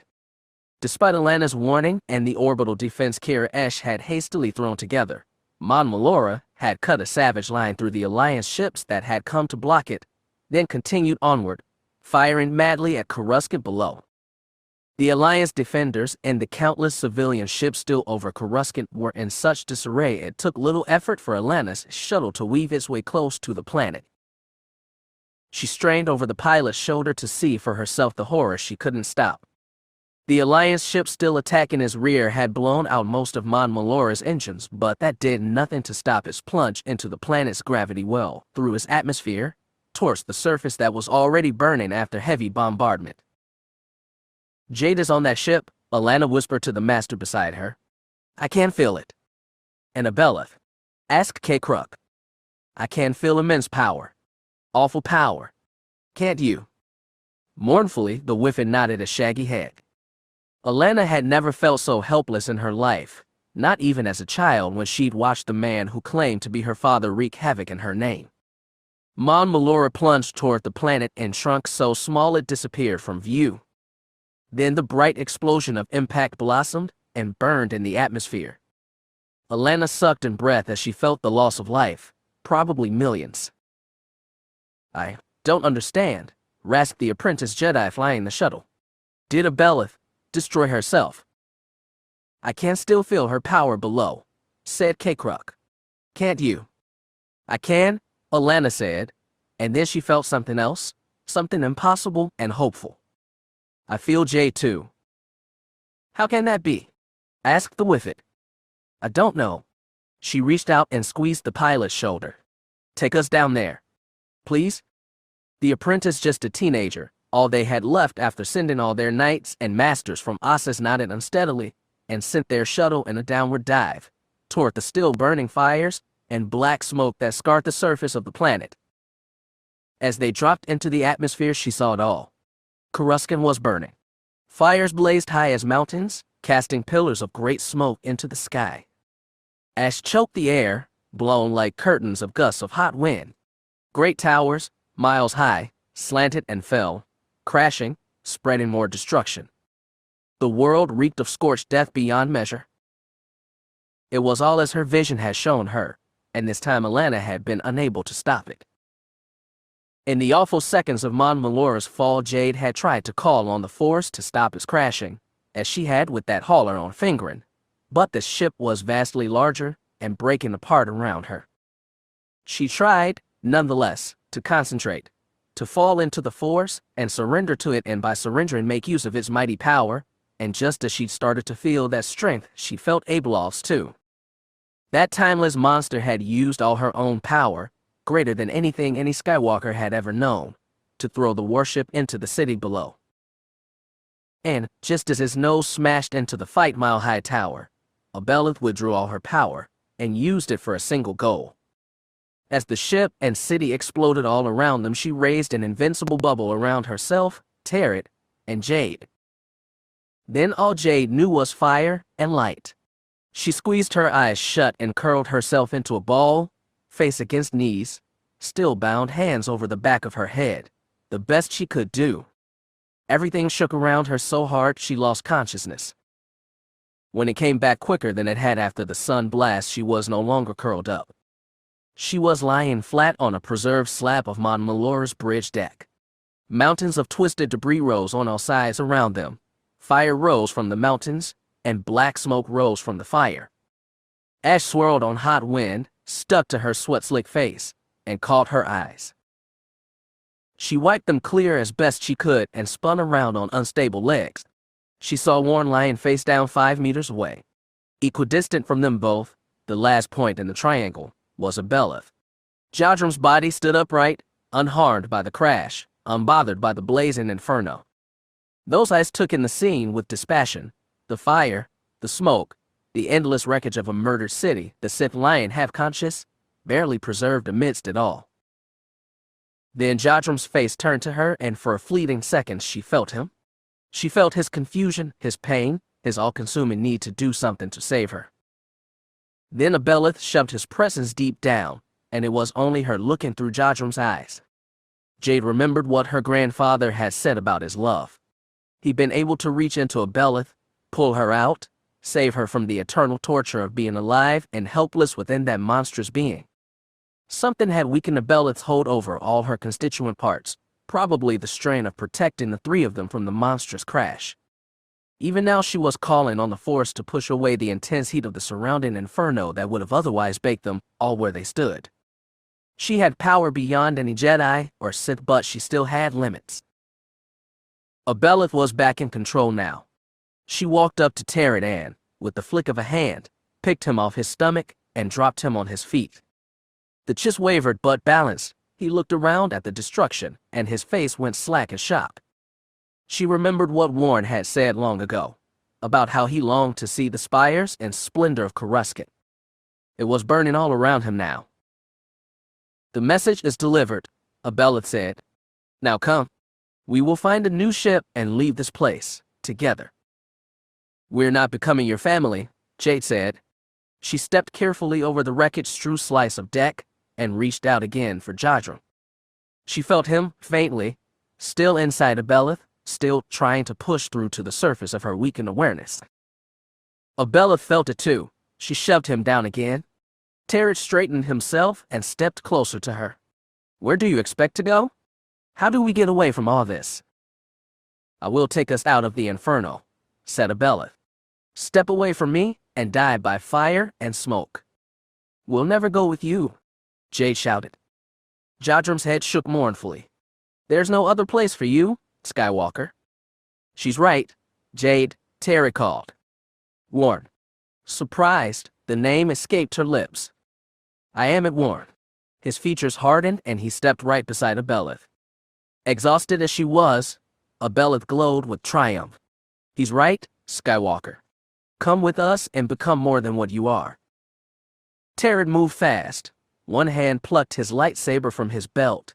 The other grabbed Jade's and tossed it in the air. He thumbed the trigger on his own weapon, and the red blade shot out, straight into Abeloth's side. Jadrum's face showed only mildly annoyance, and she sidestepped away, not even slowed by the scalding wound that slanted through his ribcage and lungs. She drew the mortis dagger and swung. It knocked Terra's blade out of his path and out of his hand. The lightsaber went spinning away. Abella darted a step forward and cracked her elbow hard into Terra's cheek, dropping him, then snapped a knee into his forehead. By then Jade was inches away. Abella swung and caught her attack with the mortis dagger. Jade's sizzling blade only sparked helplessly against the ancient, Force-empowered weapon. A punch of Force energy took Jade in the stomach and threw her back. She just barely held on as she went skidding across the hot wreckage-strewn deck. Terry called his lightsaber to his hand. It flew through the air, then turned, suddenly, and smacked into Abelleth's open palm. Jadrum's palm. It squeezed to a fist. The lightsaber sparked and crumpled. Still using the Force to pin Jade to the deck, she tossed its debris away and looked down at Terran with casual contempt. "You would be a fitting vessel for the dark side," Abeloth told him, "but a poor choice for a son." She stepped right over Terran and pinned him to the ground with a boot to the chest. Then she raised the mortis dagger to kill. Yet the wound in her side, Jadrum's side, burned. It drained Abelleth's power to keep the fatal damage to her Jadrum's lungs and stomach away. It drained her further to keep Terran and Jade pinned, and to keep the terrible fire and heat from the burning city at bay. Even Abelleth's strength was not infinite. Jadrum struggled to break to the surface, even now. Jade could feel him, the man she'd known and loved and trusted nearly all her life, the man who fathered her children, who'd been her friend and second half for over 20 years. She closed her eyes. She forgot about the fire and death and reek of smoke, about the invisible hand pushing her down, even about Abelleth herself. All she thought about was Jadrum and the love that bound them. With that love, it was easy to surrender to the great power of the Force, and by surrendering to gain its awesome strength. Jadrum could feel his wife reaching for him through eternity's waters, touching none of it until she touched him. She used every bit of strength she had, as a Jedi, as a Skywalker, as his wife, and used it to pull him forward, pull him out, pull him to the very surface of the ageless eternal aggregate being that was Abell. He felt himself pushed as well as pulled, urged on by the endless live sheet consumed, all the Sith and all the Jedi, kings and queens and apprentices and peasants. They acted as one with all their myriad selves, that was one self, urging him to end their endless suffering. And as he burst from her waters, he knew it all, the heat of the fires that burned on all sides, the reek of scorched death, the tickle of drifting ash on his face, and the way it choked his lungs. Life again. He looked around with his own eyes and saw the world around him, not just the fire and horror and ruin, but Darth Terce, his friend, worn pinned beneath one foot, and Jade lying on her back meters away. She propped herself on her elbows to look at him, but the rest of her concentration was still in the Force, pulling him outward, willing him to stay himself even as the desperate hardcore of Abell's being did her best to pull him down. She was shocked that a mere mortal had been able to suppress her and raged to retake control. He realized, finally, the weapon he clasped in both hands. He felt its power and felt Abell's sublime terror as she knew he understood. Terror only made her fight harder. Even Jade's strength couldn't last forever, and he felt himself slipping back into the ocean to become one of the nameless, helpless souls subject to Abell's will. The sensation of ash and heat against his skin dulled. So did the firmness of the dagger in his hands. In seconds she would take him again and finished what she'd begun. Abell had told him he could never save the ones he loved. She was wrong about that. With both hands he lowered the mortar's dagger until it was level with his chest, then reversed the grip. He plunged it into the softness of his stomach, and eternity was over. Terce felt Abell die. The instant the blade pierced flesh, it was like an exhalation, far greater than when he'd witnessed the death of Abell's other body on the Irath flagship. For a second, the entire universe seemed to cry out in agony. Then one death was replaced by the exultant scream of a million souls freed from imprisonment. And then, finally, there was nothing but one man.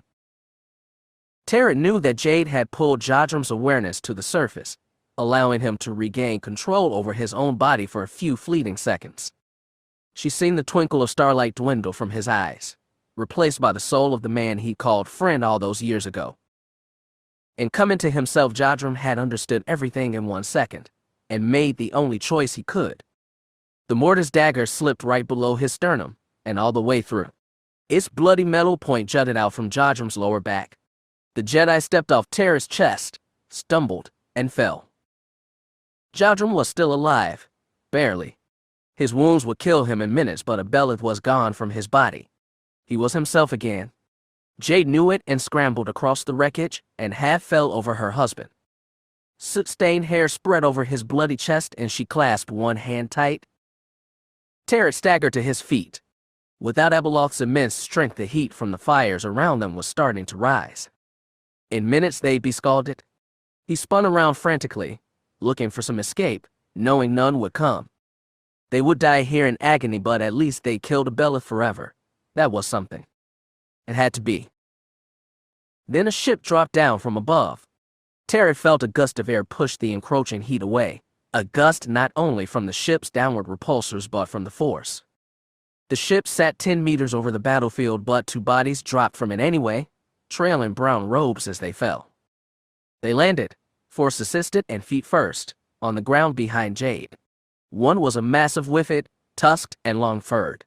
The other was a human woman on the far side of middle age, fresh streaks of gray running through red hair that furled in the wind. Alana Solo Dijo. 2 new lightsabers sprung to life. Alana dashed for Jade and Jadram. The mighty whiffet advanced toward Terce. The Chiss has no weapons to fight with, no strength physically or in the Force to match the power emanating from his opponent. Then a second ship burst into view, coming not over the wall of flames but through it. The sleek black flying wing spun a tight circle around the debris field and slowed to a near halt. Terce watched, amazed, as his ventral hatch swung open. As it turned its dorsal side toward Jade and Alana, a body half fell out of it, grasping to the support strut with one hand and reaching out with the other. Even from a distance, Terce recognized Cerisalor. His eyes darted below the edge of the hovering intruder. He saw Jade lift her head off Jadram's chest, Blood stained her cheek and hair, but she looked straight at Terra through a curtain of rising ash. "Stay with us," she said, loud and clear. "Stay with the Jedi. To be captured, interrogated, imprisoned perhaps. To be with Jade again, and awkwardly rehabilitated by beings who wanted to erase everything he'd become in the past 17 years. That was the choice, the one and only choice he'd faced again and again throughout his life. Throw away what he'd become or use what had happened to him, good and bad, to become a better, strong version of what he'd been before. As there had only ever been one choice, there'd only ever be one answer. Darth Terce sprinted for Intruder, using the Force to lengthen his strides. The Whiffet was fast behind him, but whoever piloted the Sith ship nudged closer. Terce threw himself up with one last leap. Both hands stretched out and Sarissa grabbed him and pulled him through the hatch. The ship climbed steeply the moment they tumbled inside. Hot air screamed through the porthole until Terce used the Force to pull it shut. Inertia still pinned him against Sarissa and the back wall, but they disentangled themselves from each other. "A thank you," Sarissa said, "would be appreciated." "Thank you," Terce panted. "How did you find me?" "How could we not?"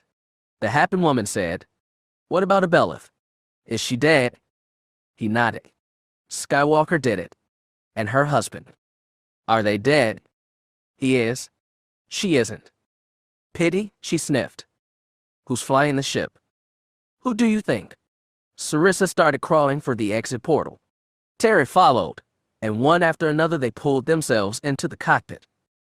Terce looked over Darth Kika's broad shoulders to see the chaotic space over Kuskin, where civilian, military, and rescue ships all swarmed about, none knowing what had happened or what they could do to alleviate the disaster on the planet below. Intruder slipped effortlessly and unnoticed through the fray. Terce clasped the back of Kika's seat and asked, "How did you escape the planet?" "Simple," the bearable hissed. "I called your apprentice to rescue me." He looked at Sarissa, unable to hide his shock. The Happen said, "What did you expect? I am Sith, am I not?" "I believe she is now," Kika said. Terce nodded. She was Sith. He was Sith still. What kind of Sith she'd become, what kind of Sith he was now, those were questions. When they cleared the orbital chaos and Coruscant's gravity, well, Kika brought on the hyperdrives. Light enveloped them and flung them forward, toward whatever answers awaited. The sight of the Sith craft escaping the sky grabbed Jade's attention, but only she felt the body beneath her retched. Then she pressed her forehead against Jadram's again and cared about nothing but her husband. She felt his life flowing out from him like the blood that pooled around him. He had just enough strength left to grasp her hand with his, and she felt his grip weakening. Metal blade and lightsaber had torn through lung, stealing his breath and speech, but his bloody chest heaved beneath hers as it struggled to take in air. She moved her other hand over the wound and said enough. He said, "All right." She shifted her face to kiss him once. Smoke, ash, salt from blood and tears. The trembling stopped, and so did his struggling. She tried to fill his last moments with everything they'd had between them, years of apprenticehood, always beside each other, years on Fingrin, building unity and justice and a family, the love that wouldn't pass away but live on through Nat and Cole, whatever sons and daughters they bore in turn. He felt that, understood that, and was filled with something she'd rarely felt from him but was so deserved, pride. Gently, the last of him faded into the Force and was gone. She picked her head up and realized Alana was crouched beside her, hand on her shoulder. "I'm so sorry," her cousin whispered. And through her grief, peace came into place. Her vision of the throne of balance, where she and Jadram had protected Alana together, has disappeared the moment Abell took possession of his body. In that moment, everything had changed. Whether Abelloth's final death had changed things back, she didn't know, couldn't know right now, and she held back her desire to tell her cousin all these things. They would wait for another time? Another figure stepped into view, a hulking old Whiffet, robes and gray fur tussled by the wind. He called, "We must hurry to the ship, please." "I know," said Jade. "But the Mortis dagger, where is it?" They looked around and spotted it laying in front of Jadrum's feet. The long metal blade looked different from before. Its hard edges were crumbling, its metal gleam gone. As Jade and Alana crawled over to it, they say that the weapon was already breaking apart on its own. It cracked into smaller pieces before their eyes. It was a weapon that had been made eons ago, perhaps by the Celestials themselves, and imbued with a force power greater than any Jedi could understand.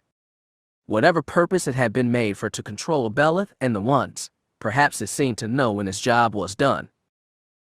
They watched as eternity dissolved into dust and disappeared with the wind. Then K-Kruk said, "I cannot hold back the heat much longer." "It's all right." Jade placed a hand on Jadrum's face. It felt smooth and looked serene. "Just help me carry him up." Chapter 39. The Second Fleet's flight from Yaga Minor had been so fast and so chaotic that, once Veers and Grave were gone, there were still hundreds of thousands of Imperial soldiers within the shipyards with no clear loyalties, most of them totally confused as to the events of the few days. Adding to that uncertainty were the millions more Yaga insurrectionists who thrown their lot in with the forces of Jagged Fel. It was too hard to think of him as Admiral or Emperor. Somehow, all those beings would have to be accounted for, evaluated, and placed into order to get the might Yaga Minor yards running on war footing. It was to Lucas Briggs' consternation that as Deputy Chief Quartermaster at Bilbringi he knew more than a few things about organization and operations in a shipyard. That he'd already proven where his loyalties lay made things worse. That Jagged Fel had invited him aboard the briefing room on the Thrawn for a one-on-one conversation was the clincher. An offer delivered like that was impossible to say no to. His wife clearly didn't see it that way, but for the sake of the children, Marion kept her composure. "They're giving all of Yaga Minor to you," she said after Lucas explained the situation. She, Lena, and Polo were crowded tight to fit into the hologram's transmission field. "They need someone to put the pieces back together and run the place," Lucas said. "The Empire needs someone, now more than ever." Marion took a deep breath, in and out. "There's a lot of rumors flying around, Lucas. It's hard to tell what's going on." "Dad, did you really fight for the aliens?" asked Lena. "You mean the Yaga?" "Well, I guess so. Fel wants the natives to have chief administrative control over the shipyards. Which might take some weight off my back, actually." "You talked to him about this?" Marion asked. Personally, Lucas nodded. She thought about that. He noticed her pull the kids in even closer. "This Fel, how do you feel about him?" She didn't call him Emperor. Hardly anybody did right now, Lucas included. Fel was the only thing close to comfortable. He pulled us Void Walkers through a hard situation once. And from what I've seen of how Veers does things, I don't like it. "Dad," asked Polo, "is it safe where you are?" It was difficult to explain things you hardly understood yourself. For his kids' sake he had to fake it. "We'll be fine here, but right now you need to stay at Bilbringi." "When are we going to be together then?" He caught Marion raise an eyebrow. Lucas told them, "I don't know. Once I get things organized here, I'll try to make space for you three. Until then I'll try to come as much as I can. Keep doing things at Bilbringi like you normally would, understand?" The kids nodded, but Marion's face was full of doubt. There was no such thing as normal anymore, and nobody had any idea what the new abnormal was going to look like. All sorts of contradictory reports had been coming in over the past few days about Veers' disposition and location, but nothing was verified. Nothing was certain. Nothing was safe. But for his kids, he faked the brave smile. They, at least, seemed consoled by it. When the connection ended, Lucas slumped in the chair behind his newly appointed desk, exhausted just from a short conversation. He didn't get much of a breather. After just a few minutes, his personal comm station started beeping. Some fresh crisis to be addressed, he was sure. He tapped it on and heard the view of his newly appointed Yaga aide buzz. "Sir, are you getting the broadcast?" Lucas sat stiff in his chair. "What broadcast?" "It's coming across the HoloNet on all frequencies. We're trying to block it, but the encryption pattern keeps changing and..." "Patch it into my office." "Yes, sir." The A's voice clicked off, and mere seconds later the holo projector sprung to life. Lucas saw what he'd expected and dreaded to see: Corin Veers, standing atop a podium with a line of stormtroopers behind his back. More stunningly, instead of putting a big Imperial crest on the wall behind him, he'd raised a massive headshot of Palpatine himself. The long-dead Emperor stared at the Empire-wide audience as Veers went on with his speech. "We will not surrender, and we will not go quietly." He pounded the podium with a fist. "We will fight today. We will fight tomorrow. We will never stop fighting until we have restored the Empire to its true state and removed the predant Emperor who seeks to tear down the legacy of our great founder. I know I am not alone. Even now, brave Moff Thane of Entrala and the worlds of the Velker sector have pledged their resources to fighting the usurper and his Jedi masters. Ships from the 1st and 3rd Fleet flock to us. Even now I speak to you from the deck of the greatest warship in the galaxy. This ship, christened with the blood of patriots murdered by vicious alien traitors, was called Invincible. It has been christened once again with the lives of hundreds of thousands of good soldiers fighting against Jedi cultists, deceitful aliens, and their puppet emperor. I now grant it the name Nemesis, and I promise that it will be that to all who've tried to destroy our founder's legacy." Veers thumped a fist against his chest and shouted, "We will fight today. We will fight tomorrow. We will never stop until the Empire has been restored to what it was. I, Corin Veers, promise this on my life's blood." An unseen audience broke into applause, but Veers gave it no notice. Fist still pressed over his heart, he lifted his head and stared forward with utmost dignity. Then, finally, the transmission winked out. There were no new revelations from Veers' broadcast.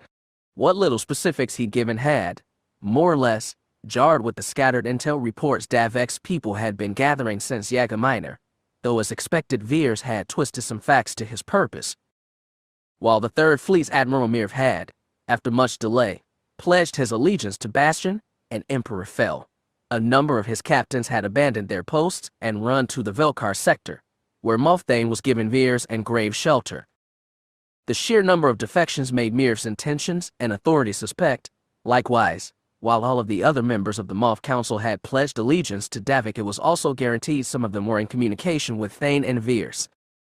Rooting out the disloyal from the loyal was going to be a long, arduous process. Yet it was what Davik had set himself upon. He was forced to consider the ugly realities of that process as he sat in the executive conference room aboard the throne. It felt like he'd been holding meetings there, large and small, since the Battle of Yaga Minor's sudden conclusion. At the risk of leaving Bastion undefended, he'd moved himself and the first flagship there, while leaving Devlin Yeager and the Makati, damaged as it had been during the fight, to guard Yaga Minor. There were only 2 other people in the oversized conference room with him as he reviewed the list of capital ship commanders who'd surrendered or been captured alive during the fight at Yaga Minor. Marasia had already reviewed the list, so had Captain Korak. Without either of them having had to say it, Davik knew that one name had drawn both their attention. It drew his also. "It's a complicated situation, sir," Korak was saying. He slumped in his chair and hugged his arms across his torso. "You might want to form a tribunal to make case-by-case judgments." He'd already decided against that. "We sent to make a clear decision about what happens with soldiers who side with Veers and Grave. We need to send a message so everyone who does align with them knows what he or she is getting into. The punishment they're risking." "What do you plan to do with the enlisted men and low-ranking officers?" asked Marasia. She, too, was hesitant to get to the hard choices. Most of them didn't even know what was going on at Bastion and Yaga Minor. "We need to show we can be merciful. I'll offer amnesty to those willing to accept it. Might get some traitors trying to slip back into the ranks and cause damage," remarked Korak. "I know. That's why we'll have to screen people carefully and monitor them once they've been assimilated back into our armed forces." "That will take a lot of manpower," said Marasia. "We'll do what we have to," Davik grunted. "We'll be sending a message there, too, that we're benevolent and forgiving. But only to a point." "The captains, then," said Korak. Davik looked down at the list of captains. As most of the ships they faced at Yaga Minor had been Second Fleet, very few of the names were familiar to him. It made that of his former first officer stand out all the more. Some of the captains there surrendered as soon as the Chiss showed up, said Korak. Is there any chance of amnesty for them? Davik shook his head firmly. They ordered their people to fire on the rightful leader of the Empire. No. Captains and senior officers have to be punished. How? Davik drummed his fingers on the tabletop, anxious. Most of them should be placed in prison. No trial, no tribunal. They committed treason and will be treated like traitors. All of them. There was no getting around it now. He looked down at the name. Some exceptional cases require more severe consequences. Vice Admiral Renwar wasn't just following orders from her superior. She fired on her commanding officer.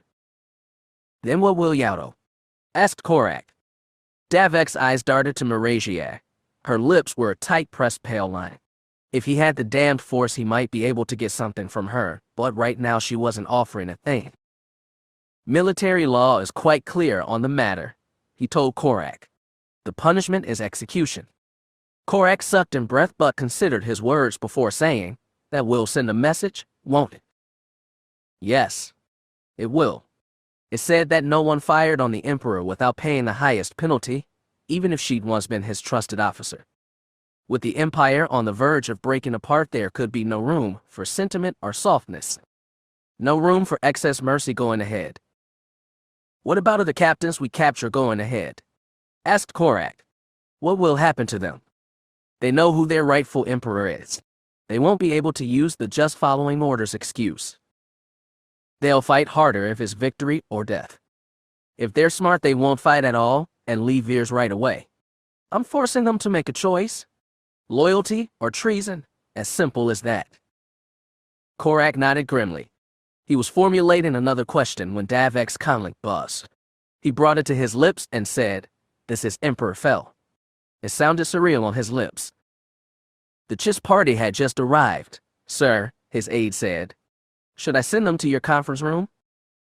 Please do. Davik flicked off the comm. He told Korak, I'm sorry, Captain, it looks like I have other business. Before, as Admiral to Captain, he'd been benign. A first name, intimate, befitting all they'd gone through as Voidwalkers. Now, as Emperor to Subject, it was all titles. Sensing that, Korak rose, tucked his datapad under one arm, and raised the other to salute. Dismissed, Davik said, and the younger man hurried out of the conference room, leaving Davik alone with his wife at last. He swung his head to face her and said, Your opinion. I think you made the right choice, she said. Still cool? I'm glad you approve. He was, but he knew he didn't sound it. For a long time he'd relied on Renwar, trusted her, considered her a friend. He knew Maragia, too, had a friend who'd been loyal to Veers. If he was still alive, if he were ever captured, his fate would be the same. It was just one hard choice awaiting him if he was to hold the Empire together. There were more to come, and if he couldn't accept this burden, he could never shoulder what was to come. But he would have to shoulder it, for the sake of the trillions of sentient beings in the Empire who deserved better than what Veers would make, for the sake of his father. I appreciate you not questioning my judgment in front of him, Davik said, but I need your advice, Maragia. Now more than ever. I told you I agree. We need to be united. We need to be seen as united. Because you were right, this is all about symbols. You're already a symbol for the Jedi in the eyes of most of our citizens. You need to be that, now more than ever. You're serious about shutting off ties with Asis. I need the Imperial Knights to be separate from the Jedi. And if they're separate, they need their own leader. She nodded, still guarded, unsurprised. They talked little of Arlen or Jana since Davik made his declaration. He hadn't talked to his brother or mother either. He'd been grateful to have too much else to do. When the door to the conference room slid open next, he jerked to his feet in surprise. His Aunt Wen was there in her black Chiss Admiral's uniform, as expected. So was his adopted cousin Kanarn, also in black. Behind them, in his pale antique tunic but no brown robes, was Arlen. Davik's eyes locked on his brother's. He swallowed hard and said, "I'm sorry. I wasn't expecting you." "It's okay." Arlen shrugged. "I've actually been with Aunt Wen since we delivered the package from Bamora." "What about your daughter?" "Back on Champion with Tamar." Arlen: "I know. I'm a disloyal Jedi liable to be convicted for crimes against the Empire." He smiled sourly and spread his hands. "I won't be here long. I was going to start for Alphasas pretty soon. I wanted to see if you come with." Roan and Vtor were still there. He wanted his sons back at Bastion, at the newly repaired Jedi Academy with Miragia, but he'd put off retrieving them, again with the excuse that there was so much else to do. He was honest with himself. He was afraid of seeing his mother. Even if Jana understood what he'd done was necessary, she'd never approve. But as Emperor, he had to shoulder his burdens and face his fears, one after another. "I appreciate that, Arlen." "Thank you. I'll make arrangements." That surprised his brother, but Arlen nodded. There was so unsaid and so much understood. Davik turned his attention to his aunt and cousin. "Thank you again for the help you provided. There was no way we could have turned the battle at Yaga Minor without your arrival. The Chiss Ascendancy formally extends gratitude to you and your brother for revealing Veers' deception," Wynn said. "What does that mean going ahead?" broached Miragia, still seated at the table. "Veers is still out there. You haven't punished him yet." "We're very aware. The Ascendancy has approved the creation of a detached special task force that will help your fleets track down and destroy Veers." "Will you be leading?" Davik raised a brow. "For now. I can't give details right now. There are many in the Ascendancy wary of prolonged involvement in someone else's civil war." Davik couldn't blame them. From all reports, Veers had all the Velcro sector and most of the Coring sector declaring loyalty to him. As reports of defections from the Third Fleet came trickling in, it became clear he had the means to defend them as well. The war against Veers might drag on for years. The war for the hearts and minds of the average Imperial citizen might drag on for even longer. He knew there were still many beings who, too reasonably, saw Davik's actions as a dangerous misstep, if not an act of treason against a legal ruler.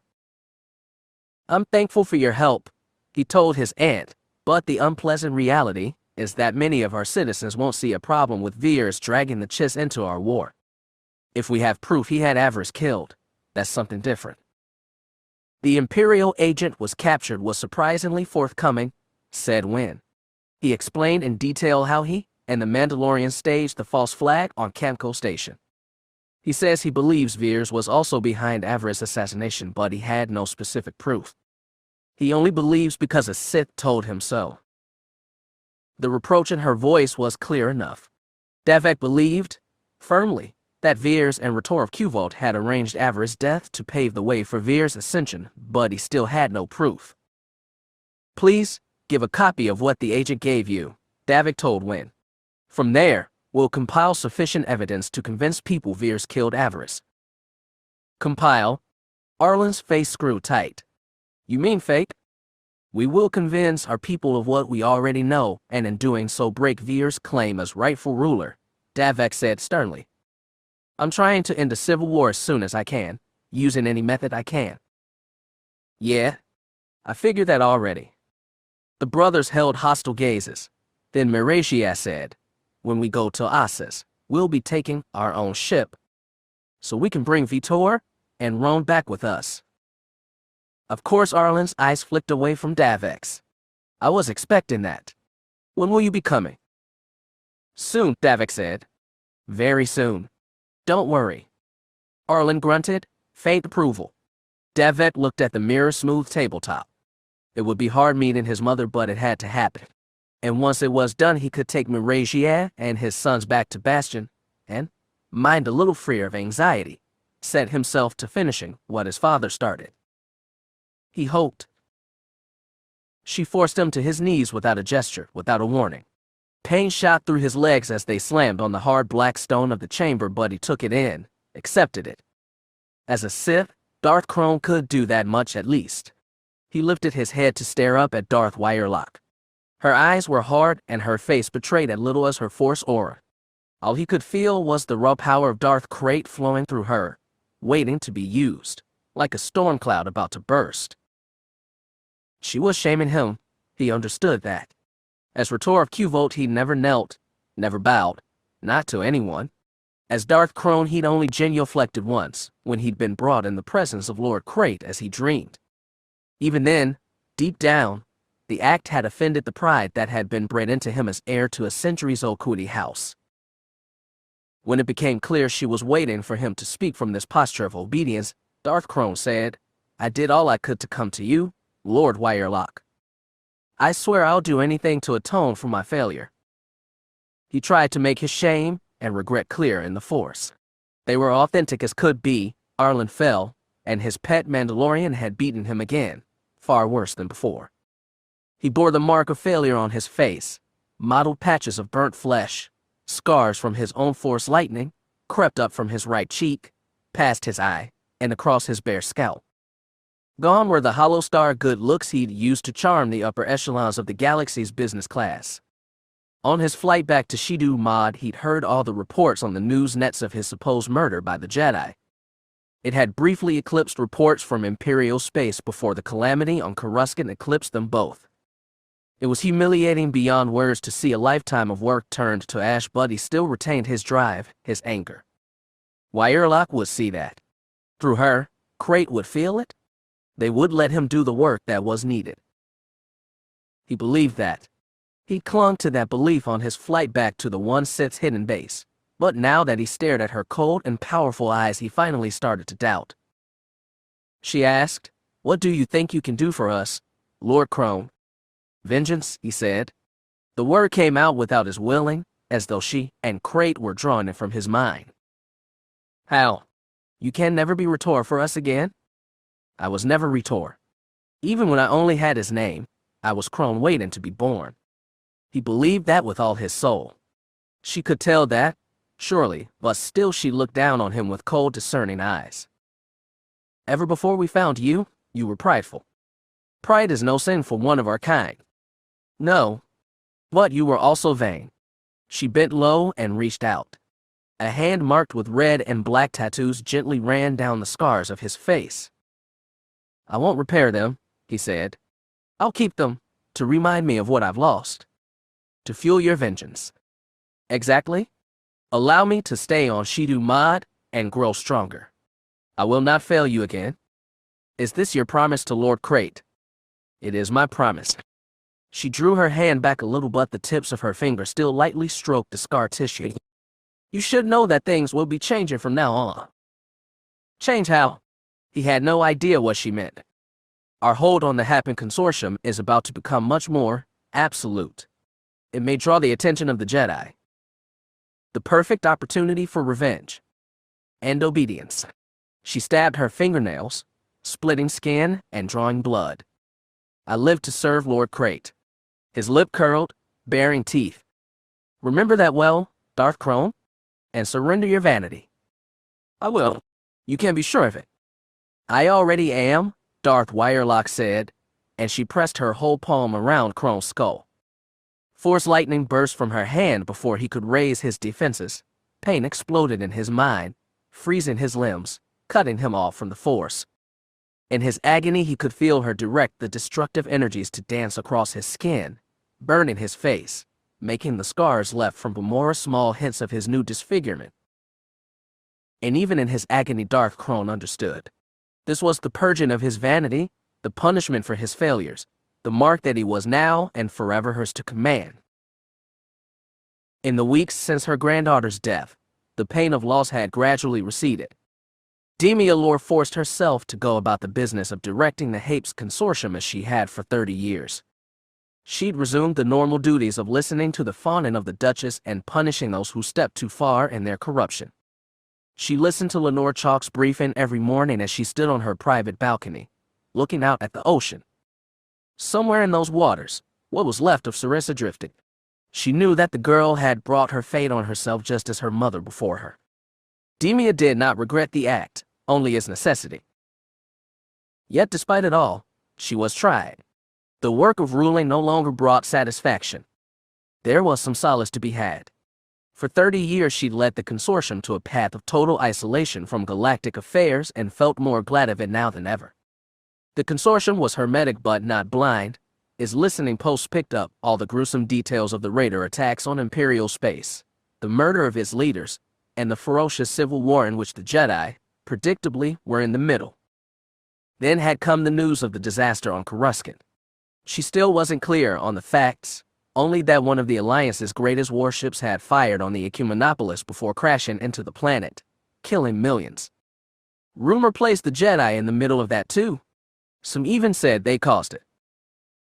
All in all, her choice of isolation for Hapes had never looked better. One strangeness lingered in her mind. Since the death of her granddaughter, the Sith had not spoken with her at all. They'd not contacted her and she'd not contacted them. She'd gone longer stretches without dealing with them, but it seemed odd, given how active their Jedi rivals were across the galaxy of late. She'd kept on expecting Darth Avank, or his Chiss disciple, to appear and ask for her assistance in their struggle with the other cultists, but they simply never materialized. She knew she'd never be released from her bonds to the Sith easily. Their absence was therefore becoming suspicious. With the Sith, all she could do was wait. As for the rest, news came in steadily. 2 days after word first broke of the Kuskin disaster, she woke early and found herself eager for Lenore's briefing. She looked forward to news of punishment the Jedi so rightly deserved for their ceaseless meddling. Demia therefore threw a loose shimmer-silk robe over her nightgown and went onto the balcony to watch the early morning light play across the waters. She smelled the salt spray, listened to the weeping of seabirds, and found herself feeling more at peace than she had in months. She stayed like that for a while, until she heard the sound of the door behind her hissing open. "You're early," she said as she turned, then froze. Her granddaughter stood 2 meters away from her. She wore a loose cloak, simple and plain, that hid her figure and matched her black hair. Sarissa simply stared at her, dark eyes narrowed, as though she were deep in thought. Demia's heart raced at the sight, then her pulse subsided. She understood instinctively, somehow, that all this was still a dream. A vivid dream, amazingly so, but still a fantasy. She'd not dreamed of Sarissa after the girl's death, not like she'd dreamed of Mellor, but it had to happen sooner or later. Her granddaughter took 2 long steps toward her but stopped short of touching. Her lips pursed, her jaw worked to form words but nothing came out. Demia spoke instead. "It's all right, Sarissa. I understand. I forgive you." The words made Sarissa's eyes harden. Her expressionless face became a sneer and she said, "I donna forgive you." Suddenly Demia felt pressure on her throat, as though invisible hands had grasped it. Her fingers went for it, but all they found was an old woman's sagging skin. The pressure tightened and tightened, her windpipe felt on verge of cracking, and she realized this wasn't a dream, not even a nightmare. As she gasped for air that wouldn't come, her vision started to blur. Blackness crept around the edges of her sight, and the only part of the world to remain in focus was her granddaughter's eyes. They were narrowed in hatred, and somehow, impossibly, their dark irises seemed to tint red gold. The old woman's throat finally snapped with an audible crunch. As the certainty of death took Demia, her eyes bulged, her mouth hung open, and her dry tongue rolled pathetically out.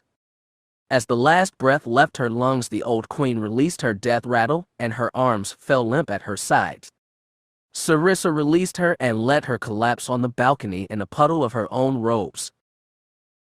Sarissa stood there, looking down at the body of her grandmother. Her mind was blank, all the anger of spite of a second ago drained. She's murdered before, but this was different. She was stunned at what she'd done. Gently, Darth Terce dropped from the palace roof and planted his boots beside Sarissa's. When she didn't react to his presence, he asked, "Isn't this what you wanted from the beginning?" His voice made her shudder. Sarissa composed herself, swallowed, and turned to face him. "I did. I just never imagined it happening this way." Terce understood. She was less stunned by what she had done than how she'd done it.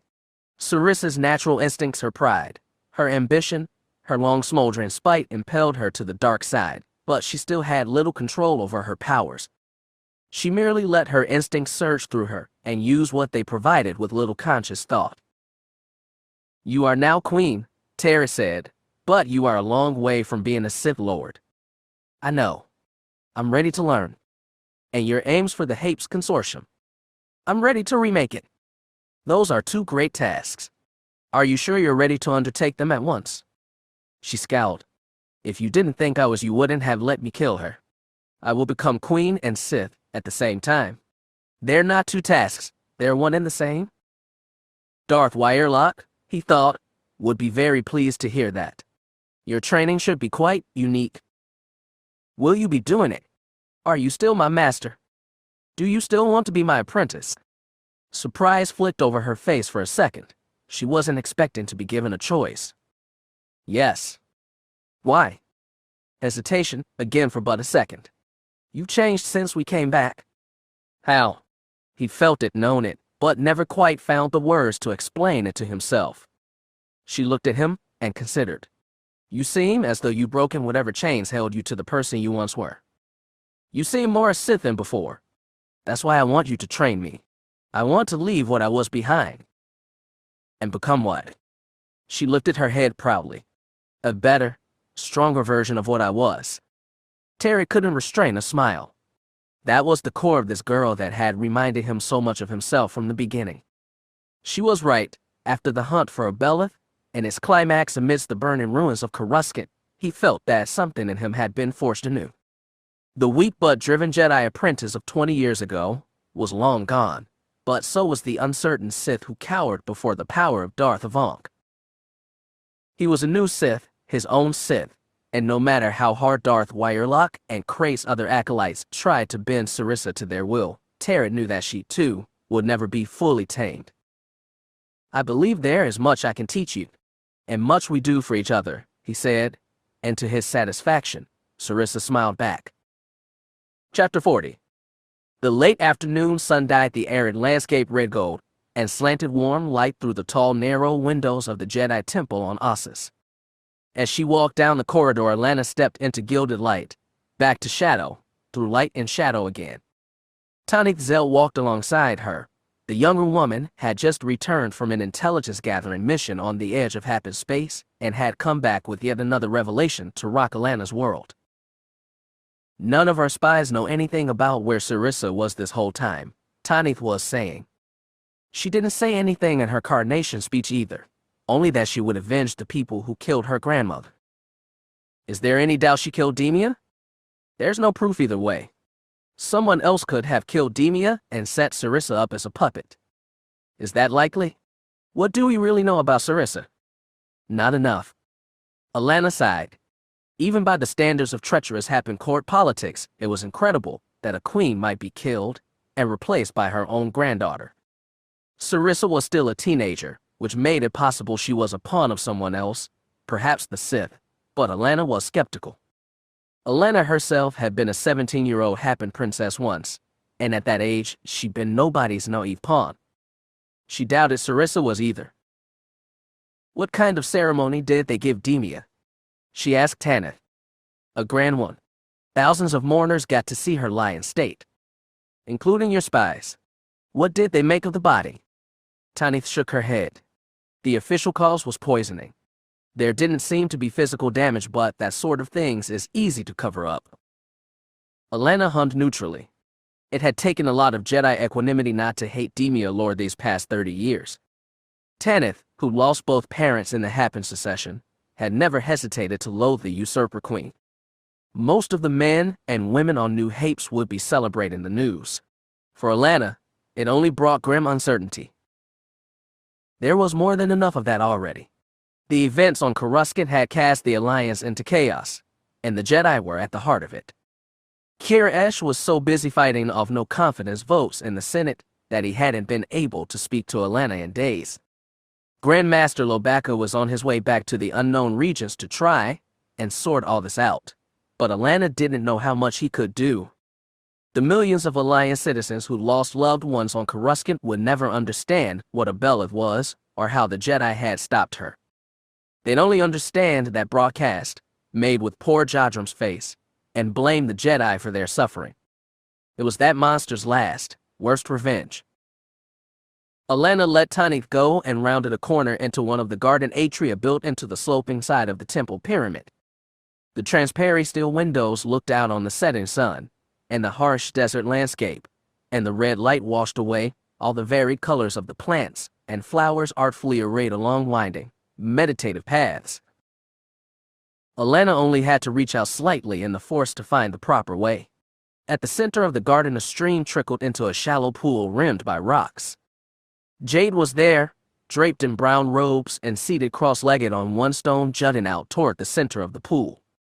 Through the forest she exuded the same quiet, peaceful sadness that had enveloped her since her husband's death, but there was also something wistful on her face, and bittersweet in her emotions as she watched the children around her. Her youngest son Cole was seated on the edge of the pool, with his bare feet lowered into the water. He kicked his legs back and forth, slowly and steadily, watching ripples as they pulsed away.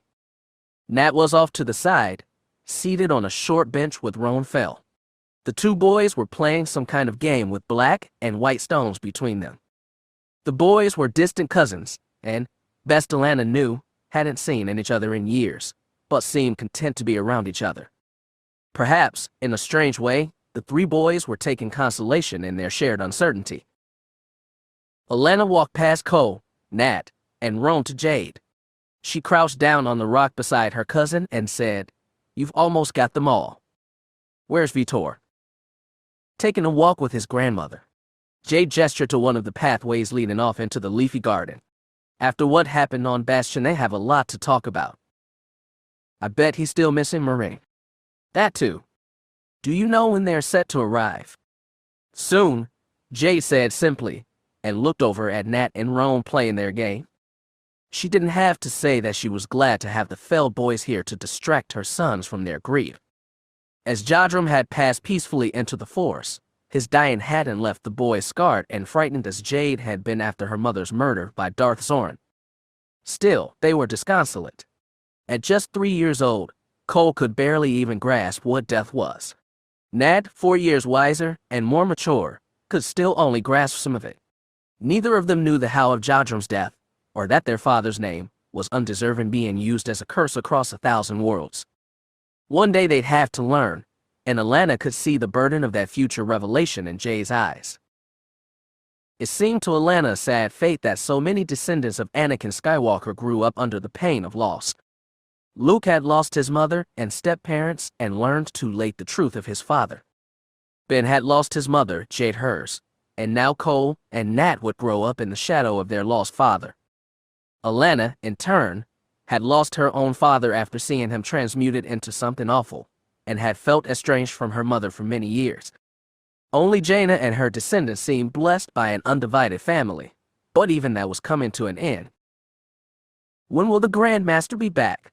Jade asked eventually. "Anxious to have your ship." Alana tried to smile. Jade nodded. "We need him now." "I know. He should be here within a day."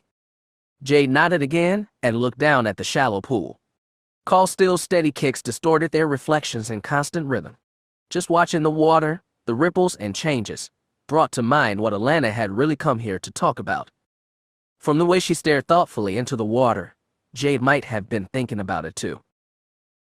"When I talked to Lobaka," she began, "he said that before he loaded everyone aboard Jade's Shadow and started home, he went down into the tunnels beneath the ruins.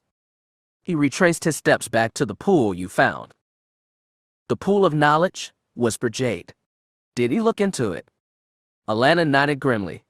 Nothing had changed. The younger woman stared hard at the water, but her voice quavered. "You mean it was still him and the throne?" "That's right." They both looked down, saying nothing, letting the possible implications wash over them. Alana had never been comfortable knowing about the vision Luke Skywalker, Jade, and her father had all seen of her on this throne of balance, and not just because of the horrors Jacen had produced to bring it about. The burden of destiny, that awful Skywalker load, had been weighing her since before she was born. On becoming Chief of State of the Alliance, she thought the prophecy fulfilled, but the future, as she'd been told, was always in motion. In a whisper, so the children couldn't hear, Alana said, "What my father did to change his vision of the dark man released Abell. Do you think that, in killing her, finally killing her, we changed things back? Jay shook her head. It didn't change when we killed Abell. It changed when she took Jadram. In that vision I saw he and I were together, protecting you. If so, it meant that, with Jadram gone, Alana was in more danger than ever. She was no stranger to that kind of risk. No happen princess could be. Still, it was another grim reminder of how uncertain the galaxy was becoming. There's another option, Alana whispered. Maybe the vision changed because, when she took Jadram, Abell doomed herself. From that moment she was fated to die forever, and that was why the vision changed. Jade frowned. I don't get what you mean. When she took Jadram's body, she made conflict with you inevitable. Both of you? Alana reached out and squeezed Jade's arm. She'd been alive for thousands of years. She was more powerful than any mortal Force user could ever be. But you defeated her together. Jadram killed her, Jade swallowed. It was your raw power. His bravery? The love that bound you two together. Because of that, Jadram did what no Sith or Jedi before him ever could or ever will again. The rest of the galaxy may never know what a hero he was, but we do. Your sons have to know that too. They already do. For a moment Jade's face wavered with restrained tears, then she sucked them back, blinked them away, and added, the lies they'll learn later. But they already know the truth. Both women fell silent and watched the three boys. Cole withdrew his feet from the water and tried drying them with the sleeves of his tunic. Nat made a whining score of whatever game he was playing and beamed proudly at Rome. There was no telling what was in store for these children as they'd grow to adulthood. Alana sadly doubted they'd grow up happy. With stable families untouched by tragedy, the descendants of Anakin Skywalker had never much luck on that score. But if they learned something through their pain and, by their sacrifices, left something greater for their own sons and daughters, it would be enough. Rome suddenly perked his head up. Nat noticed his alarm and asked, "What's wrong?" "Nothing's wrong," the other boy said. "It's my parents. They're here." The Emperor's shuttle and Arlen's ship arrived together and set down in the Jedi Temple's hangar as one. The reunion on the flight deck gathered more people than Davik had expected. As he and Miragia descended from their vessel, their sons were waiting. So was Davik's mother. Arlen, his daughter, and Tamar Skirata descended from Starlight Champion. Also waiting for them were Alana Solo Joe, Jay Skywalker Tainer, and both her sons. This gathering, as full of Skywalkers and Fels as anything Davik could remember, should have felt more joyous than it did. Its necessary brevity was just one pall hanging over things. So too were the absences of Jay's husband and Davik's father. So was the recent disaster on Kuskin and the war waiting to resume back in Imperial space. For Davik, the biggest shadow over the meeting was his mother, and as soon as he could he drew her aside so they would walk through the temple's corridors and say what needed to be said. "I didn't want to do it," he told her. "I did what was necessary." "Necessary for what?" "To protect the Jedi. You and my sons. The Empire." "Your father's legacy?" Jana said with a sigh. "Yes." "Exactly?" Jana turned her brown eyes up at him. "Do you really believe Jag would have wanted this?" What other option was there? Veers had to be stopped. He would have destroyed the Empire and still failed to turn the clock back 100 years. You didn't have to declare yourself Emperor Davik. You should have called for free elections. "I'm sorry, Mother, but I did. Veers isn't the cause of all this. He's a symptom of a revolution Father left half finished. He thought he could reform the Empire from within, make it more free and equal and just, but do it by gradual democratic means. He meant the best, but he was unrealistic. Democracy gives the people what they want, but unless the people are, as a whole, willing to take massive risks, then democracy is an inherently conservative and indecisive form of government. Democracy put moths like Veers and Thane into power. It promoted weak leaders like Avarice who tried to placate all sides and accomplished nothing. If Father's revolution is going to be finished, the Empire needs a strong leader who will force his values through, even on people who still yearn for Palpatine. We have to choose between democracy and justice. We can't have both. And do you think Jag would appreciate the posthumous honor of being the first Emperor Fel? There was bite in her tone. It hurt, but Davik stood his ground. Yes. He was seeing the necessity of what I've done, and in my place, he'd have done the same. He would have made that hard choice and defended justice over democracy. She searched his eyes, like she wanted to make certain he believed that. When she saw that he did, the sadness on her face only deepened. He pressed, I never wanted this. I never wanted any of this. But someone had to take the burden. Someone had to be strong enough. I was the only one who could do it. Jana reached up. Her cold, thin fingers tickled his cheek. Oh, Davik, you sound so much like him. She withdrew her hand. My brother. Davik shuddered. I am not Al Jassin. His intentions were so good, but he tried to do everything himself and save everyone the burden. He became convinced that his way was the only way, and everyone else became the enemy. I won't become a tyrant like him. I'll never be a Sith. I can't. I know. For the first time this conversation, she sounded relieved. Mother, there's no dark side of the Force to seduce me. No Sith Lords trying to trap me. There's no Force at all. I'm not like you or Jassin. I'm like Father. I'm just a man. I make my choices every step of the way. Power can corrupt anyone. I won't be corrupted. Her eyes searched his. Whatever answer she found, he couldn't tell. She just looked away. What about the Jedi? They'll be Imperial Knights now. Maragia will lead them. As your Empress. That's right. She'll be a strong leader and a symbol. You'll be one together. That's right. And my grandsons. They'll defend the Empire. Even if it means falling to the dark. He put a hand on her arm and squeezed. No. I promise. Vtor and Roan will be good men. And good knights. And when you grow old, will Vtor succeed you? Will he be the third Fel Emperor? Perhaps. That's an awful burden to place on someone so young. We all have burdens put on us by our bloodline. You and your brother did. So did Arlen, and I, Vtor, and Roan are the same. It was unfair to us all. I know, Mother, but we do what we must. Slowly, grimly, Jana nodded. It wasn't approval. He hadn't been hoping to win that from her. But it was acceptance. It was enough. It would have to be. When he found an opening, Arlen slipped away from his daughter, pried Maragia from her sons, and guided her to the edge of the hangar. Twilight had fallen over the Jedi Temple, turning the outside desert black. You have to watch out for him, Arlen said simply. I know, she said, looking out at the dark. And for your sons. And for all the Jedi on Bastion. Arlen, I know. He watched her profile and tried to get a sense of her. Even when he trained her as a knight, his sister-in-law had been hard to read.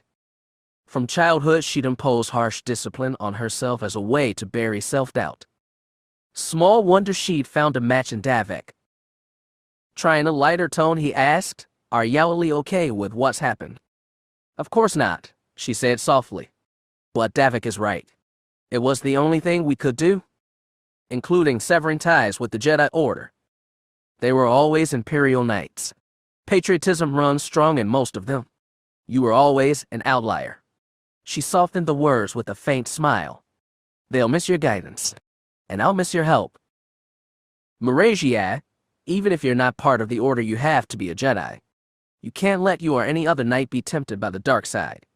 No matter what happens, you have to keep your knights committed to the light, and you have to keep Davik committed too. The dark side can never touch your brother. You know what I mean? Do you really think Davik is corruptible? I think he'll have the power to do anything he thinks is right. Please, as a Jedi, make sure what he does stays right. She turned from the knight to look at him. Arlen, do you think you have to LME to protect Davik? I just want to make sure you protect him from himself too. She nodded curtly and looked back at the knight. Of course. That's what spouses are for. An odd way of putting it, but it drew Arlen's attention back into the hangar. He looked over his shoulder and spotted Marin talking with Vtor. Roan, Cole, and Nat surrounded them, children looking up at the teenagers with mild awe. Tamar in champion shadow, apart from them, apart from everyone. He heaved a very deep sigh, which caused Marasiat to turn and ask, "What?" "Sorry." Arlen shook his head. "I've got too many goodbyes tonight." Tamar and Arlen walked through the garden. One moon shone through the cron drift, illuminating its swirling gases, and in turn casting a soft silver glow across the ferns and flowers, dirt paths, and trickling streams. She almost felt at peace here. "It will take time for her to get used to being here," Arlen said. "It's going to be very different from the academy on Bastion." "What about you?" Tamar glanced at him sidelong. Arlen have one of his loose, obfuscating shrugs. "I never totally fit in on Bastion. You know that." She did. He had too much of his mother in him to be a good little Imperial. "I left my ship at Ravlin and need to pick it up. I'll be hitching a ride back with your brother if he'll let me." "I think I can arrange it." She wasn't looking forward to a flight back. She'd never gotten along well with Davik or his wife when she'd been, more or less, part of the family. She'd feel even less welcome among them now, but she needed to get back to Bastion. "What happens when you get your ship?" asked Arlen. From his tone he knew the answer.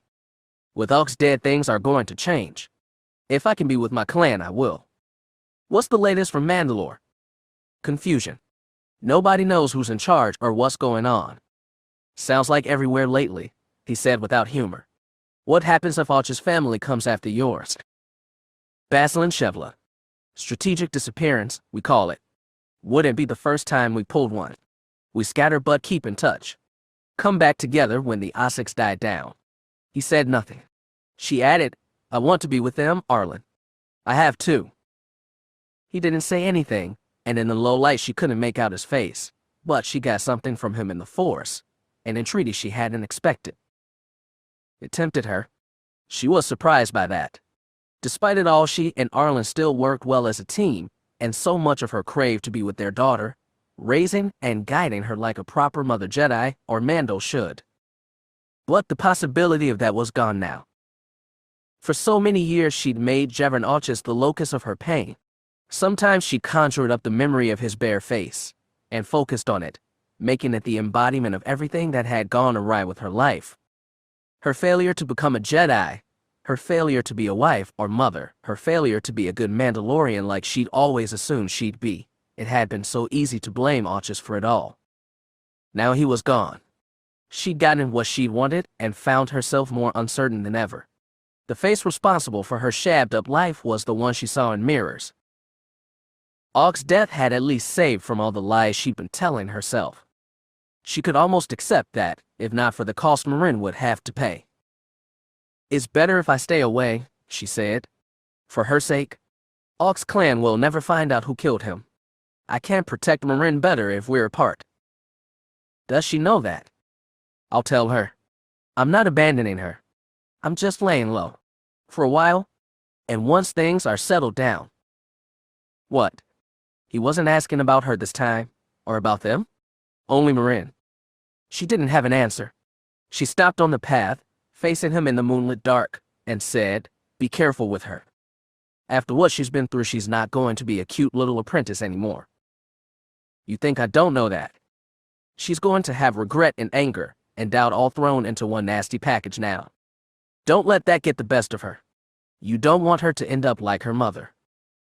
"Tamar," Arlen said, put both hands on her shoulders, and stopped.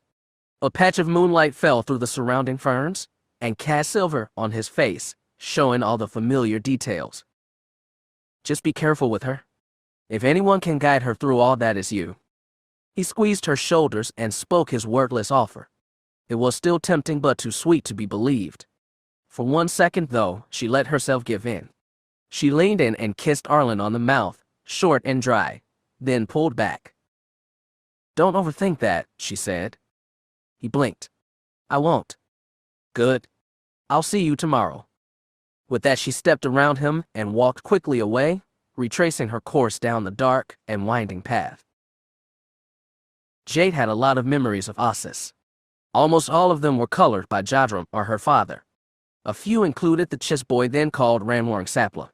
It seemed like only a handful had been made by her alone, She recalled one time, a few days or a week after her father's death, she'd stumbled out of her sleepless bed before dawn, walked up to the highest balcony on the temple pyramid, and sat down to watch the sun rise. She remembered how it had chased away the night sky and colored gases of the Crone drift and replaced them with cloudless blue, how it had warmed the dry wind and turned the desert from stark and sterile to something harsh but bright. The morning after the Fel brothers arrived at Bastion, Jade went onto the same balcony and got the same sights. One thing about arid, rugged Ossus was that each day went pretty much the same. She remembered that had annoyed her growing up, when both Jadram and her father had been around, but this morning at least it felt like a bomb. Her aunt's arrival marked a change from last time around. Jana opened the door of the balcony and soundlessly shuffled over to the ledge where Jade sat. Using the force for a touch of strength, the old woman lifted her feet off the stone deck and placed herself next to the younger one. "You're used to this, aren't you?" Jana asked as she looked at the last shades of stars and stardust visible in the brightening sky. "I was," Jay said. "But we spent so much time on Fingering I thought that was home." "You're not going back?" "Not even a question. We'll stay here on Ossus, I guess. With you and Alana. And Arlen and Marin. We don't like that." Jay found she didn't want to be here. It was too haunted with old memories of people who'd never come back. Fingering was the same, but the memories were fresher. A part of her wanted to run off someplace new, someplace where no one ever called on a Skywalker to suffer loss for the galaxy's gain, but she couldn't. She had to raise her sons and raise them as Jedi, because even if they tried to hide, their destiny would find them, as it had found her. "It'll be so hard for them, growing up," Jade whispered, knowing Jana would understand. Their father was a great Jedi. He did what no knight has ever done and saved us all. We know that. But to the rest of the galaxy, they can't be Jadram Tainer's sons. They will be in their hearts. And that's a good thing. She wondered how Nat and Cole might handle that strange burden, whether they'd shoulder it together or whether they'd adapt to carry it in their own ways that would drive them apart like Arlen and Davik. She glanced at her aunt, saw the deep knowing in her eyes. She understood too much. For all their differences, Jade and Jana were at that moment the same, two women sharing the pain of a husband's loss and wondering if their sons would be forever divided by it. "They'll be Jadram's sons, always," Jade whispered. "But to the rest of galaxy, they'll be Skywalkers." She and Jana both understood that in that name alone, destiny waited to be born. The Imperial Shuttle and Starlight Champion were such a contrast sitting side by side in the Jedi Temple's hangar bay. Davik's ovoid ship was smooth and gleaming, an imperious red. Champion was the same gray, angular, unusual ship Marin had known all her life. It was a time for goodbyes. After staying the night on Ossus, her aunt and uncle were ready to leave. So, too, were Vtor and Roan. Her mother would be going with them as far as Bastion, then leaving to rejoin her clan. Strangely, a part of Marin wished she were going with Tamar. The Skiratas had been different from everything she'd ever known. Everything with them was blunt, personal, often angry, the very opposite of what she'd been trained to be as a Jedi, but they weren't dark either. There was too much love between them. Alien as Nanette, Dorn, and the rest had seemed she missed them. The Jedi Temple on Ossus was similar to the Academy on Bastion, but after just one night she could tell it was different in 1,000 subtle ways that added together to alienate. Unlike her short mission with the Skiratas, she would stay on Ossus, with these Jedi strangers, for a long time. She could have accepted that if not for losing Vtor. They stayed up late last night, talking in private, telling everything of what had passed between them like they shared everything before. It had been harder this time for them both. Vtor had no name for the emotion he felt looking into the face of the young Sith woman he'd killed. When Marin thought of Jevern Ox's decapitated helmet rolling across the deck of his ship, she felt cold and empty inside. They might have worked through that confusion together, but they'd never get the chance. When everyone started to say goodbyes, Marin stood back. Jana embraced her younger son tight, then Vtor, and then Roan. Arlen pulled Maragia into a hug and slapped her back. He and Tamar kept their distance, no hugs, no handshakes, but a pair of shared nods, and something in the Force Marine couldn't read. She'd already said goodbye to her mother in private, but Tamar stepped forward for one more embrace. When it came time for Davik and Arlen to part, they hesitated, stuck 2 meters apart. A force push from their mother sent them both stumbling forward, but the coy shove brought no chagrin or release. Davik extended a hand. Arlen shook it firmly, then let go. The brothers stepped away without sharing a word. Miragia took Roan by the hand and guided him up the ramp and into their royal red ship. Once they disappeared inside his hold, Tamar went up alone. Davik got halfway up before he stopped, turned, and saw his son still at the base, looking across the short distance at Marin. She crossed to him. They stood close enough to touch but stared at each other's boots, uncertain what to say. "We'll see each other again," Vtor offered finally. Marin wasn't sure how, since her father had been effectively banished from Imperial space. Been banished or banished himself, she wasn't sure. Nothing made sense anymore. But she forced a smile and said, "Yeah, I'm sure we will." Vtor held his arms up and to the sides, inviting a hug. Marin stepped up, wrapped her arms around his shoulders and squeezed them tight.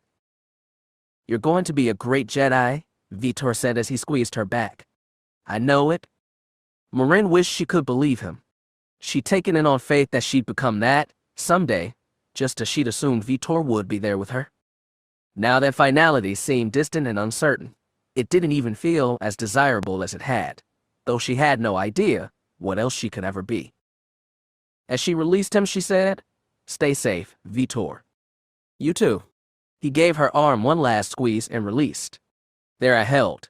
Then he turned and walked up the ramp. Marin waited until he joined his father and both marched out of sight to step away from the shuttle. She joined her father and grandmother and stood beside them to watch the shuttle retract its ramp, fire its repulsors, and rise into the air. Marin watched it pivot and turn and leap out of the hangar into the morning, where its two-thrust trail streaked white across sheer blue until the white dwindled and dissolved into sky. Once it was gone, the hangar went quiet. Jana left first without a word. Arlen, deep in his own thoughts, did the same. Marin lingered longest on the flight deck, watching the empty space where her family had been. Eventually she turned and went join what was left of it,